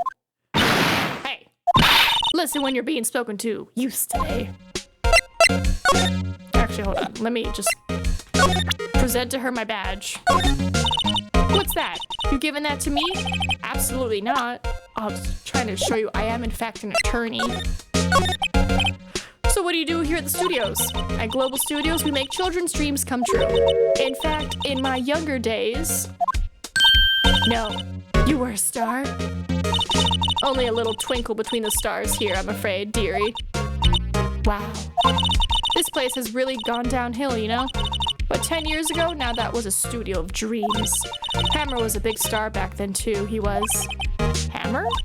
The victim, dummy. The evil magistrate. He's been reduced to playing villains now. Not exactly the best material to work with. Can you tell me about Mr. Will Powers? He's not a bad kid, but don't be fooled by his mask. You two wouldn't want him on the silver screen without it, believe me. Little old ladies watching would lose their lunch. That's probably why he thought that the Steel Samurai was his big chance. She's being mean. He looks fine. I like his scruffy beard and his chest hair. No one thought he was capable of doing what he did to poor Jackhammer. We don't know for certain that Will's Powers is guilty. Powers? Of course he's guilty. How do I know? I know everything. That's my job. What kind of person was Jackhammer? What kind of person? Oh, if you only knew. Jackhammer will live on in many hearts as the ultimate action hero. He was simply dashing in the Dynamite Samurai series. Should I have heard of that? But there was an accident during filming 5 years ago. He got an unlucky break after that. Reduced to playing the villain on a children's program. What's more, I heard they were paying him peanuts. It's enough to make you cry.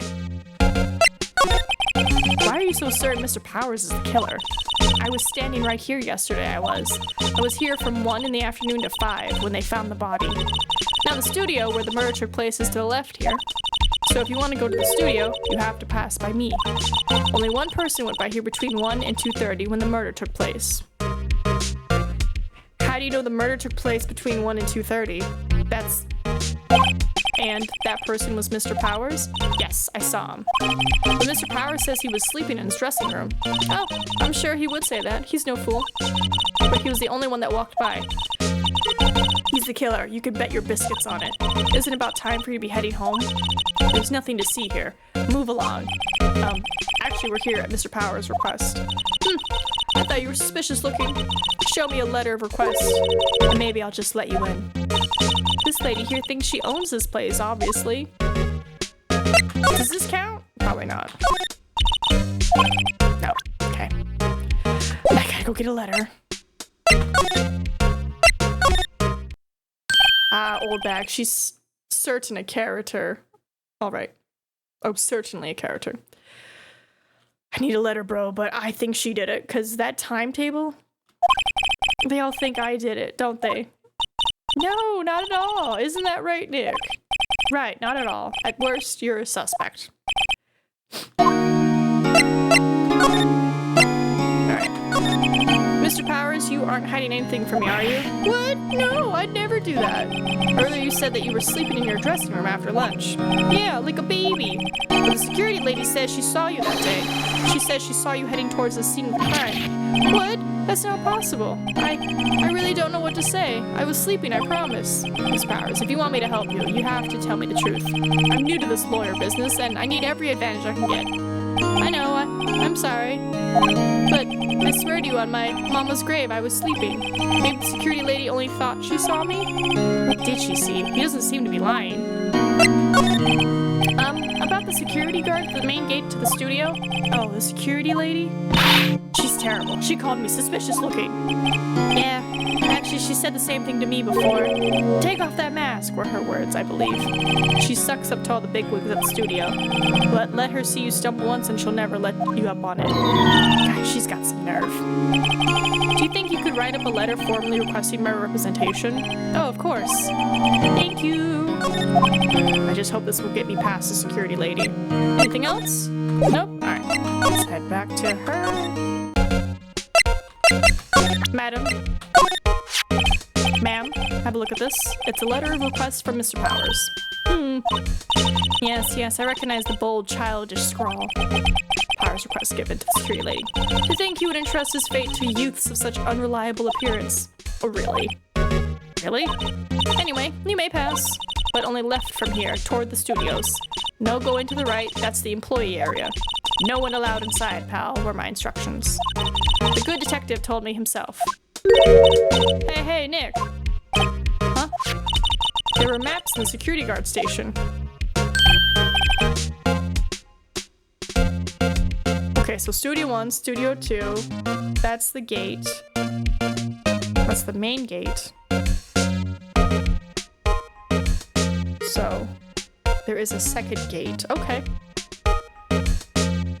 That's the dressing room. Interesting. Those are 50 cents a piece, thank you. Well, time to go, Nick. 50 cents! Okay, goodbye.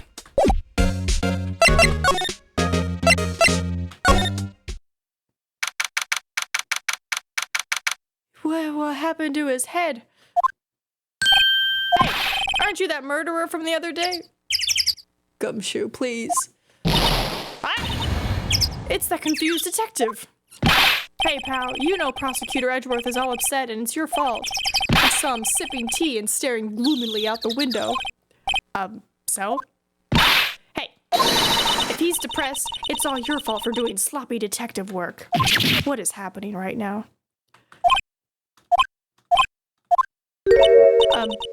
Detective? You kind of just yelled at him, bro. I think you've hurt his feelings. Oh no. I'm sorry. Well, I think his feelings are easily hurt. You're right, pal. Oh, it's all my fault. I can blame other people all I want, but I know the truth in my heart. Hey, don't take it so hard. There's always the next case. Yeah, I suppose you're right. Hey, what exactly are you two doing here? Well, we're on this case too, pal.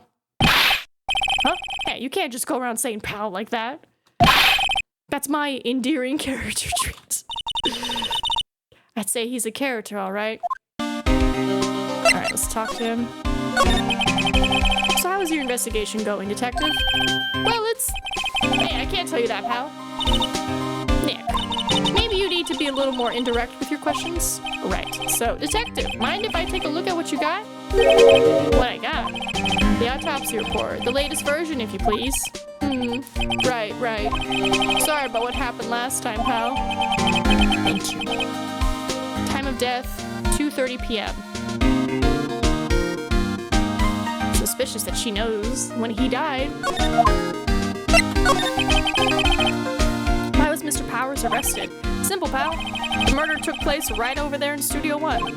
Now, the victim entered Studio 1 at approximately 1 p.m. At that time, there was no other than the victim in the studio. According to the autopsy report, the time of death was 2:30. Only one person went to the studio between 1 and 2:30, and that person was none other than Will Powers. No one else, pal. If you think I'm lying, ask the security lady at the main gate. There is a camera there. Nick, if that's true, anyone would think that Powers did it with that kind of evidence. Thanks for cheering me up. There's a camera right there. About the security lady. Oh, that sweet old lady? What a charmer. Huh? Are we talking about the same person? When I showed her my badge, she gave me a donut and some coffee. Remember what Powers said? She's a sucker for authority. She even gave me a piece of valuable evidence. What? What kind of evidence? Well, that photo. The photo of the Steel Samurai heading towards the scene of the crime. What? Who took that? See the camera up there on the gate? The gate? You mean the one with the welcome sign? Yeah, whenever someone walks by, the camera automatically snaps a photo of them. Oh no. Nick, he has evidence. We're finished. Funny, for someone with hard proof, he doesn't look too happy. What's wrong, pal? You seem down. Don't look so happy when you say that. Oh. We'd like to ask the employees here some questions. Sure thing, pal. Go wherever you like. Of course, you're not going to find any clues I haven't already found. I'm glad someone around here seems to be enjoying themselves. Nick, let's go. We've got a free pass to the place. Now's our chance to check things out. Hold on. There's a camera here. As the security camera takes photos of people going to the studio, all you have to do is look at the data and you can see who went where. There's a number plate on the camera. ST. That must be the camera ID. Give me that number again. 307, just in case. ST1 307. Alright. Okay, he's good.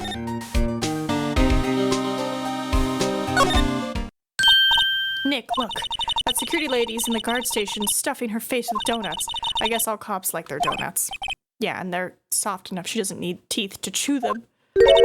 Hey you, well, are you satisfied Powers is guilty yet? She had to make my life harder by giving that photo to Detective Gumshoe. Why didn't you tell us about the security photo, ma'am? Oh, that? I just thought it would be more thrilling to talk to the detective himself. These things are important, you know? Oh, just to the left from here is the gate with the camera that took that photo. It's my job to check the photos every day, you see. This guard station here is in the central position. Hydrate. Good call. Ugh. Ugh. So much talking.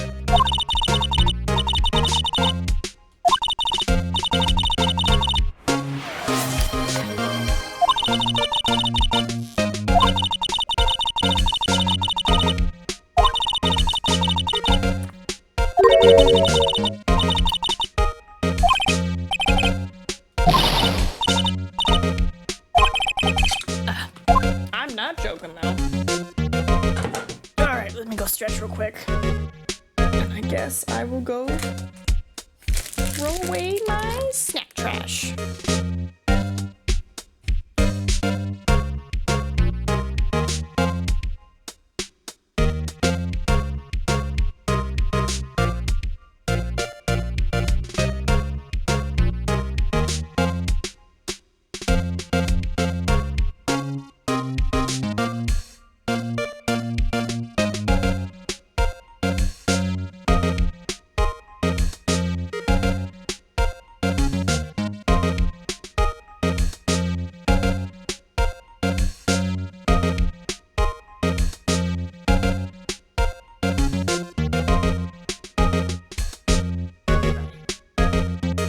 Take care of that meat bulletin as long as you don't do the other one.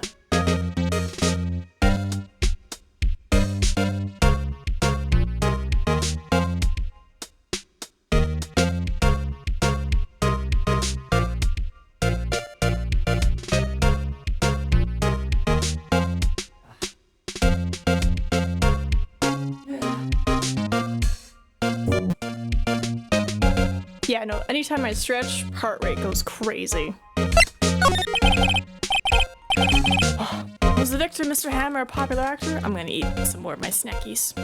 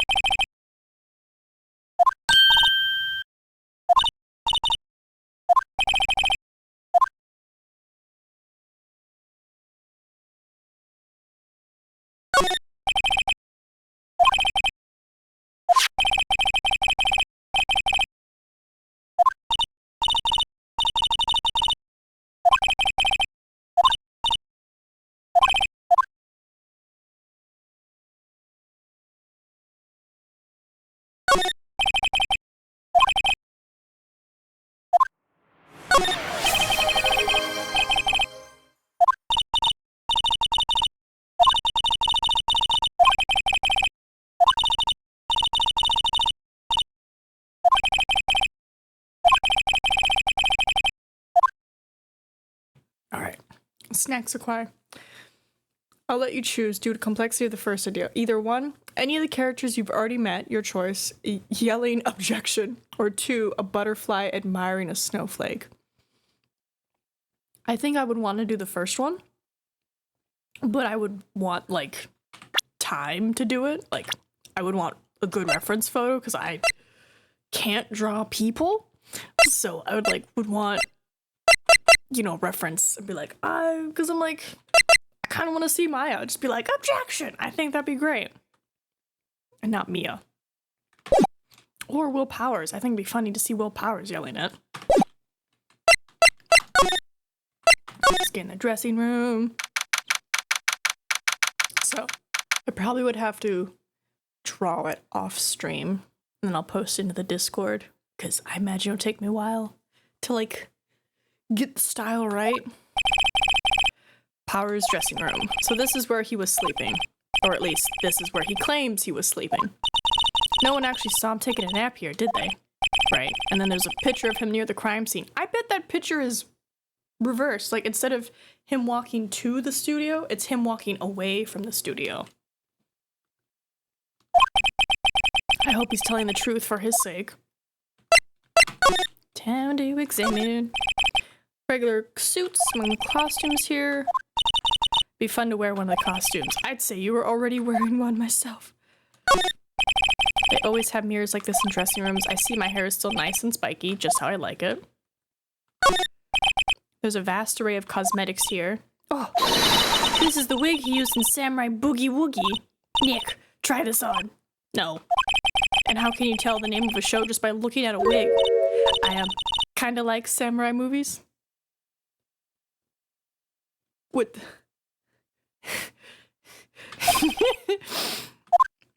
I mean, it makes sense. I mean, like, you gotta use something to, like, describe, like, oh, he was going this way, but I think he's going this way. Because this is just boring, I think. It's like, nah, get some finger wiggles.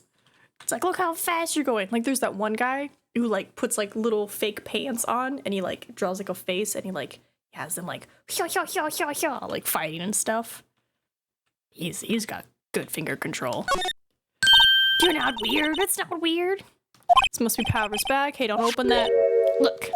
An employee card key. That must be Powers. It says Studio 1. Let's take it, Nick. Borrow it, you mean. Borrow. So what, you guys think he murdered him, then came back? I wonder what else is inside his bag. Stop that! My partner, the thief in training. It's just like, ooh la la. There's a bunch of snacks on the table. They must give these to the employees. Some tea and cookies. Nick, I'm hungry. You just had a burger. Yeah, but I have a separate stomach for sweets. How many stomachs does this girl have?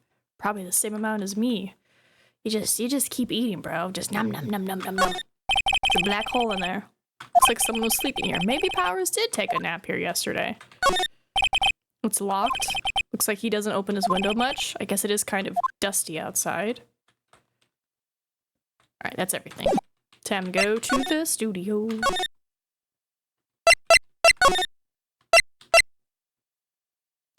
Do I need to go here to get there?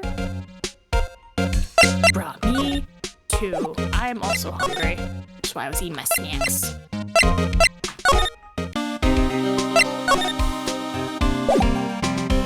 How do I have the key. Maybe I gotta show it to him? Hey, detective, take a look at this. What's that? Whoa, whoa, whoa. Don't show him that. He'll confiscate it. Aw, I just wanted to show it off.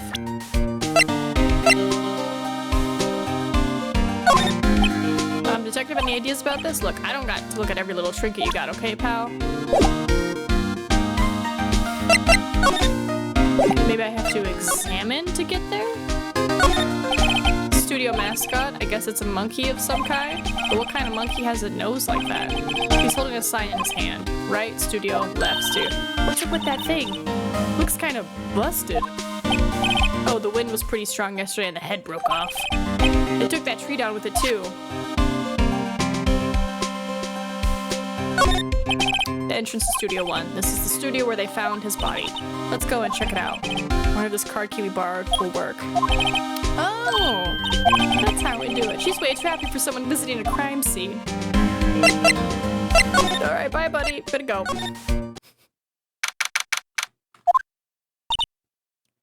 Wow, that is a nice outline.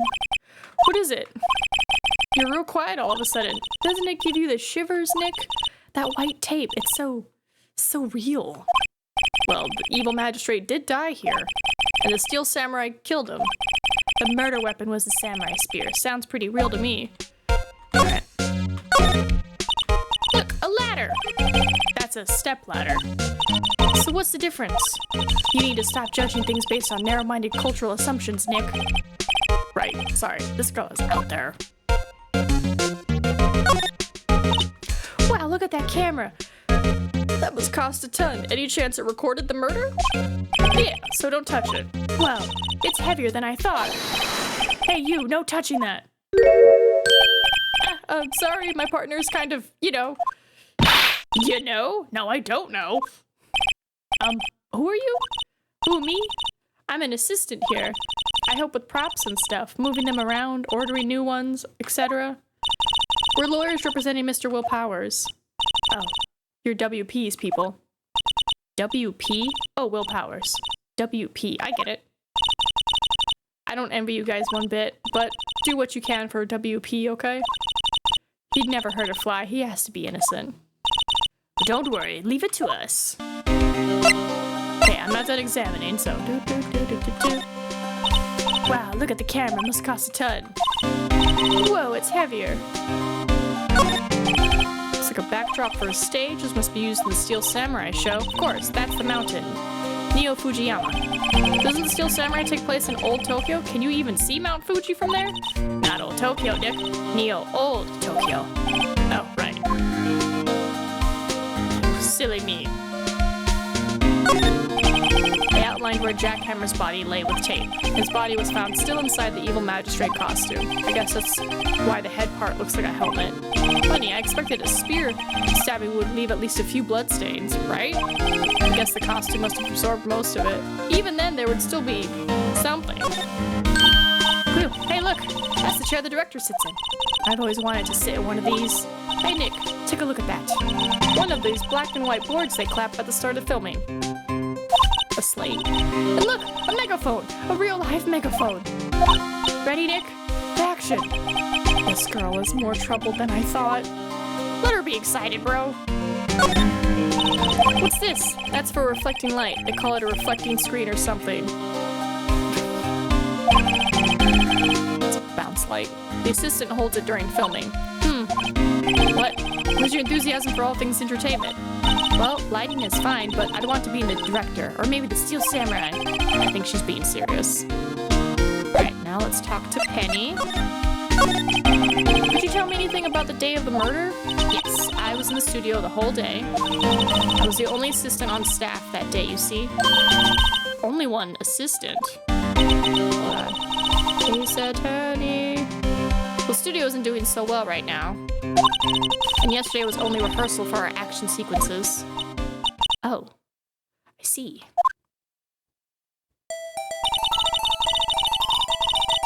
I don't know how to see how many episodes this game has, but it's fine.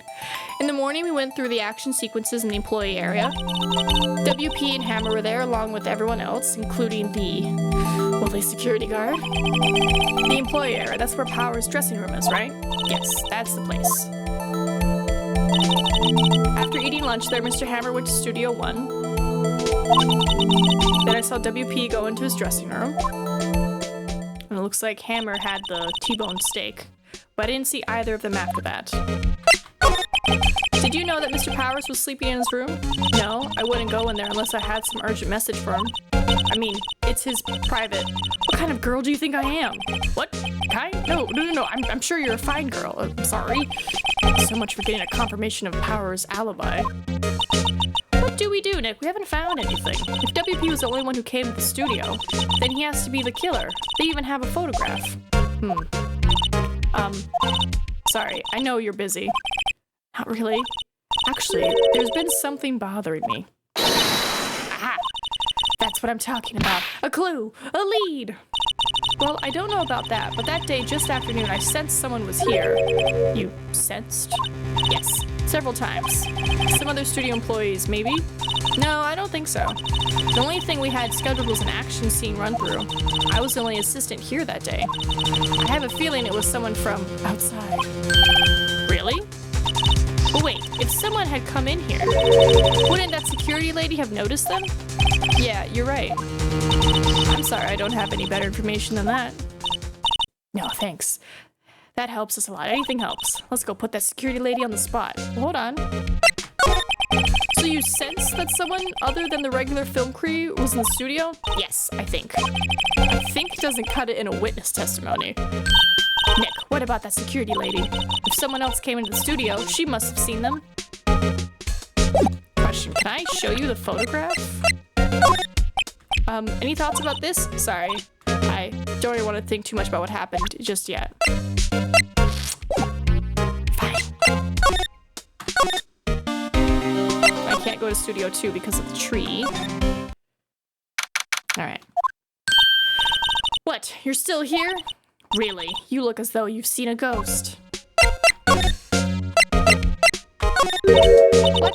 I saw that suspicious look on your face. I wanted to ask you again about yesterday. You came here at 1 p.m., correct? And the estimated time of Hammer's death was 2:30. Are you sure that Powers was the only one to go through here between those times? Sure as can be. But we have a witness who thinks there was someone from outside here that day. What? Are you absolutely sure you were here watching the whole time?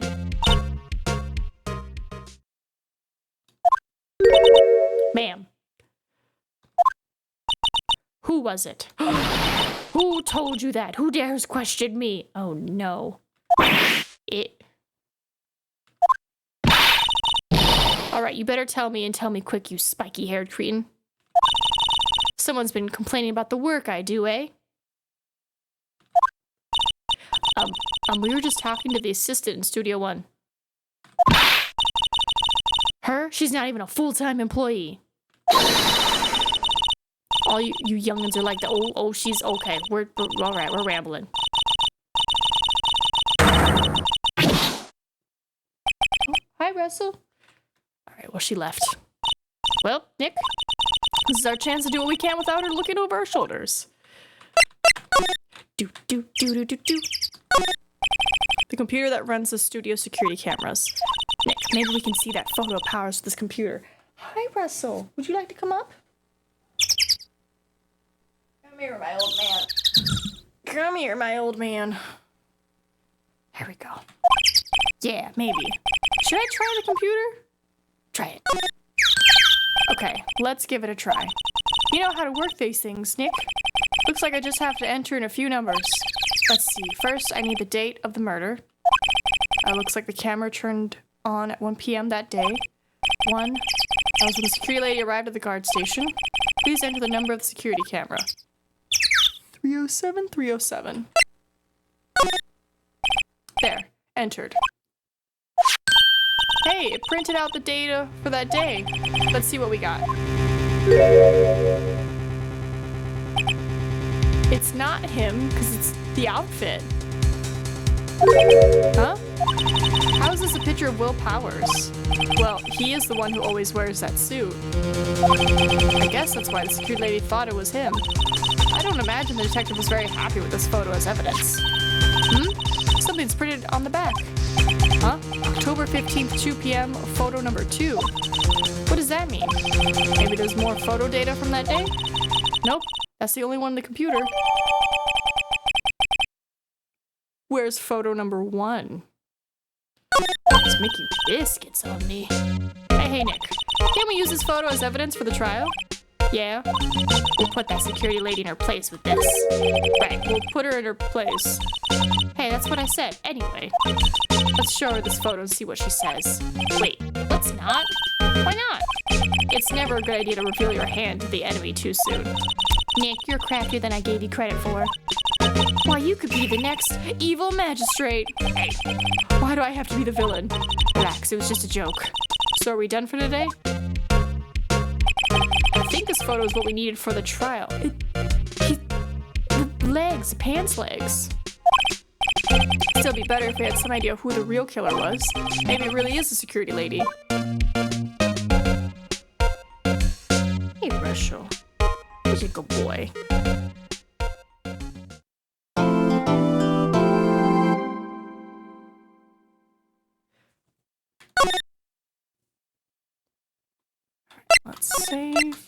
just in case we missed something. Oh my goodness, Russell, baby.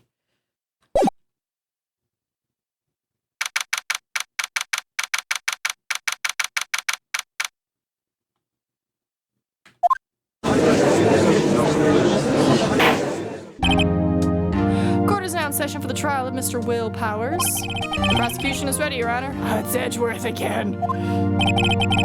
The defense is ready, Your Honor. Very well, Mr. Edgeworth, your opening statement, please. The prosecution will show the court that at 2:30 on October 15th, the defendant, Mr. Will Powers, killed fellow actor Jack Hammer in Studio 1 of Global Studios. It is impossible for anyone else to have committed this heinous crime. The evidence presented during the trial will all point to this fact. I see. Very well, I would like to move on to some testimony. Mr. Edgeworth, the prosecution may call its first witness. Very well, I call a most familiar face, Detective Gumshoe, to the stand.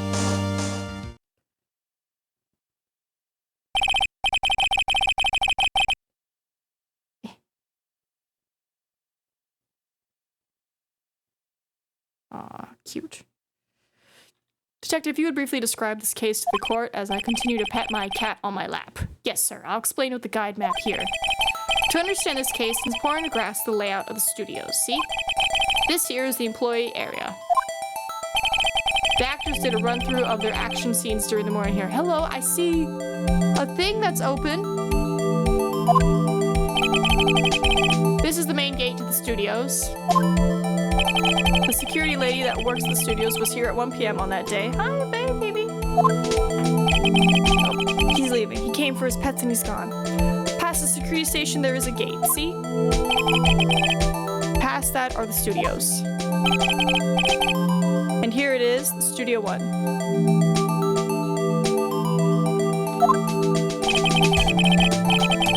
This is the scene of the murder where the body was found.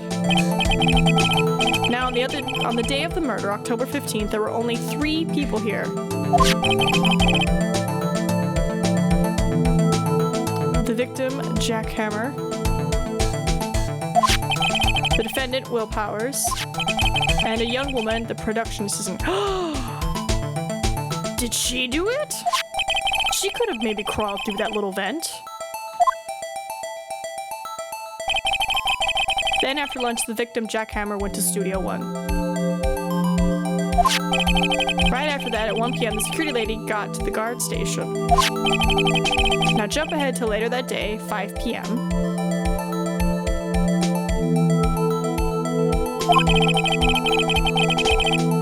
The production staff came to Studio 1 to perform a rehearsal. Needless to say, the rehearsal was canceled. But where's the blood? The time of death was 2:30. The samurai spear found lodged in the victim's chest was the murder weapon. That's the case in brief. Anyone like to hear that again? Should I listen to the whole thing again? Nah, I think we got it. I think I could probably remember that. So the murder weapon was a spear. How medieval. Samurai spearhead of the court records was found stuck in his chest, but there was no blood. Your Honor. This case is quite simple if you ask one question. And that question is, what did the security lady at the guard station see? Understood. Let's call the security officer to the stand.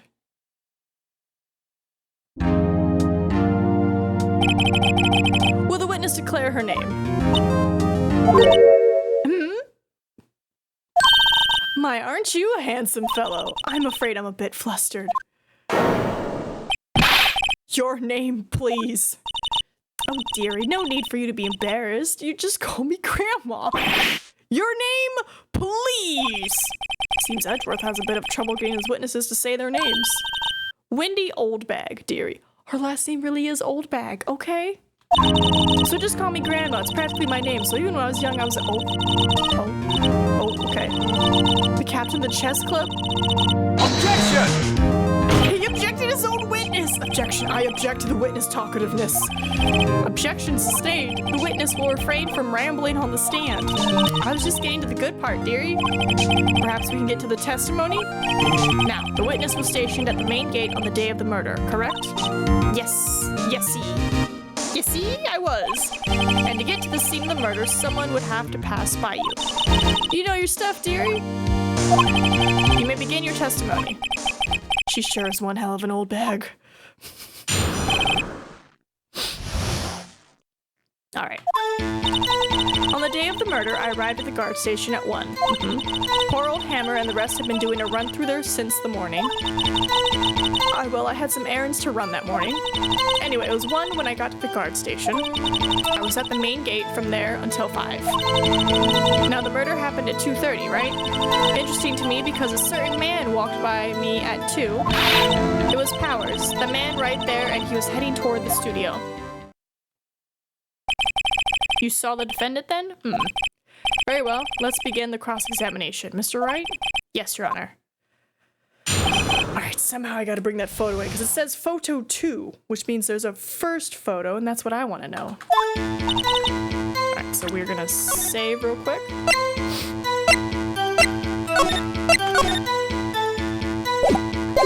Okay, press. So up until that time, anyone who wanted to go into the studio, anyone could go to the studio. Well, there wasn't a security guard at the gate, no, but the main gate was locked, dearie. You need an employee card key to get in. Right, the card key that I have. So what she's saying is no one who wasn't supposed to be there could get in. Was there anyone at the studios when you arrived at the guard station? Poor old Hammer and the rest have been doing a run-through since the morning. A run-through? They were working out a scene between the Steel Samurai and the Evil Magistrate. They got the basics figured out by noon and were to use the afternoon for practice. Rehearsal was supposed to start at 5. That's why poor old Hammer went to Studio 1 in the afternoon. So Powers was in his dressing room sleeping when he was supposed to be practicing. Talk about laid-back hero. If there was a run-through in the morning, why did you only get there afternoon?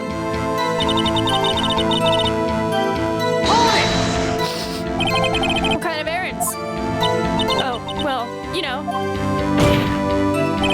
Answer the question. Actually, I was watching poor Hammer and Powers observing, you know? Observing? Weren't you supposed to be at the guard station? Whippersnapper, I told you I locked the gate, didn't I? I did my job. I'm not sure your boss would see it that way. Anyway, I always watch Hammer's run-throughs. Always. Never missed one in all my years. Wow, I want to see a Steel I want to see a Steel Samurai run through too. You could quit being a spirit medium and take up guard duty. Not a bad idea. Anyways, it was 1 when I got to the guard station. Did you see the victim then? Did I see poor old Hammer? Nope. He'd already gone to the studio before I got back to the guard station. Tell us what happened next. So you were watching there the whole time, no breaks, not even a second. Of course, I'm a professional, you know? Or are you criticizing how I do my job, whippersnapper? Oh, it's just after seeing you eating those donuts in the guard station yesterday. I can watch the gate and eat donuts at the same time. Snipper whapper. Snipper whapper? Old Windbag is losing it, Nick. Why don't you raise an objection? So the witness was on duty through the afternoon the whole time. Very well. What did you see?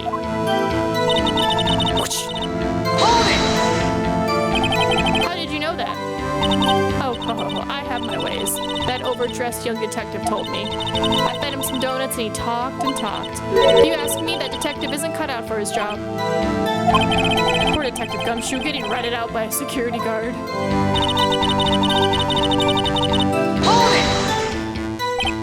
2 o'clock, you're sure? Sure as spit. Let me just check my little paper.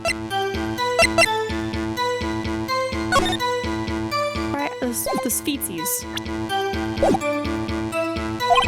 Well, who was the man? Really, you should try not to get so excited at your age. You might strain something. Now, don't get your skippies all in a bunch. I'll tell you who it was.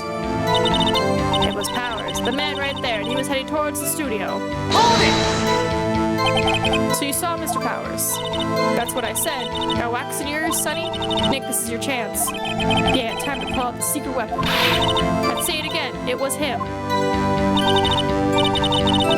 Yeah, I don't think so, lady. How do you know if it was him? Objection! Let me get this straight, old bag. Miss Old Bag. You've been saying since yesterday that you saw Mr. Powers, correct? But you're talking about the man in this photo, aren't you? Just a moment, Mr. Wright. Let me see that photo. Ooh, do I have a scratch? Oh, I got a little scratch. What is this exactly? None other than the Steel Samurai, defender of Neo-Old Tokyo. Miss Old Bag. Is this the Mr. Powers that you saw? Of course. Didn't your mama teach you any sense, Sonny? Anyone can plainly see that's Powers, right? No, they can't. Well, I mean, I wonder. True, Mr. Powers does play the role of the Steel Samurai. But that doesn't mean Mr. Powers is the Steel Samurai. I know that. I wasn't born yesterday.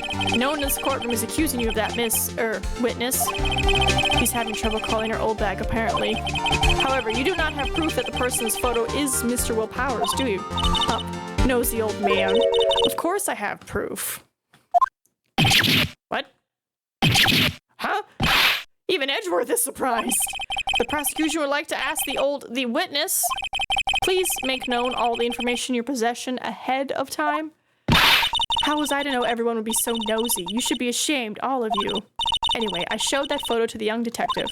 He told me this isn't any good as evidence, pal. He didn't even give it a second look.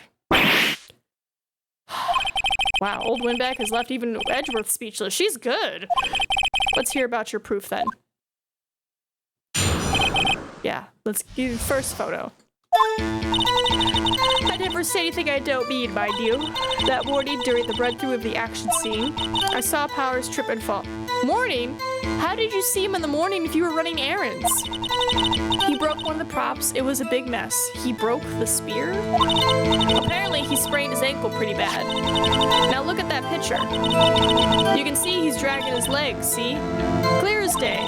That's how I knew it was Powers. Happy? So he had sprained his ankle. Very well. Mr. Wright, you may cross-examine the witness. She's got to be hiding something. I'm sure I'll press until she squeals. Yeah, because you said he broke something, and you said you were there at the morning, but you said you were running errands. Don't you lie to me, lady. All right, how am I on time? We're good. All right.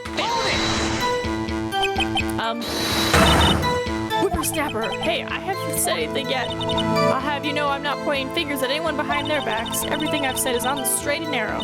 This and that, youth today, always whining about each other. Oh, gee, okay, we're going. Mr. Wright, please, for all sakes, try not to upset the witness. I think Edgeworth has met his match.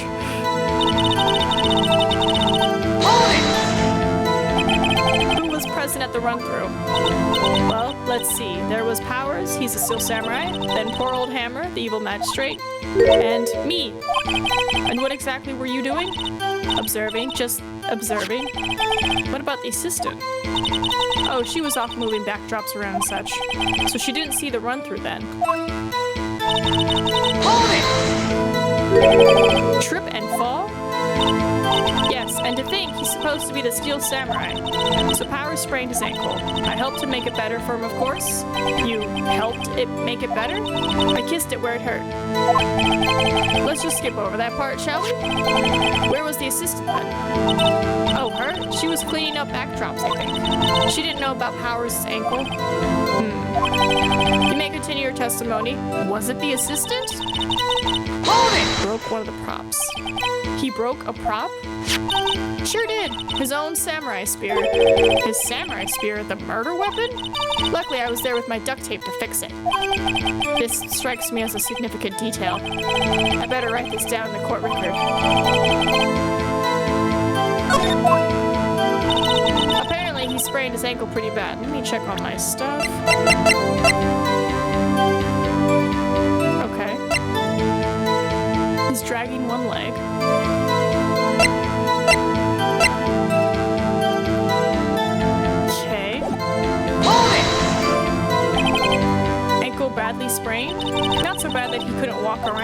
He went to his dressing room to rest up after lunch. Thus, the nap. Anyway, I saw him dragging his foot when he walked. Dragging his foot, okay? I think we've heard enough. Haven't we, Your Honor? Well, there is one thing that bothers me, which is, where is this steel samurai costume now? Actually, well, we couldn't find it. We're looking, though. Anyway, that's not important. The witness did see the steel samurai, yes. And it is clear that the person in the steel samurai suit was Mr. Will Powers. I suppose that's right. Are you sure? You're sure, Your Honor? Object! Oh, hi, Russell. Hold it right there. We keep talking possibilities, but we have to agree that this photo shows the steel samurai. Nowhere in this photo can we see Mr. Will Powers. The defense has a point. I also wonder if someone else not caught on camera could have killed Mr. Hammer. Pet the kitty cat man. Duct tape, the legendary material of gods. But is it strong enough to hold a spear that could pierce another human? We have to consider that possibility also. And allow me to remove that doubt from your mind, Your Honor. Will the witness continue her testimony, please? No need to ask twice. Oh, hi, baby. Here, let me move this out of the way for you, Russell, so you have room to lay down. Grab my water.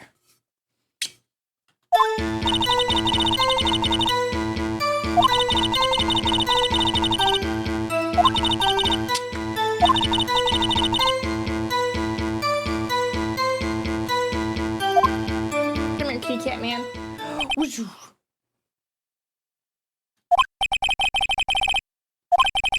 Then it would have to be the steel samurai who did it. Mr. Wright, you may cross-examine the witness. Okay. You meowing at me? Silly man. Alright. Say it again.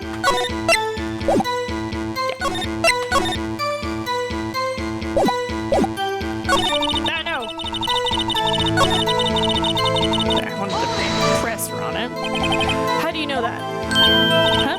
Didn't I just explain? I gave donuts to the young detective. And then, after some rubbish about it being a secret pal, he told me everything. I see Detective Gumshoe shares his fellow officer's fondness for donuts. Hold it! Are you absolutely sure? Oh, quite, Sonny. Nobody's suspicious looking passed by at all. Nobody's suspicious looking. Right. No one else went there. What about before you got to the guard station? You mean before 1? Why, everyone was in the employee area before then. And I locked the main gate so no one could get in.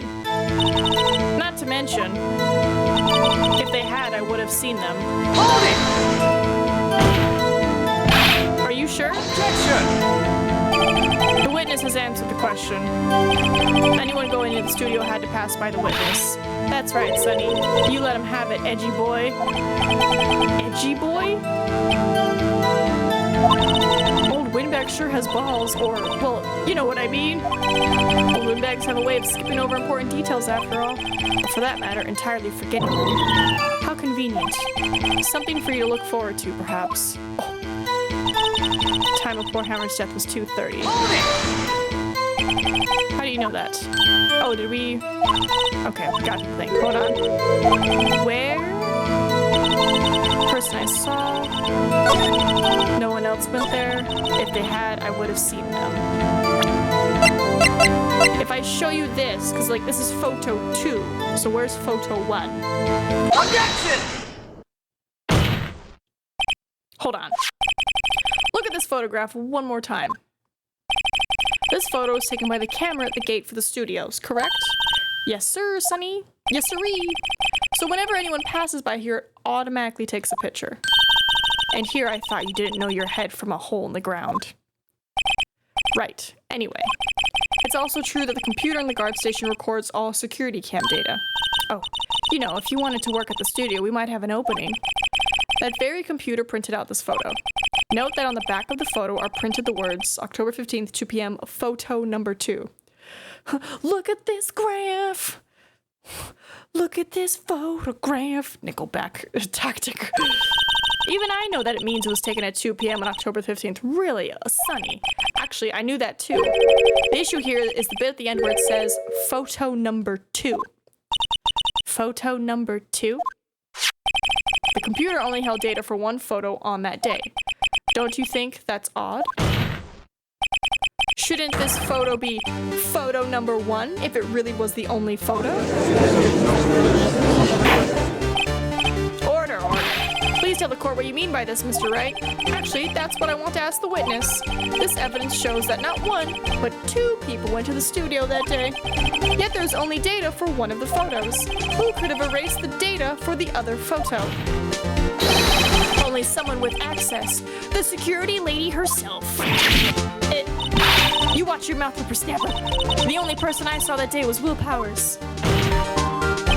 But the camera on the gate fired twice. That means 2 people went by. Well, yes, that's what it would seem to mean. Can the witness explain this to the court? I don't understand these new fangled computer things. Edgy boy, help. Believe me, I want to, but I don't know what this means either. And some help you are. You're a whippersnapper too. Whippersnapper? Something the matter, Miss Oldbag? Ah, that's right. I just remembered something. Let me guess. Someone else passed by the gate. Someone other than the Steel Samurai? Well, yes, I suppose you could put it that way. I see. Your testimony, please. I would be like, jail. Everybody keeps messing up their testimony. Jail.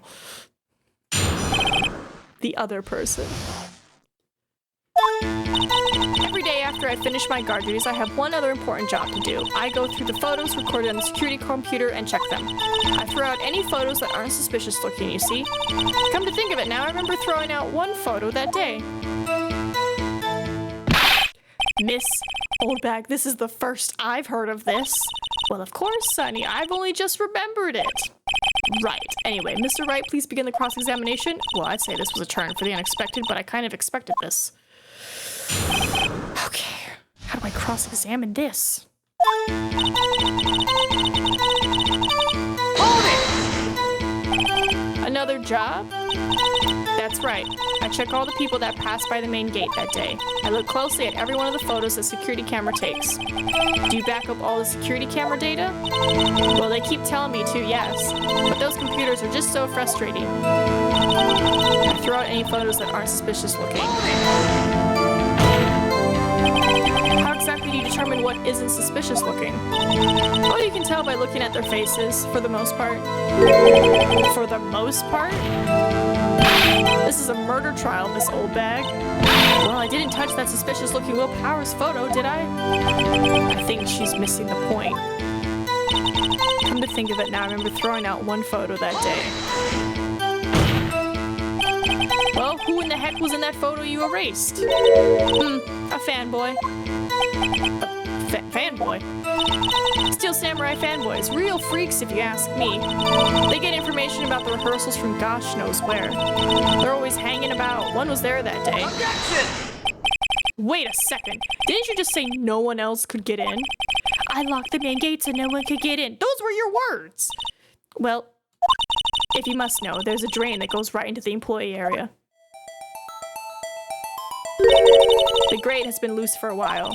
It leads outside and, well, that's where they come in.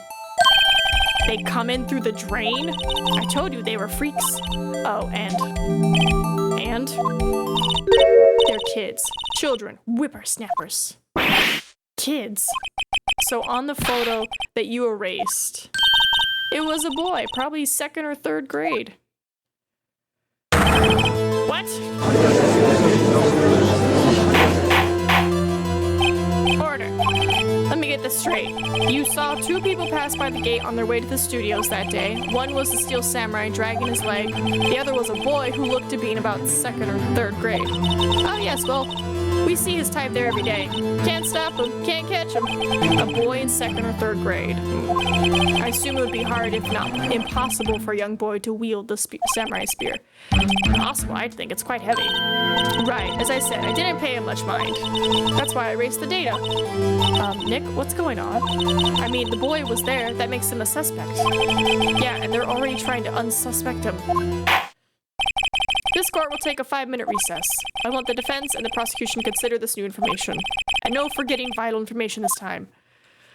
Judge, you are too lenient. I'd just be like, go to jail. Everyone keeps changing their testimony. I think it's gotten out that, like, I'm a judge that lets you redo your testimony. Everyone go to jail. Mr. Powers. Yes? Tell me straight. Were you really in your dressing room? You didn't go to the studio? I didn't go to the studio. I was sleeping, honest. So who was the Steel Samurai in that security photo? How should I know? The Steel Samurai costume was off in the corner of the dressing room. Anyone could have walked in and taken it, really. What? You should take better care of that stuff. I couldn't imagine anyone else would want to steal a Steel Samurai costume. So where does this leave me? This place wouldn't have enough jails if you were a judge. That's probably true. Like, you changed your testimony, you forgot information, jail. Sniff. You're the only likely suspect right now. Nick, what are we gonna do? First, we play for more time. We'll start targeting someone else that could conceivably have done this. Right. And it'll take them so long to shoot us down that we can get another day. Right. But if we pick the wrong person, we might lose on the spot. You don't sound very optimistic. I'm not optimistic at all, actually. Hey, Nick, it's time. Okay, let's go. What does that mean? Please don't sigh like that. Court will now reconvene for the trial of Mr. Will Powers. Mr. Edgeworth, will you present the prosecution's thoughts on this matter? Prosecution's thoughts are simple. Nothing has changed. The other person who went to the studios was a boy of roughly 10 years of age. The photo we do have may not be hard evidence, but there is still no one else that could have committed this crime. I call for a verdict of guilty for the defendant, Mr. Will Powers. Very well. Mr. Wright, your thoughts? The defense disagrees with the prosecution's claim.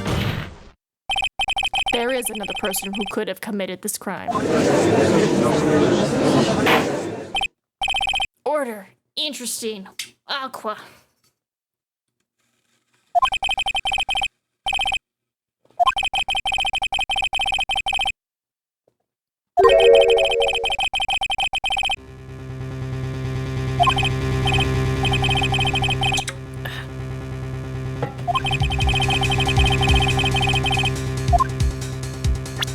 Gonna save real quick.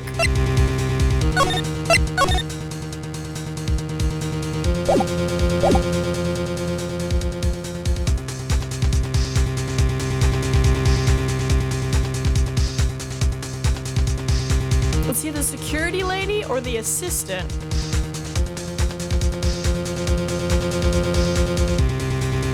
I'm gonna go with the assistant.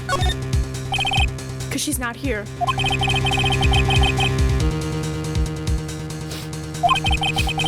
She stole it, and in doing so, she became the Steel Samurai. So you're saying the Steel Samurai in the picture is really the assistant. That's correct, Your Honor. Objection! If you're serious, you've got guts, Mr. Wright.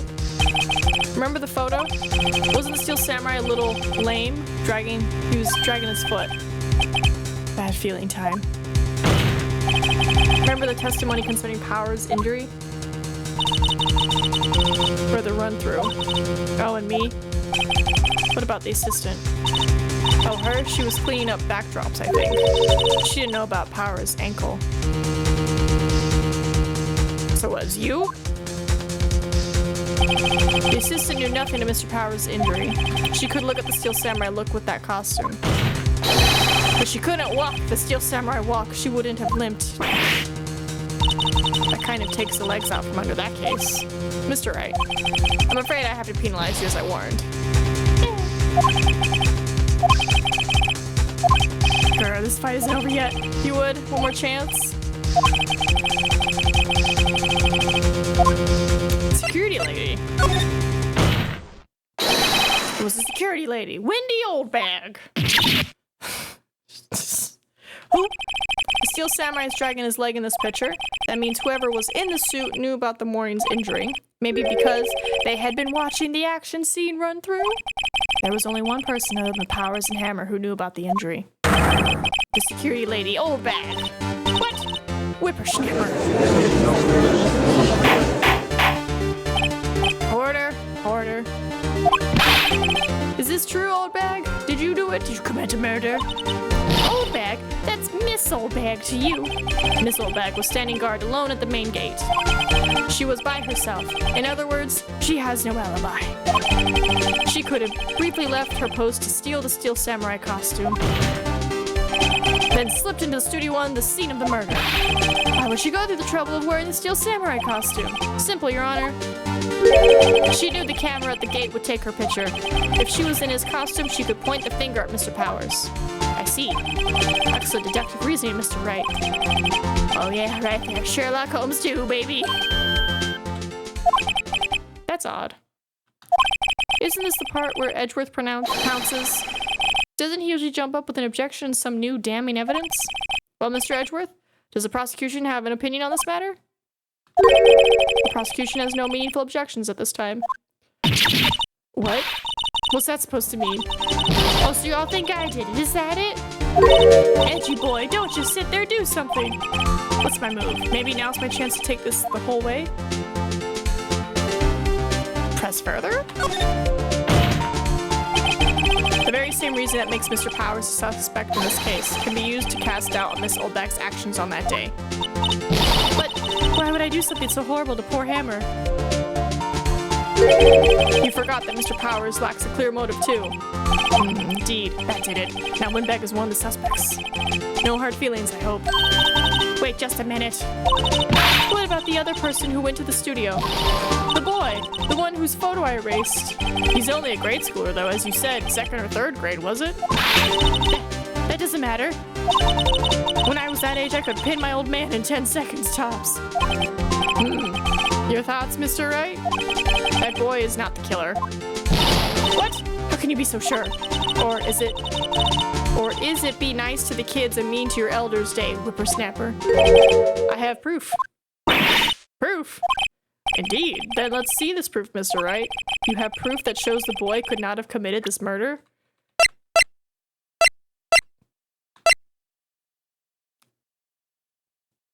I want to say the key because I'm like, how could he get in without the key? Take that! The scene of the murder, as we all know, was Studio 1. However, you need a card key to enter Studio 1. How could a boy with no formal relation to the studios have a card key? I see. Oh, would the witness care to comment on this? Me. The windbag. Speechless. This has got to be a first. Very well. This court will suspend proceedings on the current trial for today. I was thinking the photo because I'm like, oh, short person, but I was like, nah, I don't think game's gonna understand that, like, I'm going based off the height. Mr. Edgeworth, please find out more about your witness, Miss Wendy. What was her name? Something Oldbag, Your Honor. Then the prosecution will look further into this old bag before we continue. That is all. This court is adjourned.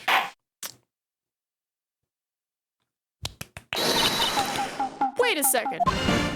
Oh. I'm not gonna just sit here while you run off barking up the wrong tree. Me? I'm talking. Oh great, stop the presses. The windbag wants to talk. Miss Oldbag, what is this all about? Have you omitted something from your testimony? Again? Actually, if you must know, there's something I was told not to talk about. Not to talk about? By whom? Huh? You mean it wasn't Edgeworth who told her not to talk? Well, testify. Testify. My lips were sealed. Global Studios wanted me to keep quiet about something. There were some other people at the studios on the day of the murder. Of course there were. They said they had nothing to do with it, see? So they told me to just pretend they hadn't been at the studios that day. But if you're going to go accusing me, I'm not letting them get away scot-free. So who was there? Miss Oldbag, this is crucial information. Why did you keep this from the court until now? I swear, everybody. Ain't you been listening? They told me to shut my trap, and I always do what I'm told. We told you to give tests. Okay. No, this isn't a bad dream, Your Honor. Witness the power of the old bag.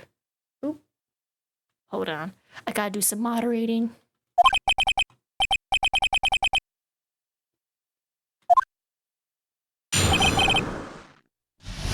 There.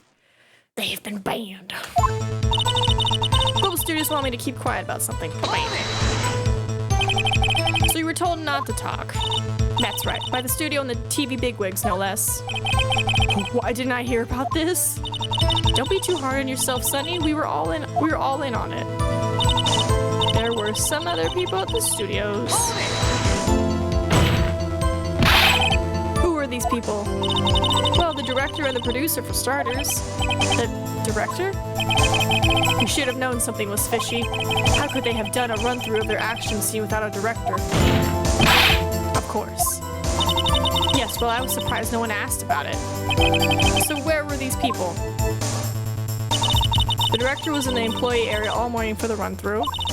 He joined the producer around lunchtime and they had a meeting after that.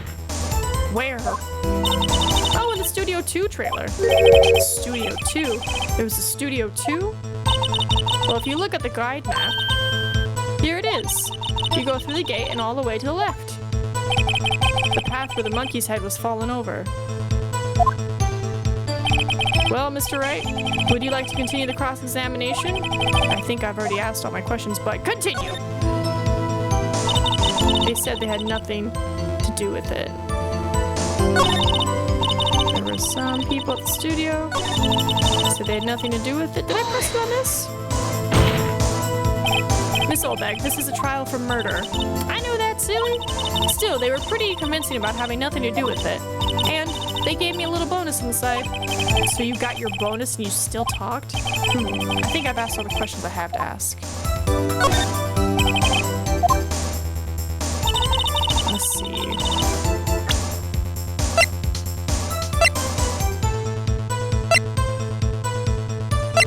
How do I convey that the path was blocked? How do I do that? Also, before I start accusing things left and right, we probably should save.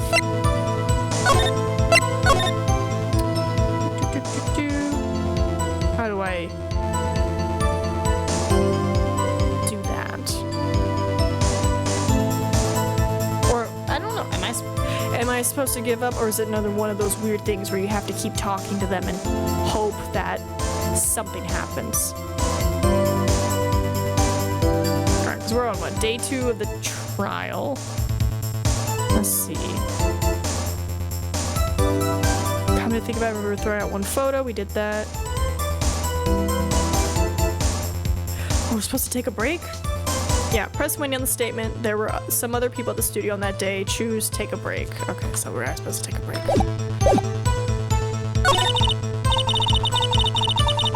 Hold it! Alright, we are supposed to press you on this. Which we did. Director, producer were like, oh yeah, that makes total sense. She tells us. I guess I'm gonna go investigate Studio 2. It's kind of the vibe.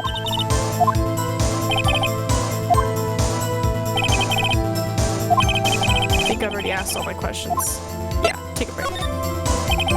Your Honor, we have learned there were others at Global Studios on the day in question. The director and the producer and some bigwigs were all present. Yet, as we stand here, they have not been questioned. I hold that it is impossible to declare a verdict on the defendant, Mr. Powers. The court acknowledges the defense's point. The prosecution will gather more information about the witness, Miss Oldbag, and more information about these other people who have just been told of. Poor Edgeworth. I understand, Your Honor.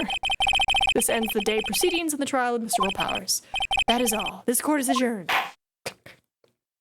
We could probably investigate a bit, and then we'll probably call it a day.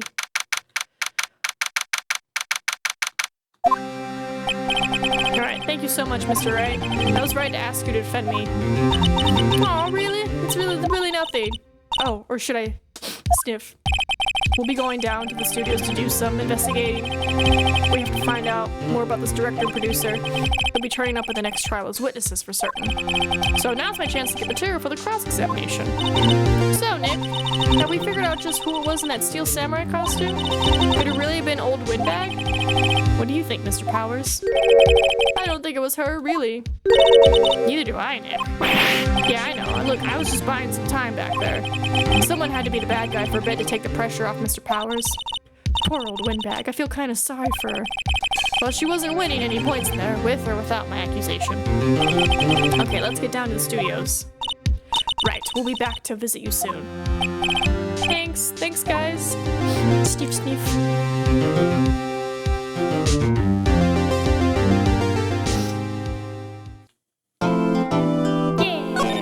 Big old save.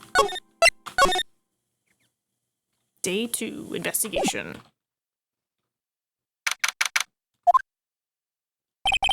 What a day. This is no time for relaxing, Nick. Say, you think WP's got a chance? I guess it really depends on the people we found out about in today's trial. The director and producer. Yeah, them. But what are we doing here then? Let's get to the studios. She's just gonna tell me get to the studios. No one's here. Right, now that they have Miss Oldbag in custody, I guess they don't have anyone else to replace her. Hey, in the guard station, look, she left her donuts. What? I wasn't gonna eat them. I was gonna eat them. Alright. Can I find the thing here? Look, it's that assistant girl. Hey. Sweet. WP's lawyers, right? I heard about the trial. Great job, guys. Oh, don't mention it. Is it true they caught the security lady? Oh, actually, she just called me. She told me to cover up that drain. You mean that one? Wow, what a mess. I know. I'm not so good with handiwork. Some assistant, right? Yeah, but you do work on the props and the backdrops, right? Right. Just lots of times they end up looking worse than they did before I fixed them. Oh, well, I'm sure these things happen. Nothing to worry yourself about. You're right. I won't. Personally, I think she should worry at least a little bit more. If you excuse me, I have to go to the guard station. I'm supposed to fill in for Miss Oldbag. Right, see you later then. Good luck with your investigation. Oop. Slide to the left. There's half-finished backdrop for a stage here. It looks like a castle, probably Neo Old Tokyo Castle. Looks like one of those electrical powered bicycles. I don't know about these. I mean, what's the point? It makes it a lot easier to go up hills. Don't people cycle to get exercise? I mean, if you have to go like a long distance, it helps. The remains of the other day's lunch are scattered around. Everyone is probably too shocked to clean up. There's a T-bone on one of the plates minus the steak. Out.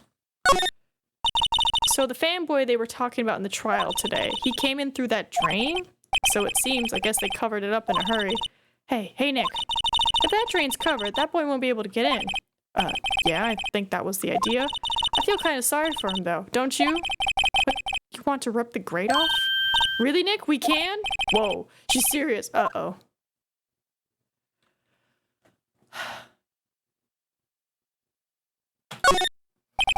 Well, I guess some things are just made to be broken. Yay! You know, Nick, you're pretty swell sometimes. Sometimes. Yeah! There. That should make the kids happy. The things we do. The drain grate is off, and I know who did it. Now the kids will be able to come in again. Doesn't it make you feel great to do a good deed like that? Must be nice to live so free of guilt. The grate that used to cover the drain. It's a little bent. I don't think it would fit if I tried to put it back on. Okay, I was hoping I could put it back on. That's why I took it off. Oops. Alright. Let's go... Let's check out the dressing real quick. This is where the Steel Samurai costume was on the day of the murder. That's what Mr. Powers says, at least. I guess they snuck in and took it while he was sleeping? But Nick, what if Mr. Powers hadn't been sleeping? I wonder what the killer was planning on doing then. She's got a point. Some regular suits among the costumes. See if there's anything new.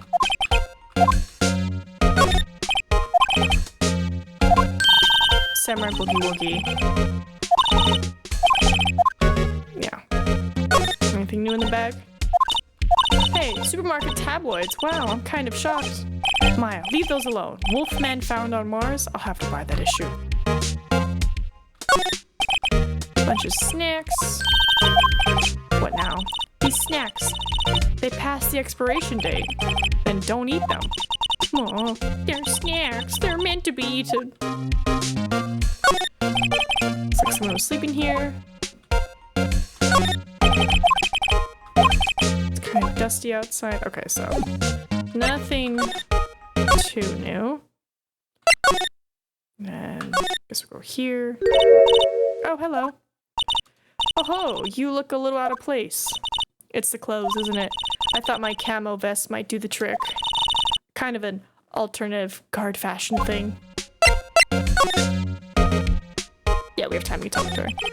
So how are the studios doing? There's police wandering around everywhere. It's terrible. They won't even let me clean up. Don't want me disturbing evidence. I haven't even cleaned up our lunch plates from the day of the murder. You mean those plates with the steak bones left over on them in the employee area? Yeah. Can you believe it? Do kids sneak in here a lot? Well, I don't think that there's many of them, but I do see one in particular a bunch. He's always gawking at the sets or snapping pictures. You should see old Windbag's eyes flash when she sees him. She has a bit of trouble catching him, though. I heard something at the trial today.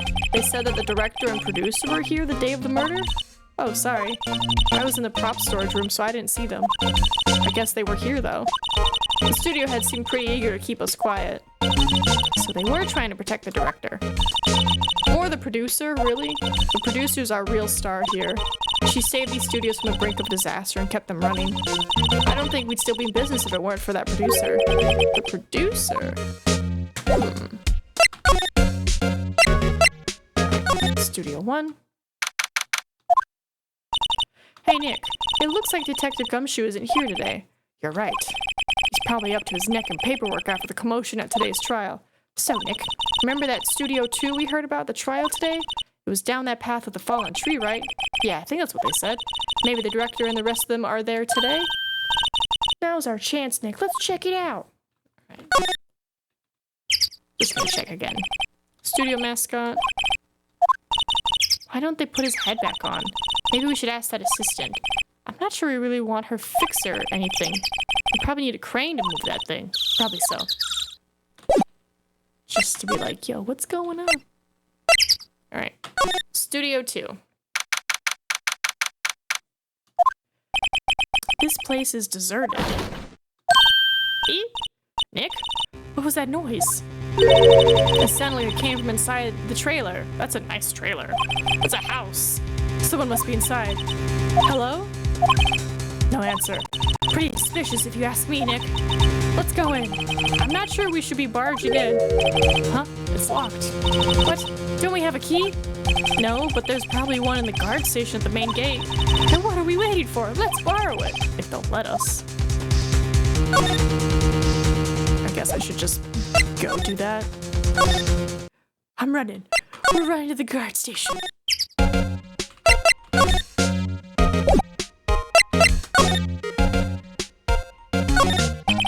Computer that runs the securities. Looks like it's been turned off for the day. Overhead map. Okay, she doesn't.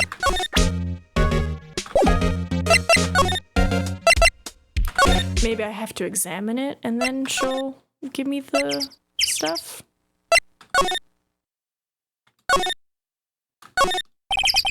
Light van for moving staff and equipment. They kept in pretty good shape. Looks like it'd run fine. Let's go for a drive. Sure, if I had a license. Nick, you don't have a driver's license. But look, I have this. Why are you showing me your attorney's badge, Nick? Sometimes it's all you need. An incinerator. Apparently they just put this one in. It's already covered in soot. They must not clean it much. This looks like 2 people ate here. There's nothing left on the plates. Hey, so they ate T-bone steaks too. What is it with steaks around here? Hi, buddy. It is going well. We'll be ending in like 15-ish minutes. Something does seem out of place. What? I don't know. It just feels odd that there's no bones for the T-bone steak. There's some flowers here. Wow, so pretty. They're taking good care of these. Don't get too close. That fence looks dangerous. It is. Is that what happened? Did he... Did hammers fall on this? Because, like, that's a pretty similar wound. These look like materials for making a movie set. They've been sitting here for quite some time. This might as well be a junkyard. On closer inspection, this trailer looks like it's been here for a while. I don't think this is part of some temporary film set. The trailer door, it's locked. The key is probably in the security guard station. I doubt they'd let us borrow it. Can I ask? Can I ask her to borrow it? I guess we'll also check Studio 1 since we're here. I don't really want to be in here. Yeah, it is a murder scene. I want to go someplace else. Nick? Alright. Well, let me just investigate real quick. Look, a ladder! Okay, same dialogue as before. It's the same. Outlined where his body was. Evil magistrate costume. Yeah, you expected there'd be more blood. Yeah, I think our boy died in Studio 2. What's the chair the director sits in? Same dialogue. Okay, so it's probably all just same dialogue then. How do I convince the guard?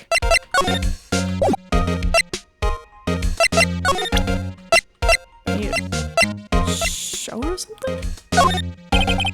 Say, you work with the props, right? About that murder weapon? You mean the samurai spear? Yeah, it's a prop, but it's still pretty heavy. I hate having to carry that thing around. So you'd have to be pretty strong to use that as a weapon, it sounds like. Why is Mr. Powers the only person I can think of? I'm gonna look at a hint.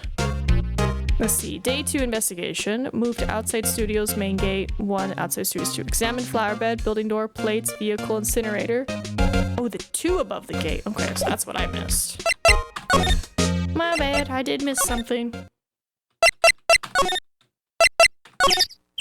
didn't realize that 2 was part of it.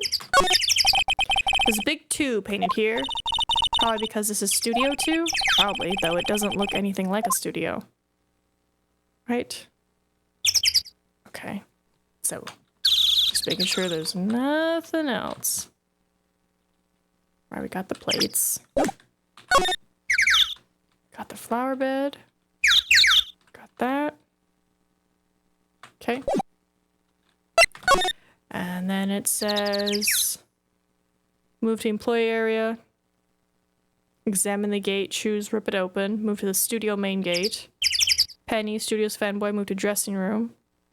Oh, there's somebody in the dressing room? Oh, it's probably the kid.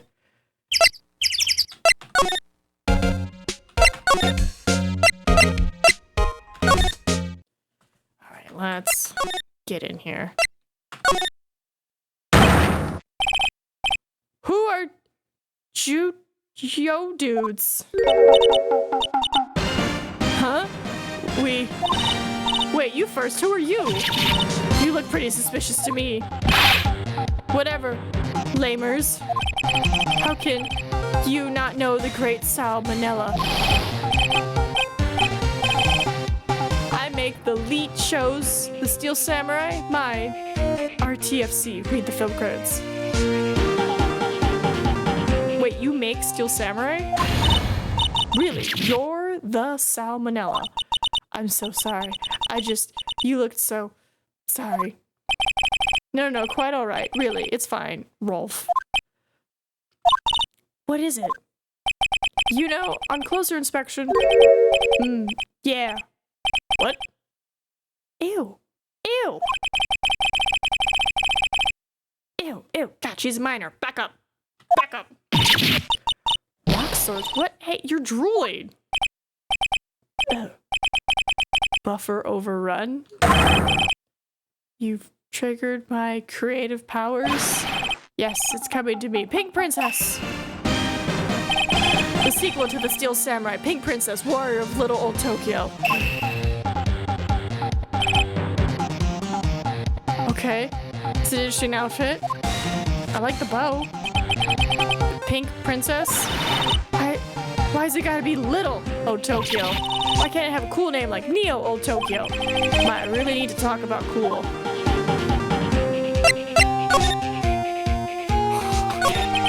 Did you notice anything unusual on the day of the murder? Oh, I know who you dudes are. That security lady told you about us, eh?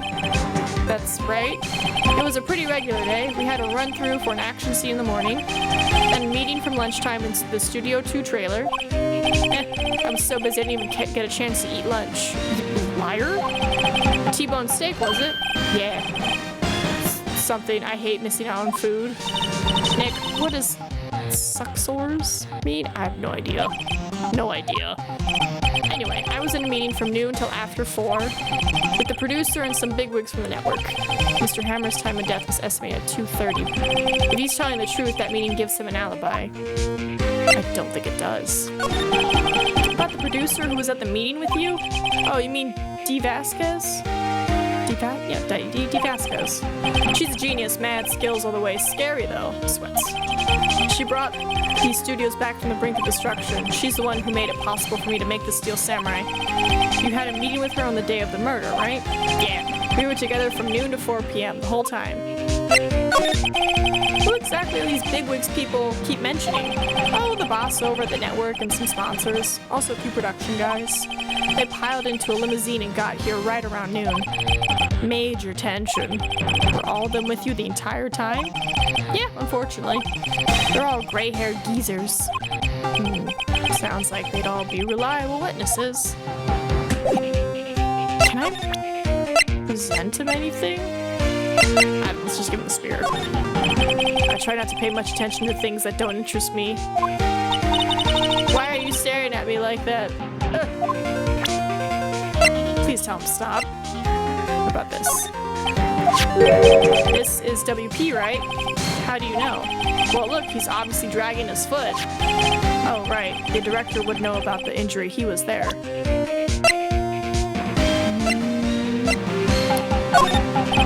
I try not to pay attention to things. Yeah, okay.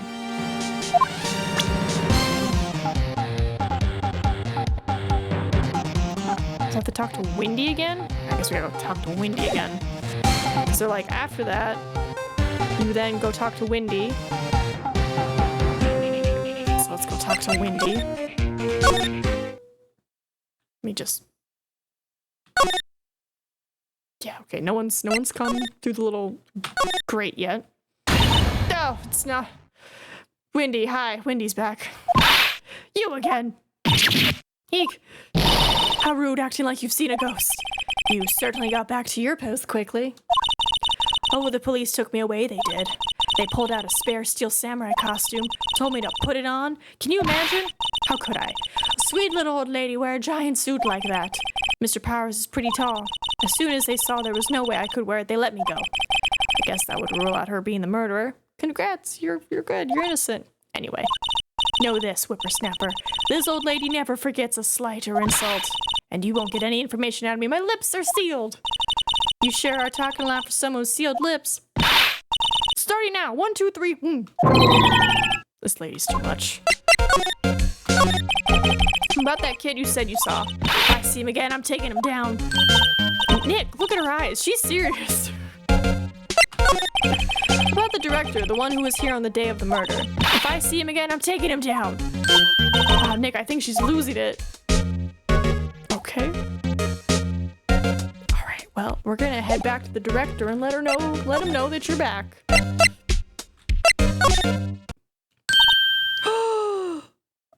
Oh, he's adorable. Look at his little hat and sword.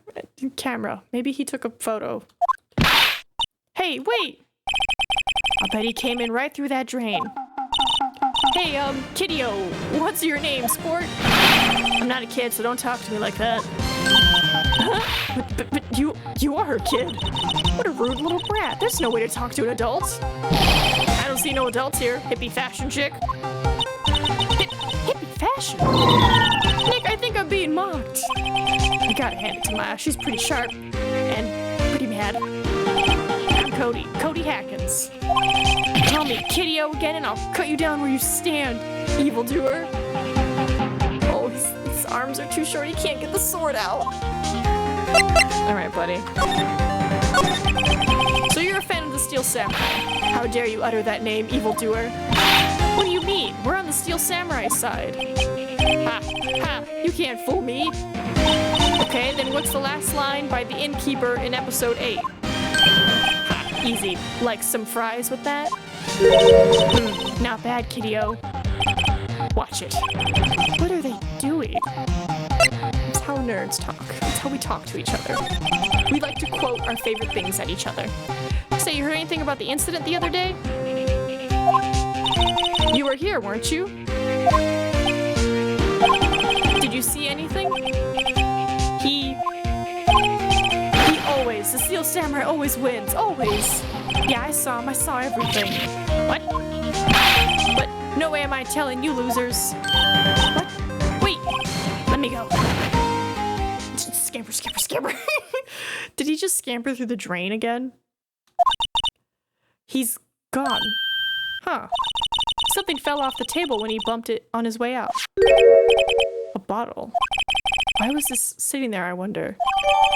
Found? Found on a table in the employee area. The label reads sleeping pills. Anyway, what was that kid saying? He saw everything? Huh. Where's that old windbag? Odd of her to leave her post. Hey, Nick, that was her. Stop, whippersnapper. Yeah, sounds like she's chasing after that boy. Nick? Uh-oh, she tripped. Maya sure looks happy. Okay, well, hold on. Can I get the key now? Hey, now's our chance. Let's check out that guard station. Good idea. This is it, Nick. The trailer key. The key to that trailer in Studio 2. We'll be borrowing this, right, Nick? Borrow. Alright, let's get out of here before the guard shows up again. And then we will... Yeah, looking at the time, we'll stop here. This good stopping point. Yay! Alright, you lovely humans, we did it. We're almost done with episode 3 of the first game, and then once we're done with the first game, we'll move on to other games, and we'll continue Phoenix Wright at another point in time. But thank you again, everyone, for stopping by. I'm gonna raid us out to the roomie, because he's playing Space Marine 2. Zeus Massey. Bye-bye!